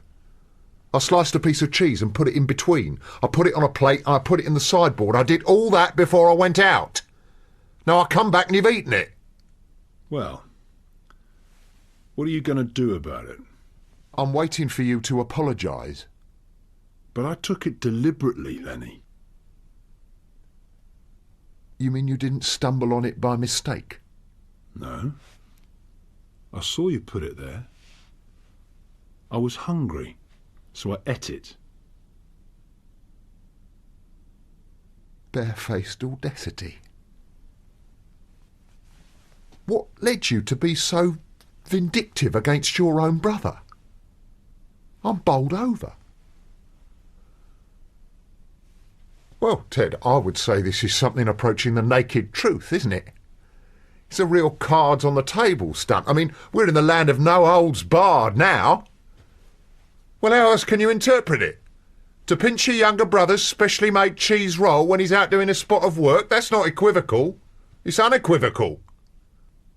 Mind you, I will say you do seem to have grown a bit sulky during the last 6 years.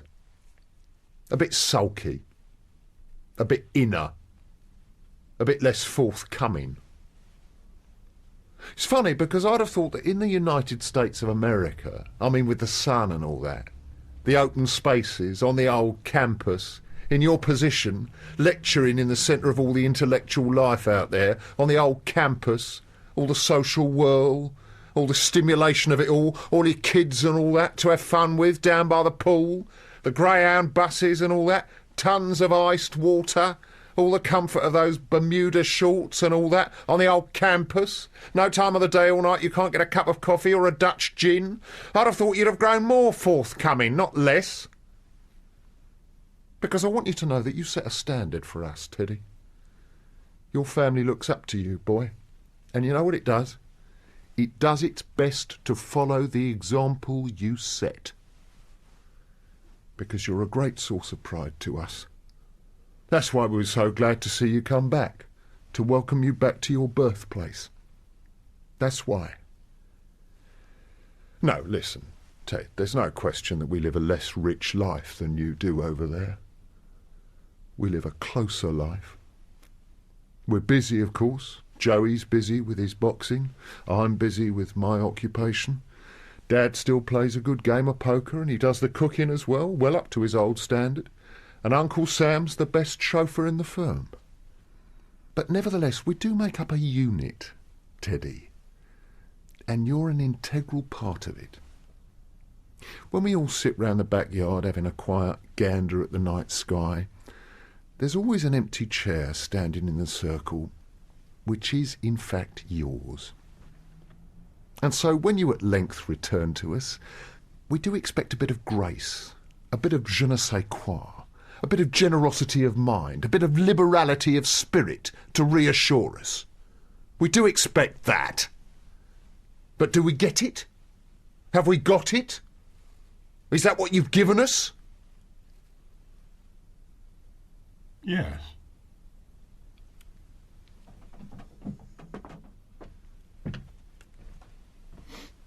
How'd you get on? Not bad. What do you mean? What do you mean? Not bad. I want to know what you mean by not bad.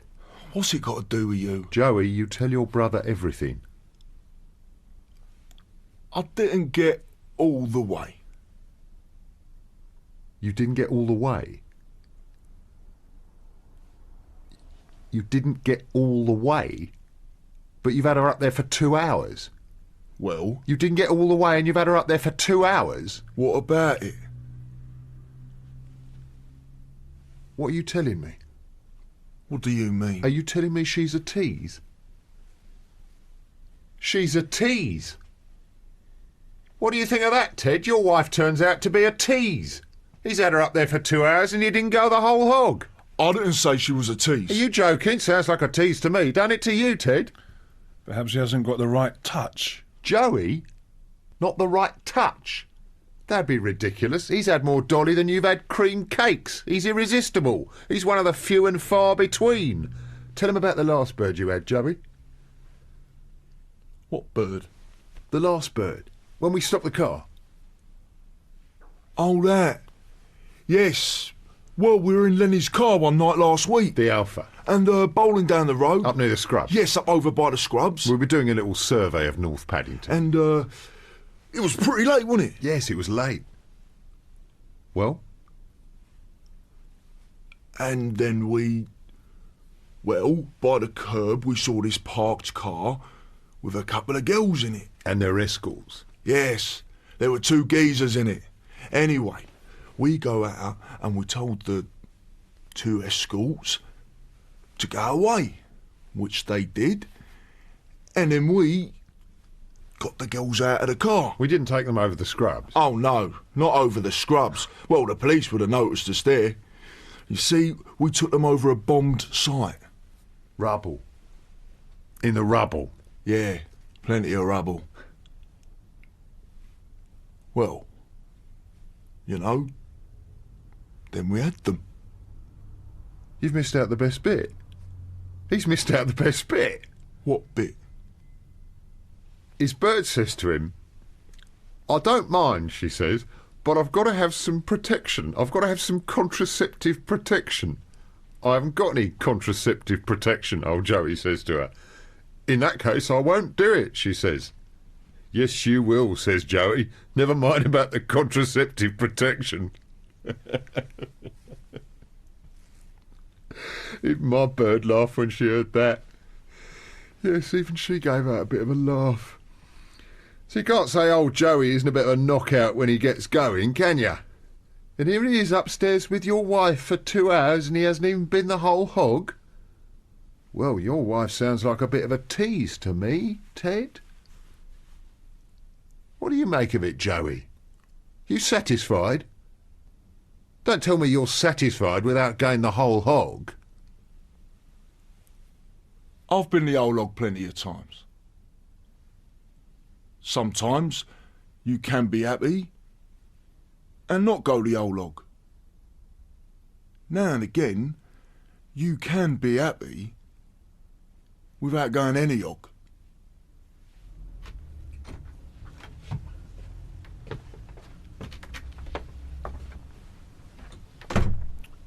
Where's the whore? Still in bed? She'll make us all animals. The girl's a tease. What? She's had Joey on a string. What do you mean? He had her up there for 2 hours and he didn't go the whole hog. My Joey? She did that to my boy? To my youngest son? How you feeling, son? You all right? Sure, I'm all right. Did she do that to you too? No. He gets the gravy. You think so? No, he don't. He's her lawful husband. She's his lawful wife. No, he don't. He don't get no gravy, I'm telling you. I'm telling all of you. I'll kill the next man who says he gets the gravy. Joey, what are you getting so excited about? It's because he's frustrated. See what happens? Who is? Joey, no one's saying you're wrong. In fact, everyone's saying you're right. You know something? Perhaps it's not a bad idea to have a woman in the house. Perhaps it's a good thing. Who knows? Maybe we should keep her. Maybe we'll ask her if she wants to stay. I'm afraid not, Dad. She's not well, and we've got to get home to the children. Not well? I told you, I'm used to looking after people who are not so well. Don't worry about that. Perhaps you'll keep her here. Don't be silly. What's silly? You're talking rubbish. Me? She's got 3 children. She could have more here if she's so keen. She doesn't want any more. What do you know about what she wants, eh, Ted? The best thing for her is to come home with me, Dad. Really. We're married, you know. We'd have to pay her, of course. You realise that? We can't leave her walking about without any pocket money. She'll have to have a little allowance. Of course we'll pay her. She's got to have some money in her pocket. That's what I'm saying. You can't expect a woman to walk about without a few bob to spend on a pair of stockings. Where's the money going to come from? Well, how much is she worth? What are we talking about? 3 figures? I asked you where the money's going to come from. There'll be an extra mouth to feed. There'll be an extra body to clothe. You realise that? I'll buy her clothes. What with? I'll put in a certain amount of my wages. That's it. We'll pass that round. We'll make a donation. We're all grown-up people. We've got a sense of responsibility. We'll all put a little in the hat. It's democratic. It'll come to a few quid, Dad. I mean, she's not a woman who likes walking around in second-hand goods. She's up to the latest fashion. You wouldn't want her walking about in clothes which don't show her off at her best, would you? Lenny, do you mind if I make a little comment? It's not meant to be critical, but I think you're concentrating too much on the economic considerations.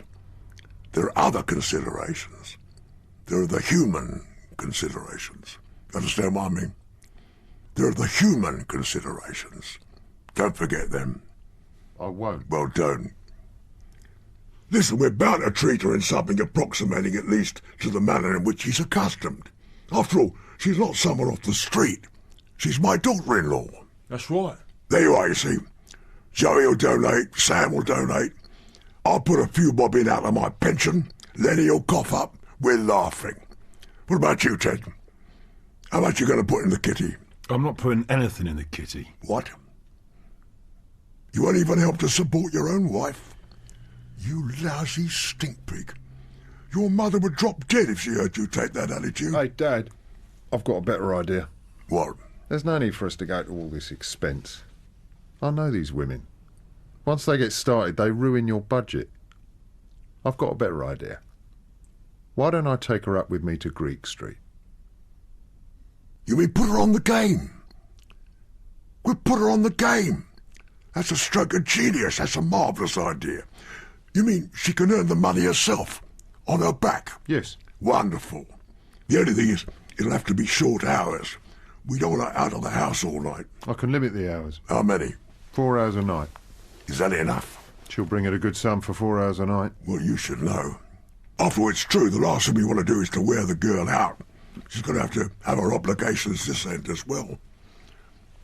Where are you going to put her in Greek Street? It doesn't have to be right in Greek Street, Dad. I've got a number of flats all around their area. You have? Well, what about me? Why don't you give me one? You're sexless. Hey, wait a minute. What's all this? I know what Lenny's saying. Lenny's saying she can pay her own way. What do you think, Teddy? That'll solve all our problems. Hey, wait a minute. I don't want to share her. What did you say? I don't want to share her with a lot of yobs. Yobs? You arrogant git. What arrogance? Will you be supplying her with yobs? I've got a very distinguished clientele, Joey. They're more distinguished than you'll ever be. So you can count yourself lucky we're including you in. I didn't think I was going to have to share her. Well, you are going to have to share her. Otherwise, she goes straight back to America, you understand? It's tricky enough with as it is without you shoving your oar in. But there's something worrying me. Perhaps she's not so up to the mark, eh? Tell you, you're the best judge. Do you think she'll be up to the mark? I mean, what about all this teasing? Is she going to make a habit of it? That'll get us nowhere. It was just love play, I suppose. That's all I suppose it was. Love play? 2 bleeding hours? That's a bloody long time for love play. I don't think we've got anything to worry about on that score, Dan. How do you know? I'm giving you a professional opinion. Listen, Teddy, you could help us, actually. If I were to send you some cards over to America, you know, very nice ones with a name on and a telephone number, very discreet, well, you could distribute them to various parties who might be making a trip over here. Of course, you'd get a little percentage out of it. I mean, you needn't tell them she's your wife. No, we'd call her something else. Dolores or something. Or Spanish Jackie. No, you've got to be reserved about it, Dad. We could call her something nice, like Cynthia or Gillian. Gillian. No, what I mean, Teddy, you must know lots of professors, heads of departments, men like that. They pop over here for a week at the Savoy. They need somewhere they can go to have a nice quiet poke. And of course you'd be in a position to give them inside information. Sure, you can give them proper data. I bet you before 2 months we'd have a waiting list. You could be our representative in the States. Of course, we're talking in international terms. By the time we've finished, Pan American will give us a discount. She'd get old. Very quickly. No, not in this day and age. With the health service. Old? How could she get old? She'll have the time of her life.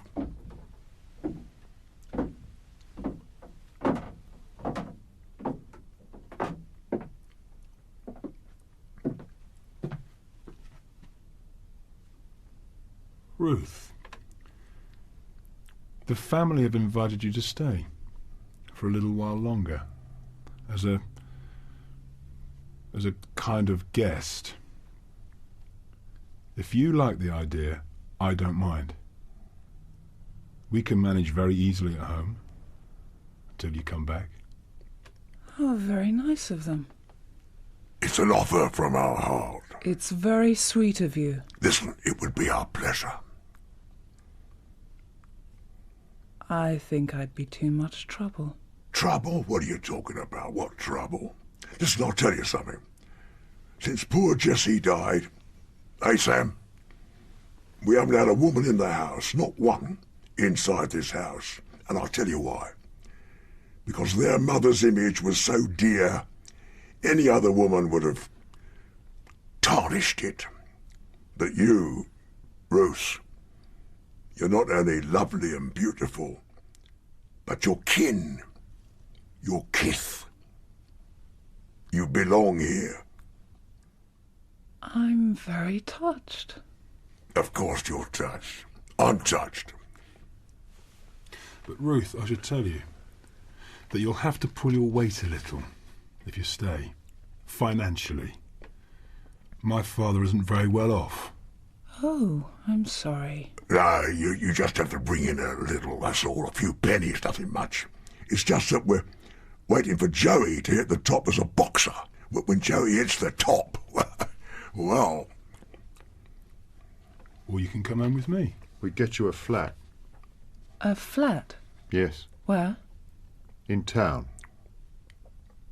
But you'd live here with us. Of course you would. This would be your home, in the bosom of the family. You'd just pop up to the flat a couple of hours a night, that's all. Just a couple of hours, that's all. That's all. And you make enough money to keep you going here. How many rooms would this flat have? Not many. I would want at least 3 rooms and a bathroom. You wouldn't need 3 rooms and a bathroom. Should need a bathroom. But not 3 rooms. Oh. I would. Really? 2 would do. No, 2 wouldn't be enough. I'd want a dressing room, a rest room, and a bedroom. All right, we'll get you a flat with 3 rooms and a bathroom. With what kind of conveniences? All conveniences. A personal maid? Of course. We'd finance you to begin with, and then, when you were established, you could pay us back in instalments. Oh, no, I wouldn't agree to that. Oh? Why not? You would have to regard your original outlay simply as a capital investment. I see. All right. You'd supply my wardrobe, of course. We'd supply everything. Everything you need. I'd need an awful lot. Otherwise I wouldn't be content. You'd have everything. I would naturally want to draw up an inventory of everything I would need, which would require your signatures in the presence of witnesses. Naturally. All aspects of the agreement and conditions of employment would have to be clarified to our mutual satisfaction before we finalise the contract. Of course. Well, it might prove a workable arrangement. I think so. And you'd have the whole of your daytime free, of course. You could do a bit of cooking here if you wanted to. Make the beds. Scrub the place out a bit. Keep everyone company. McGregor had Jessie in the back of my cab as I drove them along. What's he done? Drop dead? Yes. A corpse? A corpse on my floor? Get him out of here. Clear him out of here. He's not dead. He probably was dead for about 30 seconds. He's not even dead. Yes, there's still some breath here. You know what that man had? Has? Has. A diseased imagination. Yes. It sounds a very attractive idea. Do you want to shake on it now, or do you want to leave it till later? Oh, we'll leave it till later. I was going to ask him to drive me to London Airport. Well, I'll leave your case, Ruth. I've just got the road to the Underground. Listen, if you go the other way, first left, first right, you remember, you might find a cab passing there. Yes, I might do that. Or you could take the tube to Piccadilly Circus, won't take you 10 minutes, and pick up a cab from there out to the airport. Yes, I'll probably do that. Mind you, they'll charge you double fare. They'll charge you for the return trip. It's over the 6-mile limit. Yes, well, bye-bye, Dad. Look after yourself. Thanks, son. Listen, I want to tell you something. It's been wonderful to see you. It's been wonderful to see you. Do your boys know about me, eh? Would they like to see a photo, do you think, of their grandfather? I know they would. I've got one on me. I've got one here, just a minute. Here you are. Would they like that one? They'll be thrilled. Goodbye, Lenny. Ta-da, Ted. Good to see you. Have a good trip. Bye-bye, Joey. Ta-da.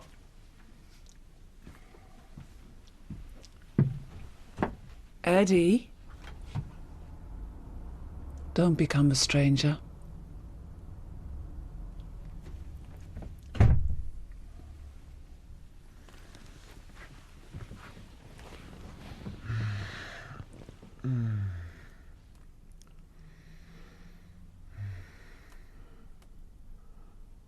I'm too old, I suppose. She thinks I'm an old man. I'm not such an old man. You think I'm too old for you? Listen, you think you're just going to get that big slag all the time? You think you're just going to have him? You're going to just have Joey all the time? Just because he's got his head in your fucking lap? You're going to have to work. You'll have to take them on, you understand? Does she realise that? Lenny, do you think she understands what we're getting at? What we've got in mind? Do you think she's got it clear? I don't think she's got it clear. Lenny? You understand what I mean? Listen, I've got a funny idea she'll do the dirty on us, you want to bet? She'll use us. She'll make use of us, I can tell you. I can smell it. You want to bet? She won't be adaptable.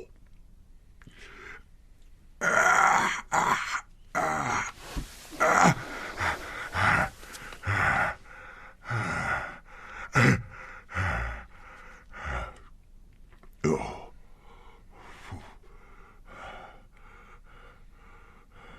I'm not an old man.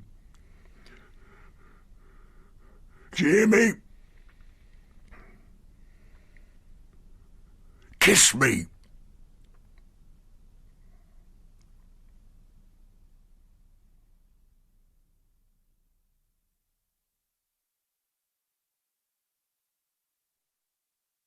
In The Homecoming by Harold Pinter, Max was played by Harold Pinter, Lenny by Samuel West, and Sam by Michael Gambon. Joey was played by James Alexandru, Teddy by Rupert Graves, and Ruth by Gina McKee. The Homecoming was produced by Martin Smith, and the director was Thea Sharrock.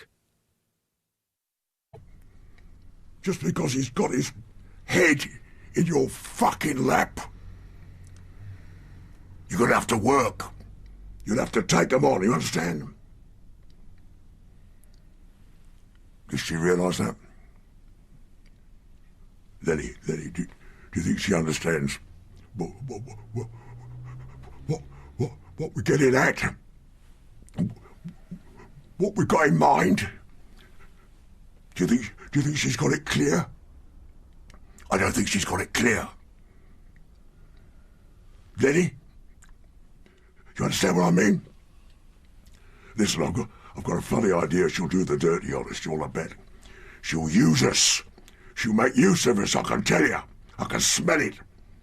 You want to bet? She won't be adaptable.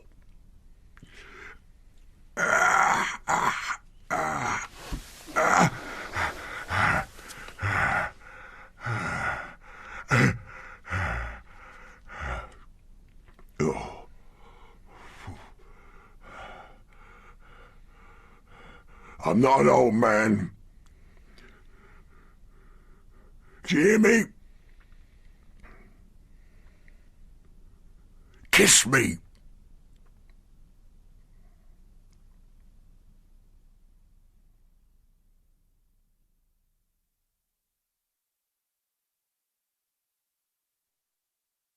In The Homecoming by Harold Pinter, Max was played by Harold Pinter, Lenny by Samuel West, and Sam by Michael Gambon.